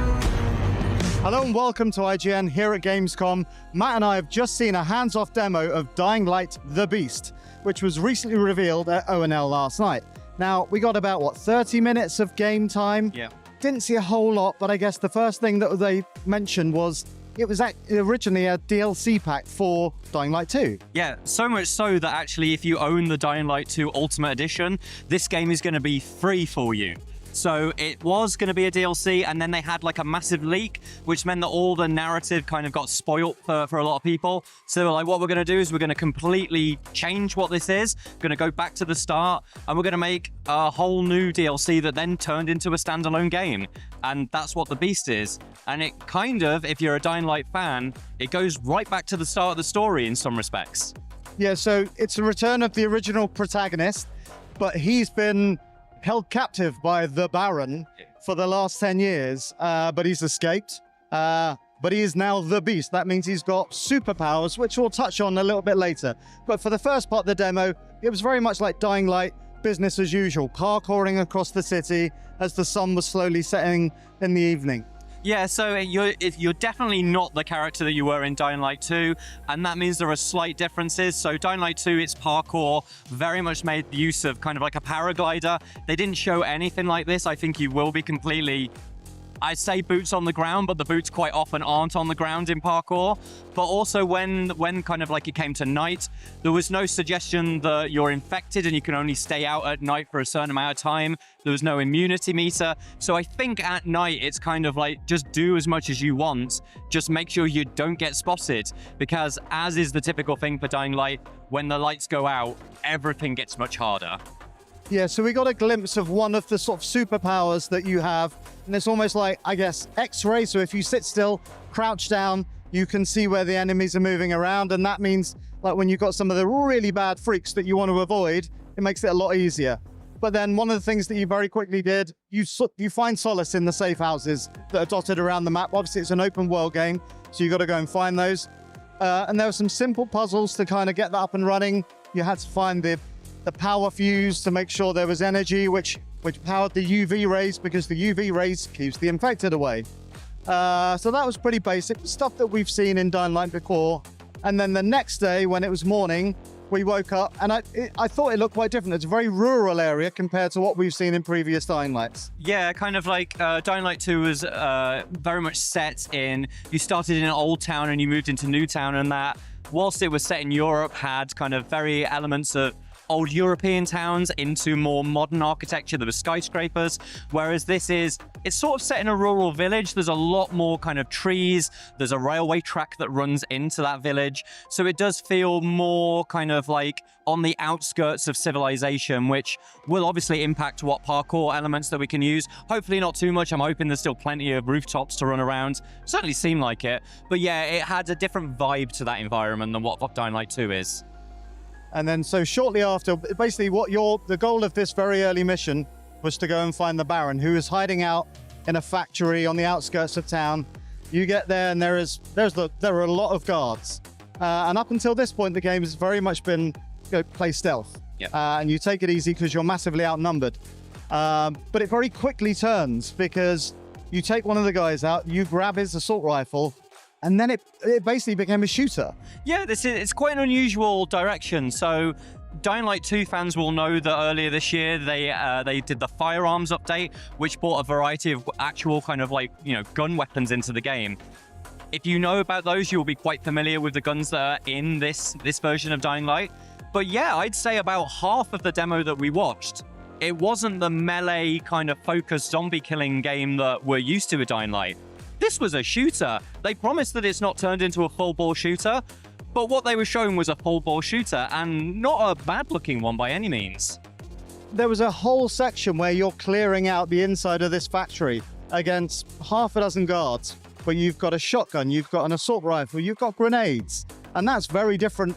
The crunchy melee combat is still there. Yeah. It feels very much still like Dying Light, but once you've got a gun, there's no limit on ammo really, or there didn't seem to be. Yeah, they ran out of ammo by the end of the demo, but within all of the scenarios they were showing us, ammo didn't seem to be a problem in the way that I would have assumed it would be for a Dying Light, but also all of the enemies had guns, so we're shifting from a game where you've got zombies that don't shoot you because they're brain dead, and there were kind of you going up against kind of rebel groups and sort of scavengers, and they might have had kind of some intelligence use guns, but you're going up against the Baron's actual armed forces, which means that all of the encounter design is suddenly very, very different. And as I say, seem to be not a bad shooter. I don't know what those guns feel like because we've not played it, but I would hope that those encounters felt as solid as the melee did.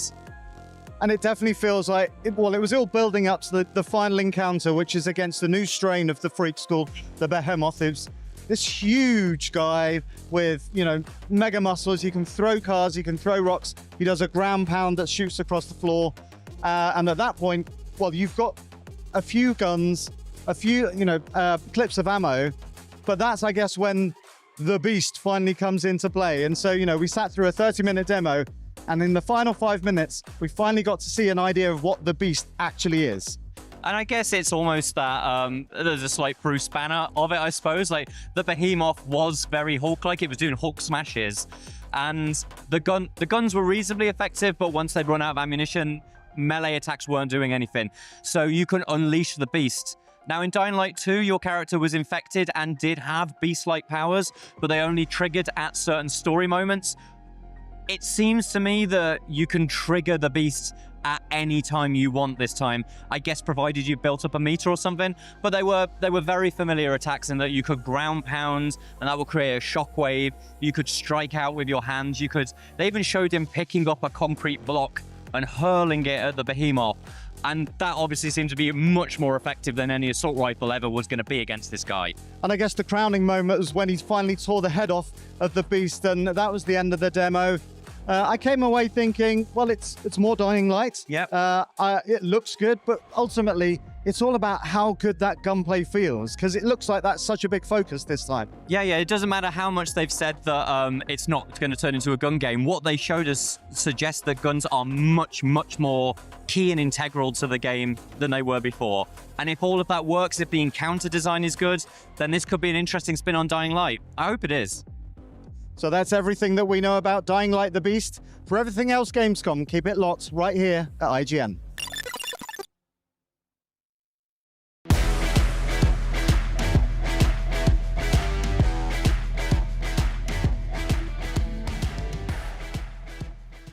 Get ready for the next ambitious video game, Dimensionals, a fast-paced RPG that delivers roguelike replayability with action-packed tactics. Collect heroes, level them up, and build a party of 3 to fight bosses throughout different dimensions. Equip your heroes with a diverse set of skills and watch as they come together to create a barrage of attacks and combos. Told in the style of voice-acted comic book cutscenes, experience the rush as you fight your way through dimensions to save the multiverse. Want a better idea of the game? Check out this trailer and dive into the world of Dimensionals, launching on all platforms in 2025 with early access this November on Steam. When the Rift is in trouble, the only ones you can rely on are...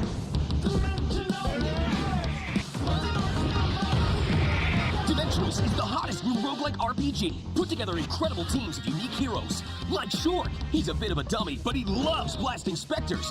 Or the mysterious Shade Strike, the smooth-tongued gambler from the Shadow Dimension. Assemble your favorite heroes, strategize to make insane combos, but watch out, because Ragnarok's world-crushing bosses are no joke.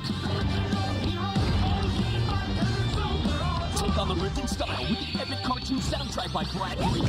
Experience wicked comic cutscenes in Dimensional's campaign mode, or blast your way through the open rift and face incredible and unpredictable challenges. Encounter a huge cast of characters like the Rogue Rifters, here to help you take down the bad guys. Or are they? Side effects of Dimensionals will include fun, addiction to victory, temporary loss of reality, and spontaneous combustion due to awesome. Some assembly required batteries not included.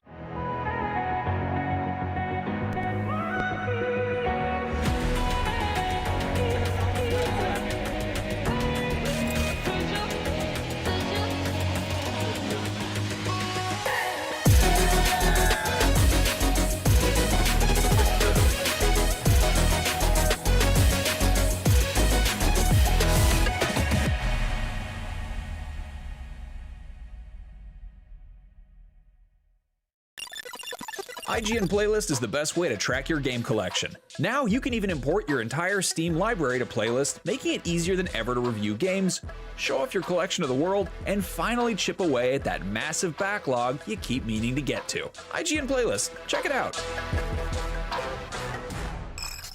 Want the ultimate IGN experience? Check out IGN Plus. Members get exclusive deals and giveaways, ad-free browsing, unlimited tracking on IGN maps, discounts at the IGN store and with IGN partners, and best of all, free games. Get 30 days of IGN Plus for just $1. Head to plus.ign.com. IGN has the most thorough, easy-to-use, and high-tech maps out there. IGN maps load faster with more markers than ever and are built for your phone as your constant companion to the biggest games. So start checking off markers for the game you are playing today. Can't find that final collectible you're missing? IGN strategy guides and interactive maps are here to help. IGN guides are trusted by millions, easy to use, and best of all, free. You can even track your progress with interactive checklists so you know you reached that 100% completion. IGN has the very best, most complete, and accurate guides. Every guide is tested and verified for you by experts. Just search for IGN when you search for guides.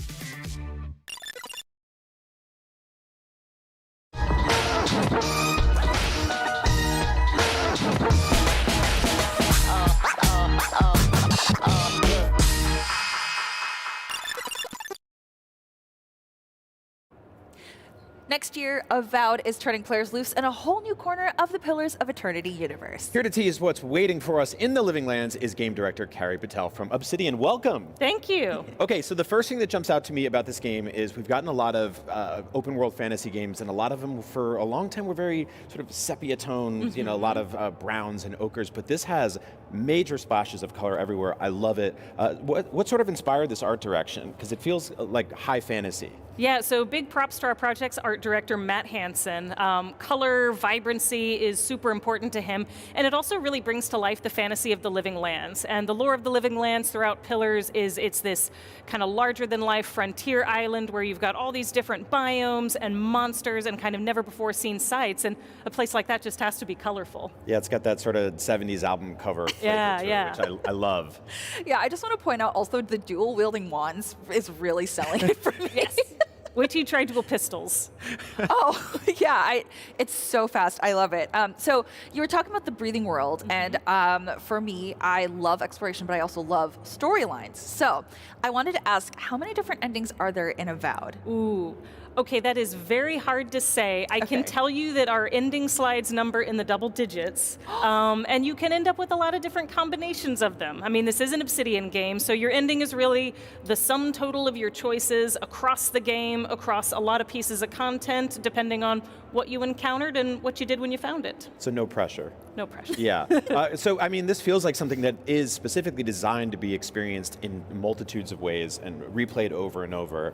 Is that something you're looking for for players doing is just like playing this game repeatedly over and over in completely different variants and deviations and stuff like that. Absolutely, and we've built our gameplay around giving you a lot of options for how you approach combat, how you build out your character. You can choose one of your classic fighter, rogue, wizard, fantasy archetypes, or you can choose something where you mix and match styles, you mix and match weapons. There's a lot of freedom in how you progress, and you can really build whatever kind of character you want to play. And in terms of the storyline, there are really a lot of choices to be made too about kind of where your true loyalties lie, kind of who your allegiance is with in the end game, and so we're really excited to see players explore those possibilities and just build their own story. So I'm definitely very new to the Pillars of Eternity universe. Will this be very beginner friendly to kind of maybe spark their interest to research more about that universe? Absolutely. So we're expecting that a lot of players are going to come to Avowed as their first game set in the world of Aora. So for players who are returning Pillars fans, there's certainly some callbacks, references, and cameos that they'll recognize. But for players who have never set foot in the world of Aora before, they're going to have a great time too. And we've built our game to draw them into this world. And one thing you might notice in some of the dialogue is we have these lore tooltips. So if you see a highlighted term that's unfamiliar, you can press X when it pops up and get a brief explanation of what that is without interrupting the flow of the conversation. Oh, it's like my little ebooks where I get to see yeah. the description.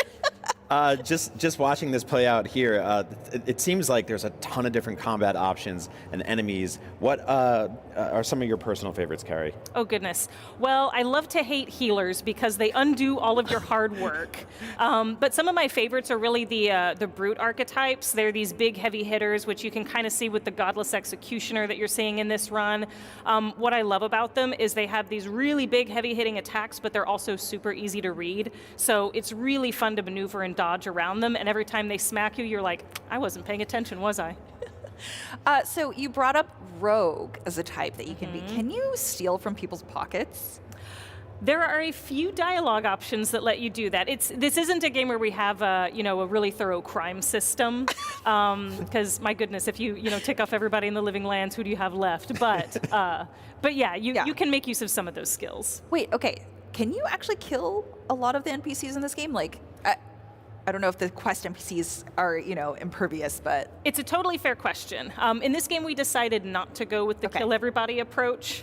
It creates a lot of chaos and a lot of fun, but we felt we could create the game we wanted without that. You'll have to get your aggression out elsewhere. I know, I'm sorry. That was a very me question. There are plenty of other things to kill, though. Can I kill all the harmless people in the game? No, calm down. All right. So there are a lot of fantasy RPGs out now. There's been sort of a renaissance. What's something that you all knew you had to do to make Avowed sort of stick out and be its own thing? So I think one thing we really wanted to do with this game is integrate the companions very closely into the experience and the story. So the companions have a whole lot of content to discover. A lot of it really is driven by the player. You can choose to stop and talk to them at party camp, or you can say, you know what, we're on my adventure and we're just going to go forward, and that's fine too. But they will all play an integral role in your story. They have skills and perspectives that'll help you understand the world and also help you get where you need to go and survive along the way. That's awesome. Yeah, so final question I want to ask, because you said there are so many endings. Is there one canon ending? In my opinion, there's never a canon ending. It's your experience. I love that. Yeah.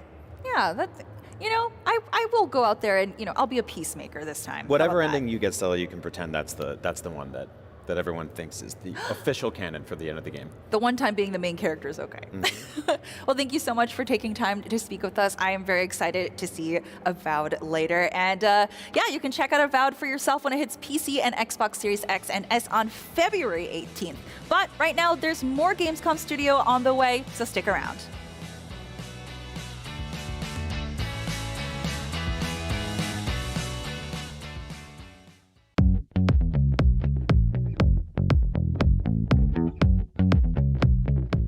If only there was some sort of sign as to where we are this morning. Jane, do you enjoy Xbox? You know I bloody do enjoy Xbox. And here we are on the Xbox booth. There's signage, there's PC games, there's mobile games, there's console games, there's your next favourite game, apparently, in that direction. I've heard there's loads of statues, loads of photo ops in here.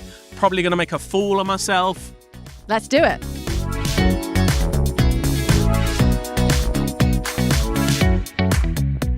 Okay, so we've split off from Simon. We're going to check out the Xbox booth. What we've got Playable demos over here. Photo ops on the Elder Scrolls Online Gold Road. All kinds of booths happening that way. Over here, though, we've got World of Warcraft looking extremely cool. There's demos of the War Within up there, but down here we've got people being blasted in the face by fans. They're wearing VR headsets. That looks cool. Let's go check it out. You're joining me at the World of Warcraft War Within booth here at the back of the Xbox booth at Gamescom. And we've got the War Within, but we've also got these incredible 4D immersive rigs. The fourth dimension is air blasters. Let's go and take a look. We have to get out of here!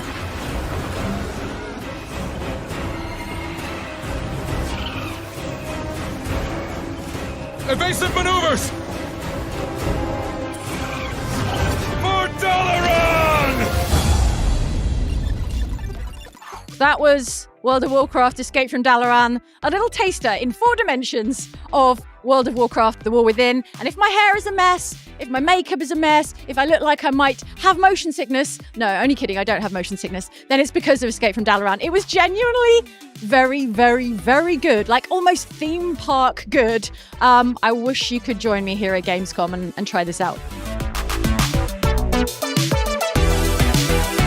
If you're going to take anything away from today, maybe you'd like to know that in German, Indiana Jones and the Great Circle is Indiana Jones and the Großer Kreis. But the thing I've got my eye on here is a hat and a whip. Long-time Indiana Jones fan, going to live out my fantasy. Do I want to say I have a fantasy with a whip? I don't know. This is a different type.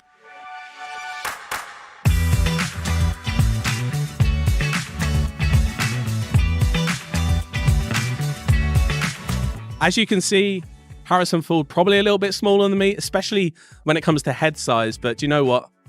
I'm ready to take on the role.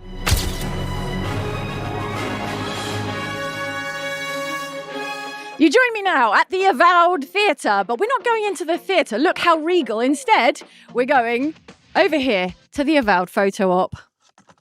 Join me now, if I may. I'm getting the nod, we are allowed.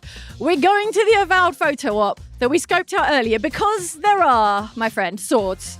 And, well, my build is kind of like a dual-wield microphone sword build. Now, I'm looking at them and they do appear to be affixed. So actually, on closer inspection, I'm not going to be waving any of these swords around. So, what the heck, Avowed? Well, here's the photo op. Let's tap to begin. And then agree to the privacy policy. Oh, and it's like we're there. And I'm casting, there you go, dual wield, microphone magic build. See what else we can find around here. I don't know. Oh, there's Jane. God, she is so much better at this than me. Can you tell she's a professional? Because I'm definitely not. Pow. I am controlling this. There you go. Game of the show. Game of the show. Magic. Caster. Microphone build.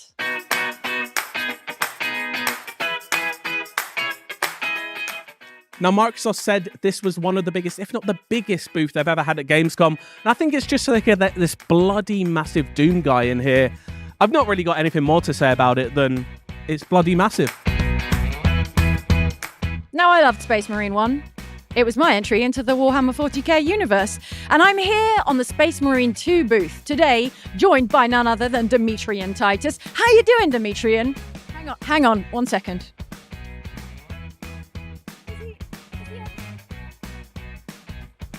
I think he's doing well. I think he's ready to meet his fans here on the Warhammer 40k Space Marine 2 booth.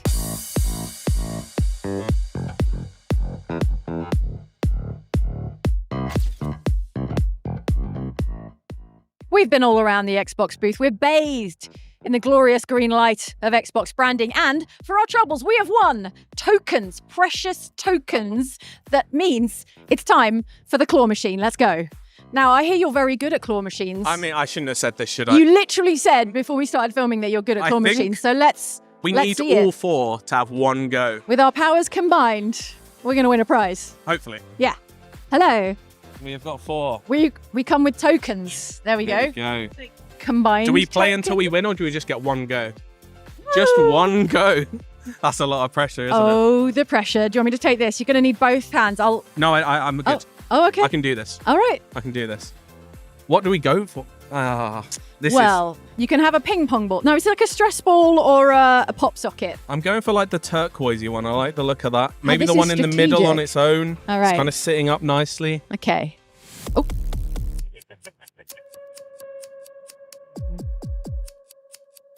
I'm not feeling good about that. I'm not feeling good about that at all. Oh, no. Oh, Is that it's it? all come to nothing here on the Xbox stand. Well, do you know what? What do you I get know? much better value on Game Pass.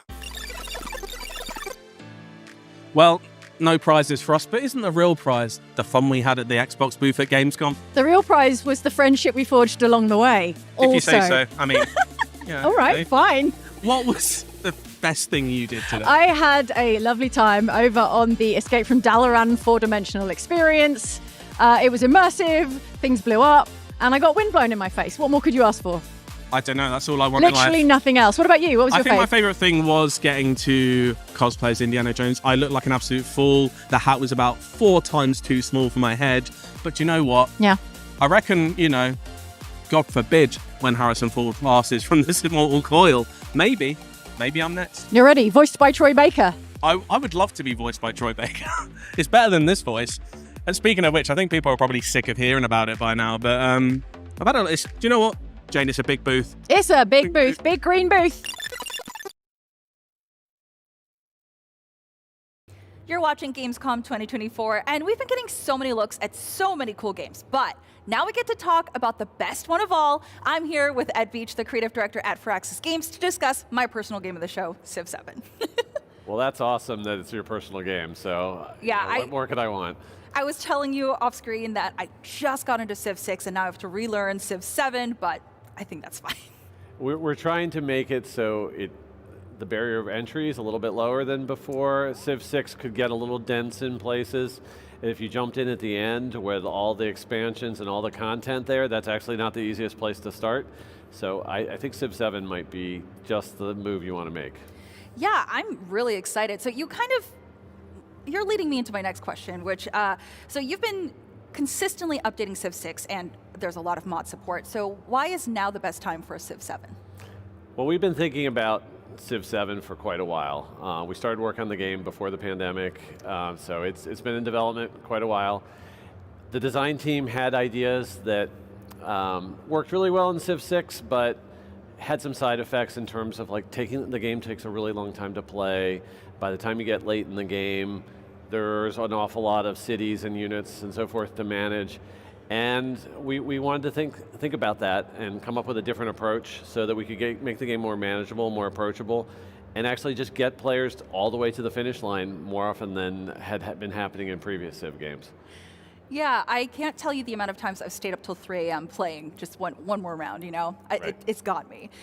So Gathering Storm and its global warming mechanics were such a dynamic change for the core gameplay. Is that something that's going to be implemented in Civ 7? So we're not talking a lot yet Okay. about what comes after sort of the exploration age, after the Renaissance. The first age we're diving all the way into right now, and we have demos and so forth of that. We're not going to forget about climate change, though. It was very, personally impactful when we got to work on that with Gathering Storm. I was the lead designer of that expansion. I looked up a lot of things about climate change, researched it, we're not a simulator type of game, but tried to get some of the things right in terms of how sea level rise works and storms move across the globe and so forth.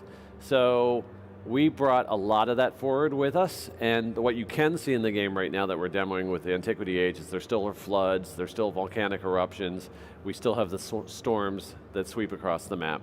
So a lot of that Gathering Storm mechanics, ideas, whatever, that we still have those. Okay. Yeah, that's really exciting. So is that part of the crises that is being implemented into this new system? So those are sort of adjacent, but similar. We have several different crises. The one that we're demoing right now is an invasion crisis. Sort of imagine you're the Roman Empire and you've gotten too big and everyone wants a little piece of your action, and so those barbarians are at your gate and knocking down the door. So that's the one that we're demoing in the build we have here right now, but we're working on other types of crises, things like unrest in your population or plagues, and some of those systems for crises use the same random event system that we use for the natural disasters. Oh, okay. I have been very lucky and I haven't had that, so I'm going to keep crossing my fingers. You'll hit one soon in Civ 6, I'm sure. Oh, great. Thank you for that. Thank you for Sorry to break the news, but it's going to happen. I'll prepare myself. Yeah. So why did you switch from the era system to the age system? So it is part of the trying to get people to have a game that is more manageable. 4X games have the problem in general that you start with just your first unit, you get one city down, you think, wow, this game's great, it's very manageable. When I get tens and dozens of cities and so many units to manage, everything bogs down. And we wanted to break our game up into chapters, very much like maybe a long book series or TV series that you might be enjoying, breaks itself up into seasons or books. So we could have like big traumatic moments like these crises that you were talking about, but then also give players a chance to breathe a little bit and reset things and simplify things, and that allows you to pace the player through a long experience in a more satisfying way than just saying, oh no, it's just going to get bigger and bigger and bigger and you just got to keep up. So it's a nice new way to tackle that problem, and we're really excited about how it's playing out. Okay, as a new Civ player, I'm very happy to hear that. But for returning players, do you think it's still challenging enough that they'll find this new system interesting and? Well, the experience is still just as long overall. Okay. So we actually do sort of a deeper, more immersive dive into the history of each historical age than before. And some of the gameplay mechanics, we can make deeper changes to them so that they unfold differently, maybe in our antiquity age than in our exploration age. Like our trade systems are different in all three ages. So I think there's plenty for people to get, dive deep in. We've recently demoed the game to a whole bunch of our community veterans. They're really excited about the possibilities and theory crafting and everything. So there's going to be plenty for everyone. What was the best piece of feedback you got back from the community? I think one thing we had to be really careful about is now that we've broken the game up into ages, we make you really think about who you are, which leader and civilizations are representing you in the game, and you get a chance to make a unique sort of historical pathway, like maybe you start as Rome, and where did Rome evolve? Maybe it evolved into another European civ, and that would get you to a Germany or a Britain or a France by the end of your game. And players liked that like historical storytelling and immersion, and we did allow some wackier combinations, and some of our fans love that because they love the theory crafting. I want to mix this with that, and I'm going to be super overpowered in science. But we also had to think about what those players who wanted the more historical pathway through our game, and so we've got the game set up so that that's the default way that both the human and the AI proceed through the game, and then you sort of have to, it's up to the player to opt into that wackier play style. Okay, so you're speaking about being able to change the leaders with each age. Yeah. What is the wackiest combination that you've seen so far?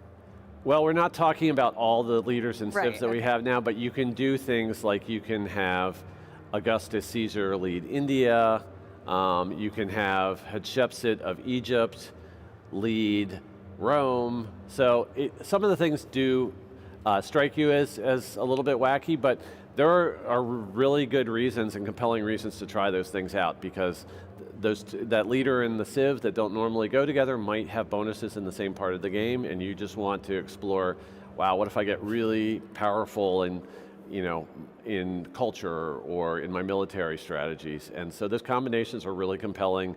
Our quality assurance department, who's playing the game all the time, is like, oh, you got to try this one with that one because that's amazing. So it's great to hear that kind of stuff. Okay, great. I'm definitely more military forward. Oh, okay. So I think I will try one of those combinations. That sounds very compelling to me. Great. Yeah. Well, thank you so much for speaking with me about this. I am very excited to start a lot of wars in Civ 7 that I can't finish. All right. Well, hopefully it just draws you in and you just stick with it because you want to see how it all ends and get all the way through. Yeah, I don't think I'm the only one that has been caught by that just one more turn. So thank you. Well, that's about the time that we have for today. I am really excited for this game. I'm probably going to go run off and play the demo real quick. But Civ 7 is currently slated to be released in 2025. But between now and then, stay tuned right here for more Gamescom 2024 coverage.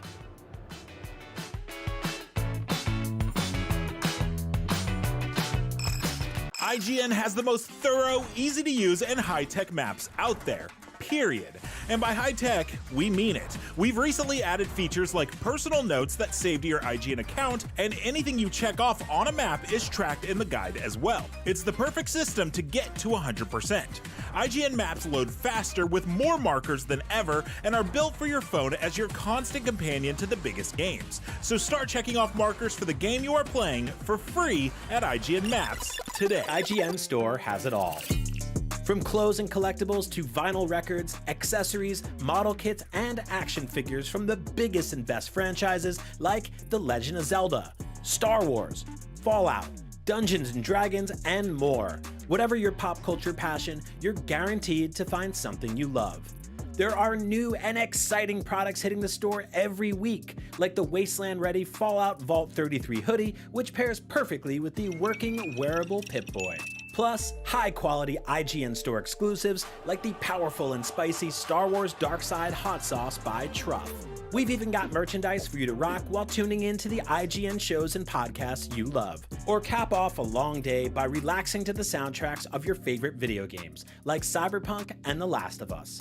And the best part? You don't even need to leave the house to go there. Just head to store.ign.com and start shopping today.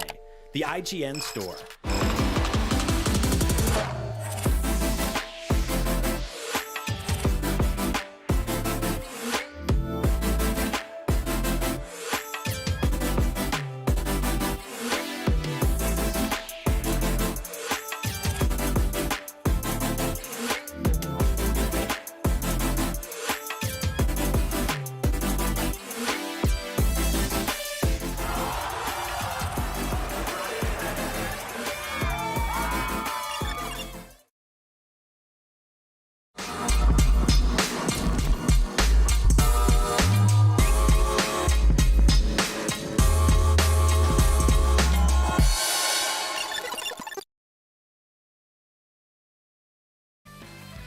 Oh hey, welcome back. This is Gamescom Studio live on IGN. We just got brand new looks at Avowed and Civilization 7. And guess what? There's still so much more to come. Okay, but first, did you know Gamescom itself has been turned into a game? Gamescom Epics is an RPG built right into the Gamescom website that lets you earn cool rewards and discover what the show has to offer.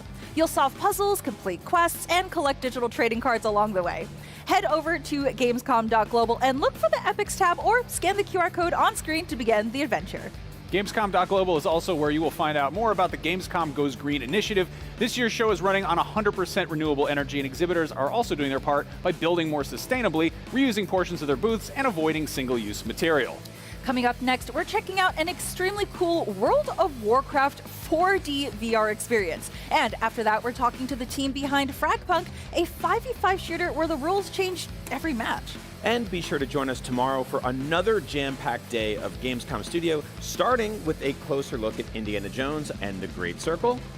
But right now, here's a look at a whole new way to experience World of Warcraft that you'll only find at Gamescom.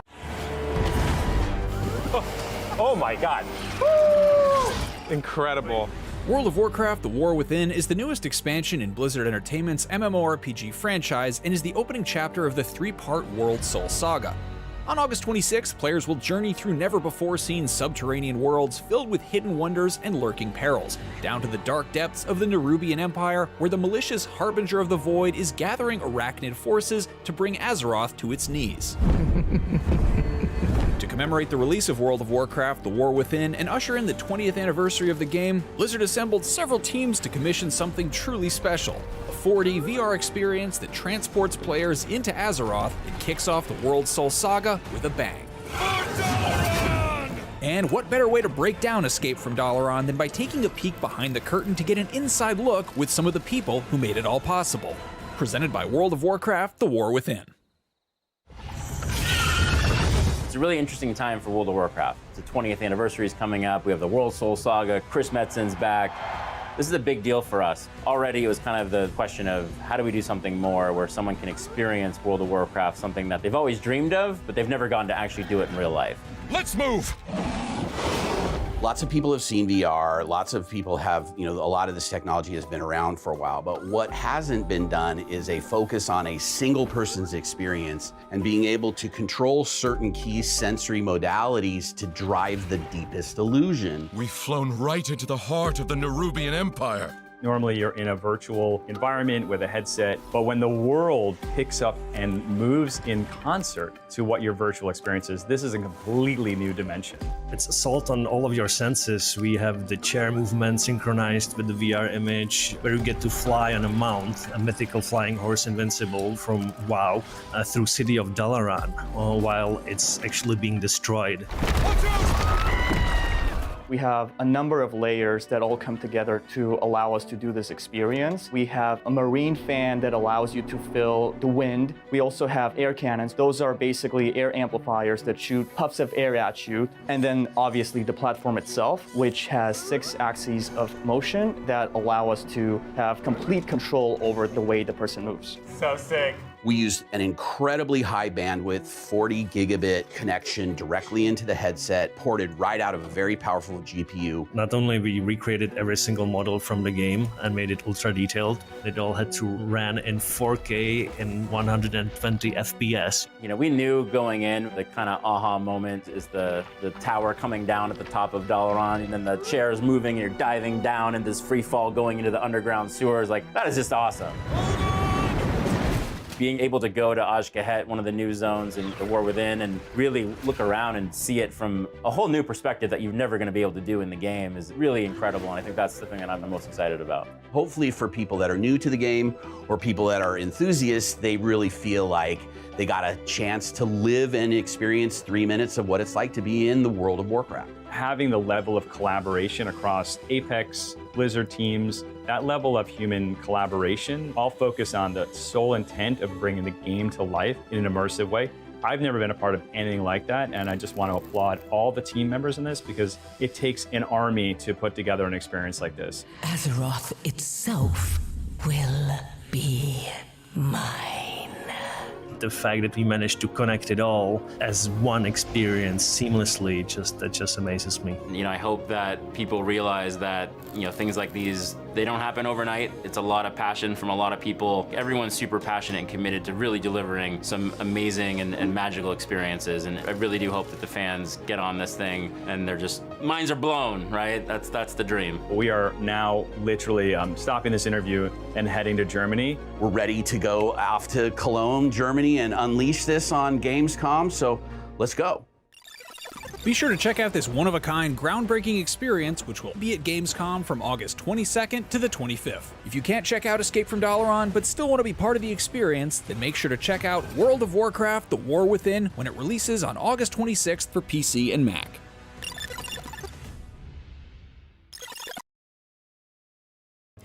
FragPunk is a 5v5 hero shooter where the rules change based on the luck of the draw. And here to tell us what's in the cards is Xin Chang, creative director and producer on the game, and Junwei Shi, who'll be interpreting. Hello, welcome. Hello, hello.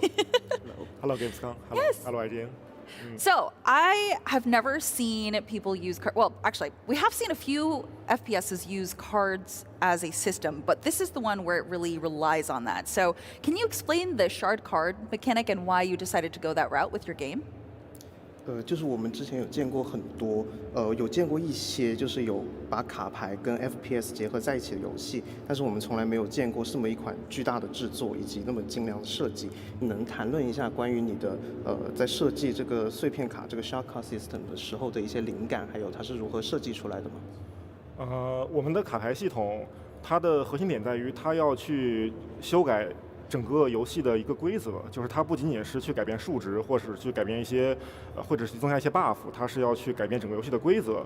然后我为什么能想到这一点，是因为其实我本身是一个射击游戏爱好者，但同时我也是一个卡牌游戏的爱好者。我一直在想如何把这两类游戏做一个结合。然后在玩射击游戏的时候，我试图去让每一回合变得并不一样。然后后来我找到了卡牌这个载体，也就是让每一回合通过卡牌去改变这个规则。Okay. So the shot card system is very unique because it will change a lot of whole components in the games, and not just damages or just numbers, but the whole rules. And we believe that this is the very unique part of the FragPunk. And as for the inspiration of FragPunk of the card systems, and actually I am a very avid FPS players and card game players, so it was almost an instinct for me to combine these two together. And by doing this, I believe that I can add the randomness and varieties from the card games into the FPS gunfights. Yeah, okay, so you play a lot of FPSs. I feel like in this, I see a lot of CSGO, Valorant, and maybe even a little bit of Apex with the abilities that the characters have. What would you say were your favorite games that inspired you to make FragPunk? 就是在我们的游戏里面有看到像 CSGO 或者瓦罗兰特这种对抗性英雄射击的影子，然后同样也可以看到就是有一些英雄的技能可能是跟 Apex 会比较接近。那其实我们在设计 FragPunk 的时候，灵感来源主要是什么游戏，或者说有没有参考什么游戏？很难说也会有一个非常喜欢的游戏。实际上这些游戏我们都很喜欢，我们开发团队都是这些游戏的狂热的粉丝，我们他们玩的非常的多，但是很难说是特别喜欢其中一个游戏。但我们只是想去做一个比较独特的玩法的游戏，其实就是想做好我们自己，因为我们这个卡牌系统改变了竞技游戏的战斗体验，想给竞技游戏里加入一些随机性，这个点我认为是其他游戏没有去尝试的，然后我们在做这样一个尝试，然后对，我们想 focus 在这一点上啊。Actually, I cannot name certain games that as an example for our games because all of our teams are avid FPS players and we love to play all kinds of FPS games and especially for those competitive games. And in designing the FragPunk, what we're trying to do is to provide a very unique approach of our own to the competitive FPS genres. And by adding the card systems to it, we can add the randomness and the varieties to make the game more replayable. And I believe that this was never done before. And we would like to give the players a try on our games. Yeah, I definitely don't think it's been done to this degree before. So you speak about competitiveness. We do see that some cards give a very clear advantage. How will this be balanced? 就是确实这个是我们从来没有提到过的，但是同样的有一些卡片可能会带来非常强大的优势，这种平衡性上面的问题我们是要怎么解决的？这是一个挺好的问题，这是一个非常好的问题。对，确实有些牌是比较强，有些牌比较弱，所以我们给了每张牌一个费用，一个就是你需要去投入一定的点数才能激活这张牌。强的牌它费用要求的高，然后低的牌费用要求的低，所以你需要去。这是一种策略选择，就是大家的钱是差不多的，两边的钱是差不多的，所以你需要去选择，你是一口气投入到一张牌激活同一个牌，然后比如投入5点激活同一个牌，还是说投入2点激活2张稍微弱一点的牌。其实这是一种就是我感觉它会达到一种平衡性，因为你的资源是一样的，只是最终选择的牌不一样。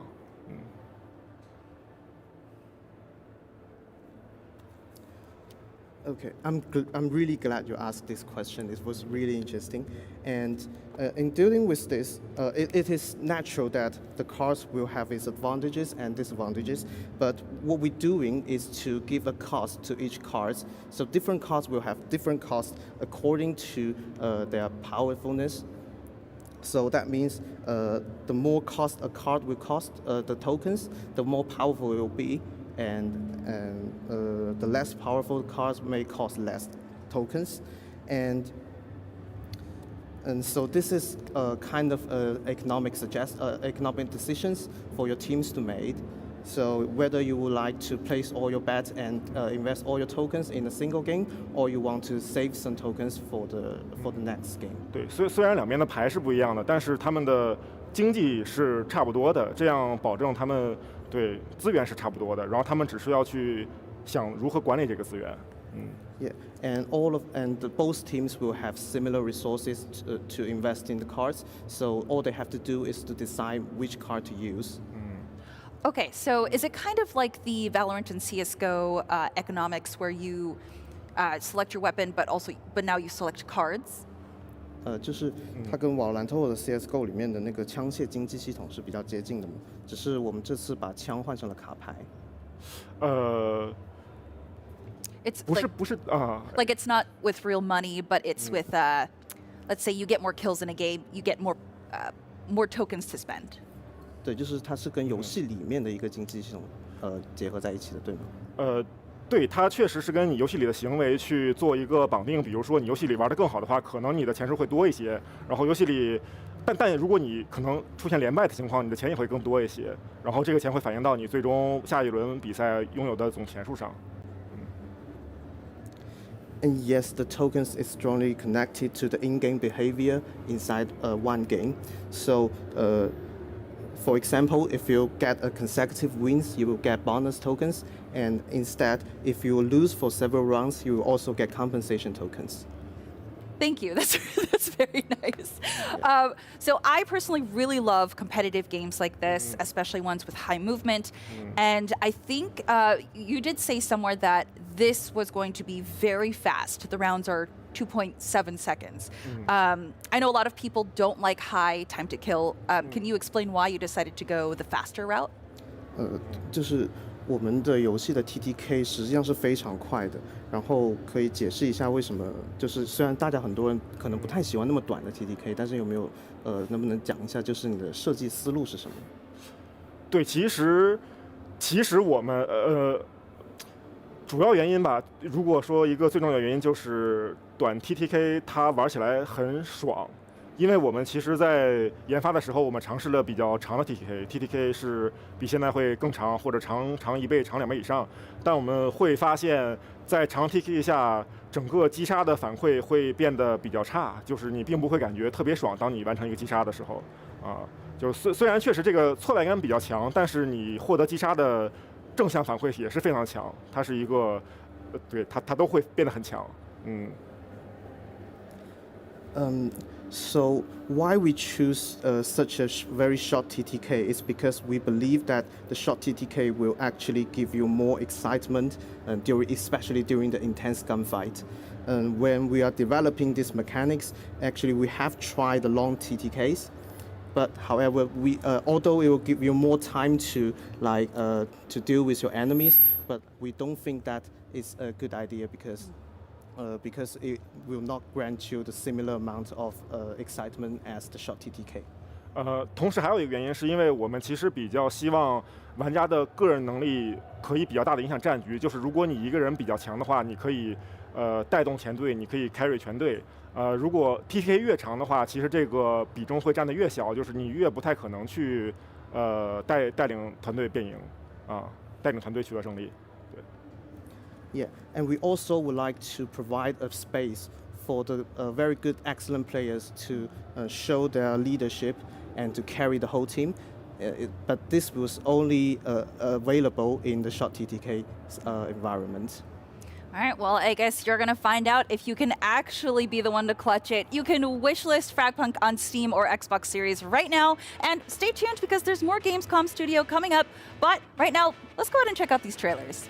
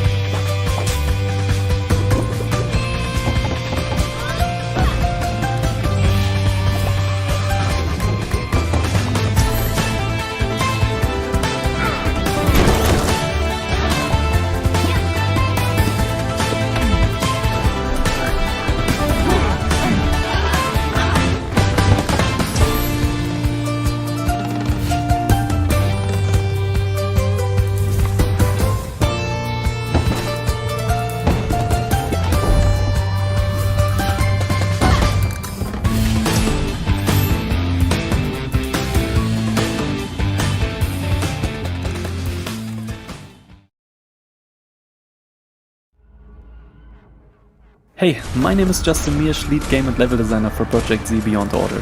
Project Z is a thrilling first-person zombie shooter with robust character progression and weapon customization. Set around World War II, you will take on fast-paced missions as one of 4 survivors, each with their own unique abilities and roles in co-op, so every player can choose the character that best suits their playstyle. In Project Z, you are trying to escape the secret island Breitengrad 77, controlled by Colonel Walter, the villain in our alternative world. You start together in the Hideout, a central hub in the game where you can accept missions, buy, sell and customize weapons, as well as upgrade your character. But that's not all. You also have the option to design your hideout according to your preferences along with your friends, provided that you have found enough resources and blueprints during missions or in free roam mode. We have also put a special emphasis on adding weapons and attachments that existed as prototypes or concepts whenever possible.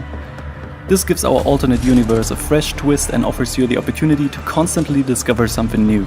Plus, it gives you a range of weapons to kill zombies with. Project Z will launch on Steam, Xbox and PlayStation, so wishlist the game today and follow our social channels for all the latest Project Z news.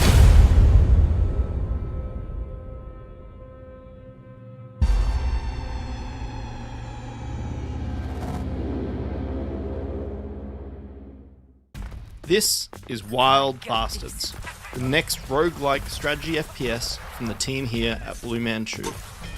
Each of our 13 outlaws feature unique weapons and abilities that can all be improved through the use of permanent mods we call aces. Aces can be found as you explore planets, so collect them, return to your ship and level up your outlaws. You goddamn son of a... There are 3 types of aces. Charged aces that apply a specific bonus when your outlaw is rested or charged. Core aces that unlock specific traits for your character. The majority of aces you discover let you choose one of 3 special traits to level up your outlaw. So you might be able to leap onto roofs with Roswell. Now, where were we? Let's take a look at Preach. So starting at level 2, we have 1 ace. Faith. This takes our armor to 0 but increases health by 80. This is Preach at level 2. Her Gatling gun's got a slow spin up time and there's a bit of spread on her fire, so you really have to concentrate on enemies to be effective. But let's see what happens when we level her up. First choice I'm going to make is Healer. So Preach is going to recover 100 health and she's also going to give her partner 100 health after a showdown. Next, Brimstone looks great with its burning damage, sharding so that now she gets explosive damage as well on each of her bullets. Powered Gatling to reduce that spin up time we looked at earlier. And lastly, just to focus on the damage, I'm going to go with Shooter Plus to give me 40 extra ammo. Let's take her for a spin. The combination of explosive rounds, burning, faster spin up, more ammo, means that I can easily handle any of these enemies. Now that we've looked at aces, which are how you permanently level up your outlaw, they will also work in combination with mods which you collect and use per sector. In this case, I've given Preach some homing bullets and a jetpack. My soul is armored in righteousness. These boys is just dressing up. Damn if I can't look away. I'm getting my boots on. Well, that just about wraps us up for day 1 of Gamescom here on IGN. If you missed any of our gameplay deep dives, trailers, interviews, all that good stuff, go check out IGN.com and IGN's YouTube page and get up to speed on all the biggest stuff going on here at Gamescom. But before we go, would you like to discover the contents of Gamescom and receive cool rewards at the same time? Yes. Yeah?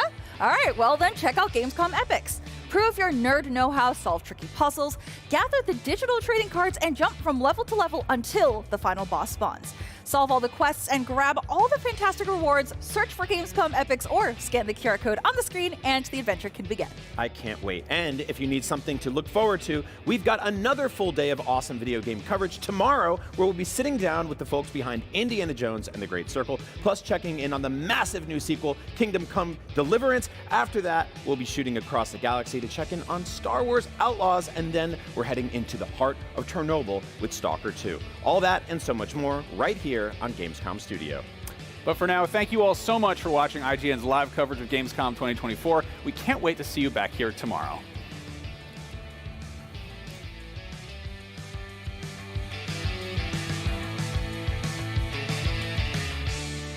IGN Store has it all. From clothes and collectibles to vinyl records, accessories, model kits, and action figures from the biggest and best franchises like The Legend of Zelda, Star Wars, Fallout, Dungeons & Dragons, and more. Whatever your pop culture passion, you're guaranteed to find something you love. There are new and exciting products hitting the store every week, like the Wasteland-ready Fallout Vault 33 hoodie, which pairs perfectly with the working wearable Pip-Boy. Plus, high-quality IGN Store exclusives like the powerful and spicy Star Wars Darkside Hot Sauce by Truff. We've even got merchandise for you to rock while tuning in to the IGN shows and podcasts you love. Or cap off a long day by relaxing to the soundtracks of your favorite video games, like Cyberpunk and The Last of Us. And the best part? You don't even need to leave the house to go there. Just head to store.ign.com and start shopping today. The IGN Store. The Cinefix Top 100.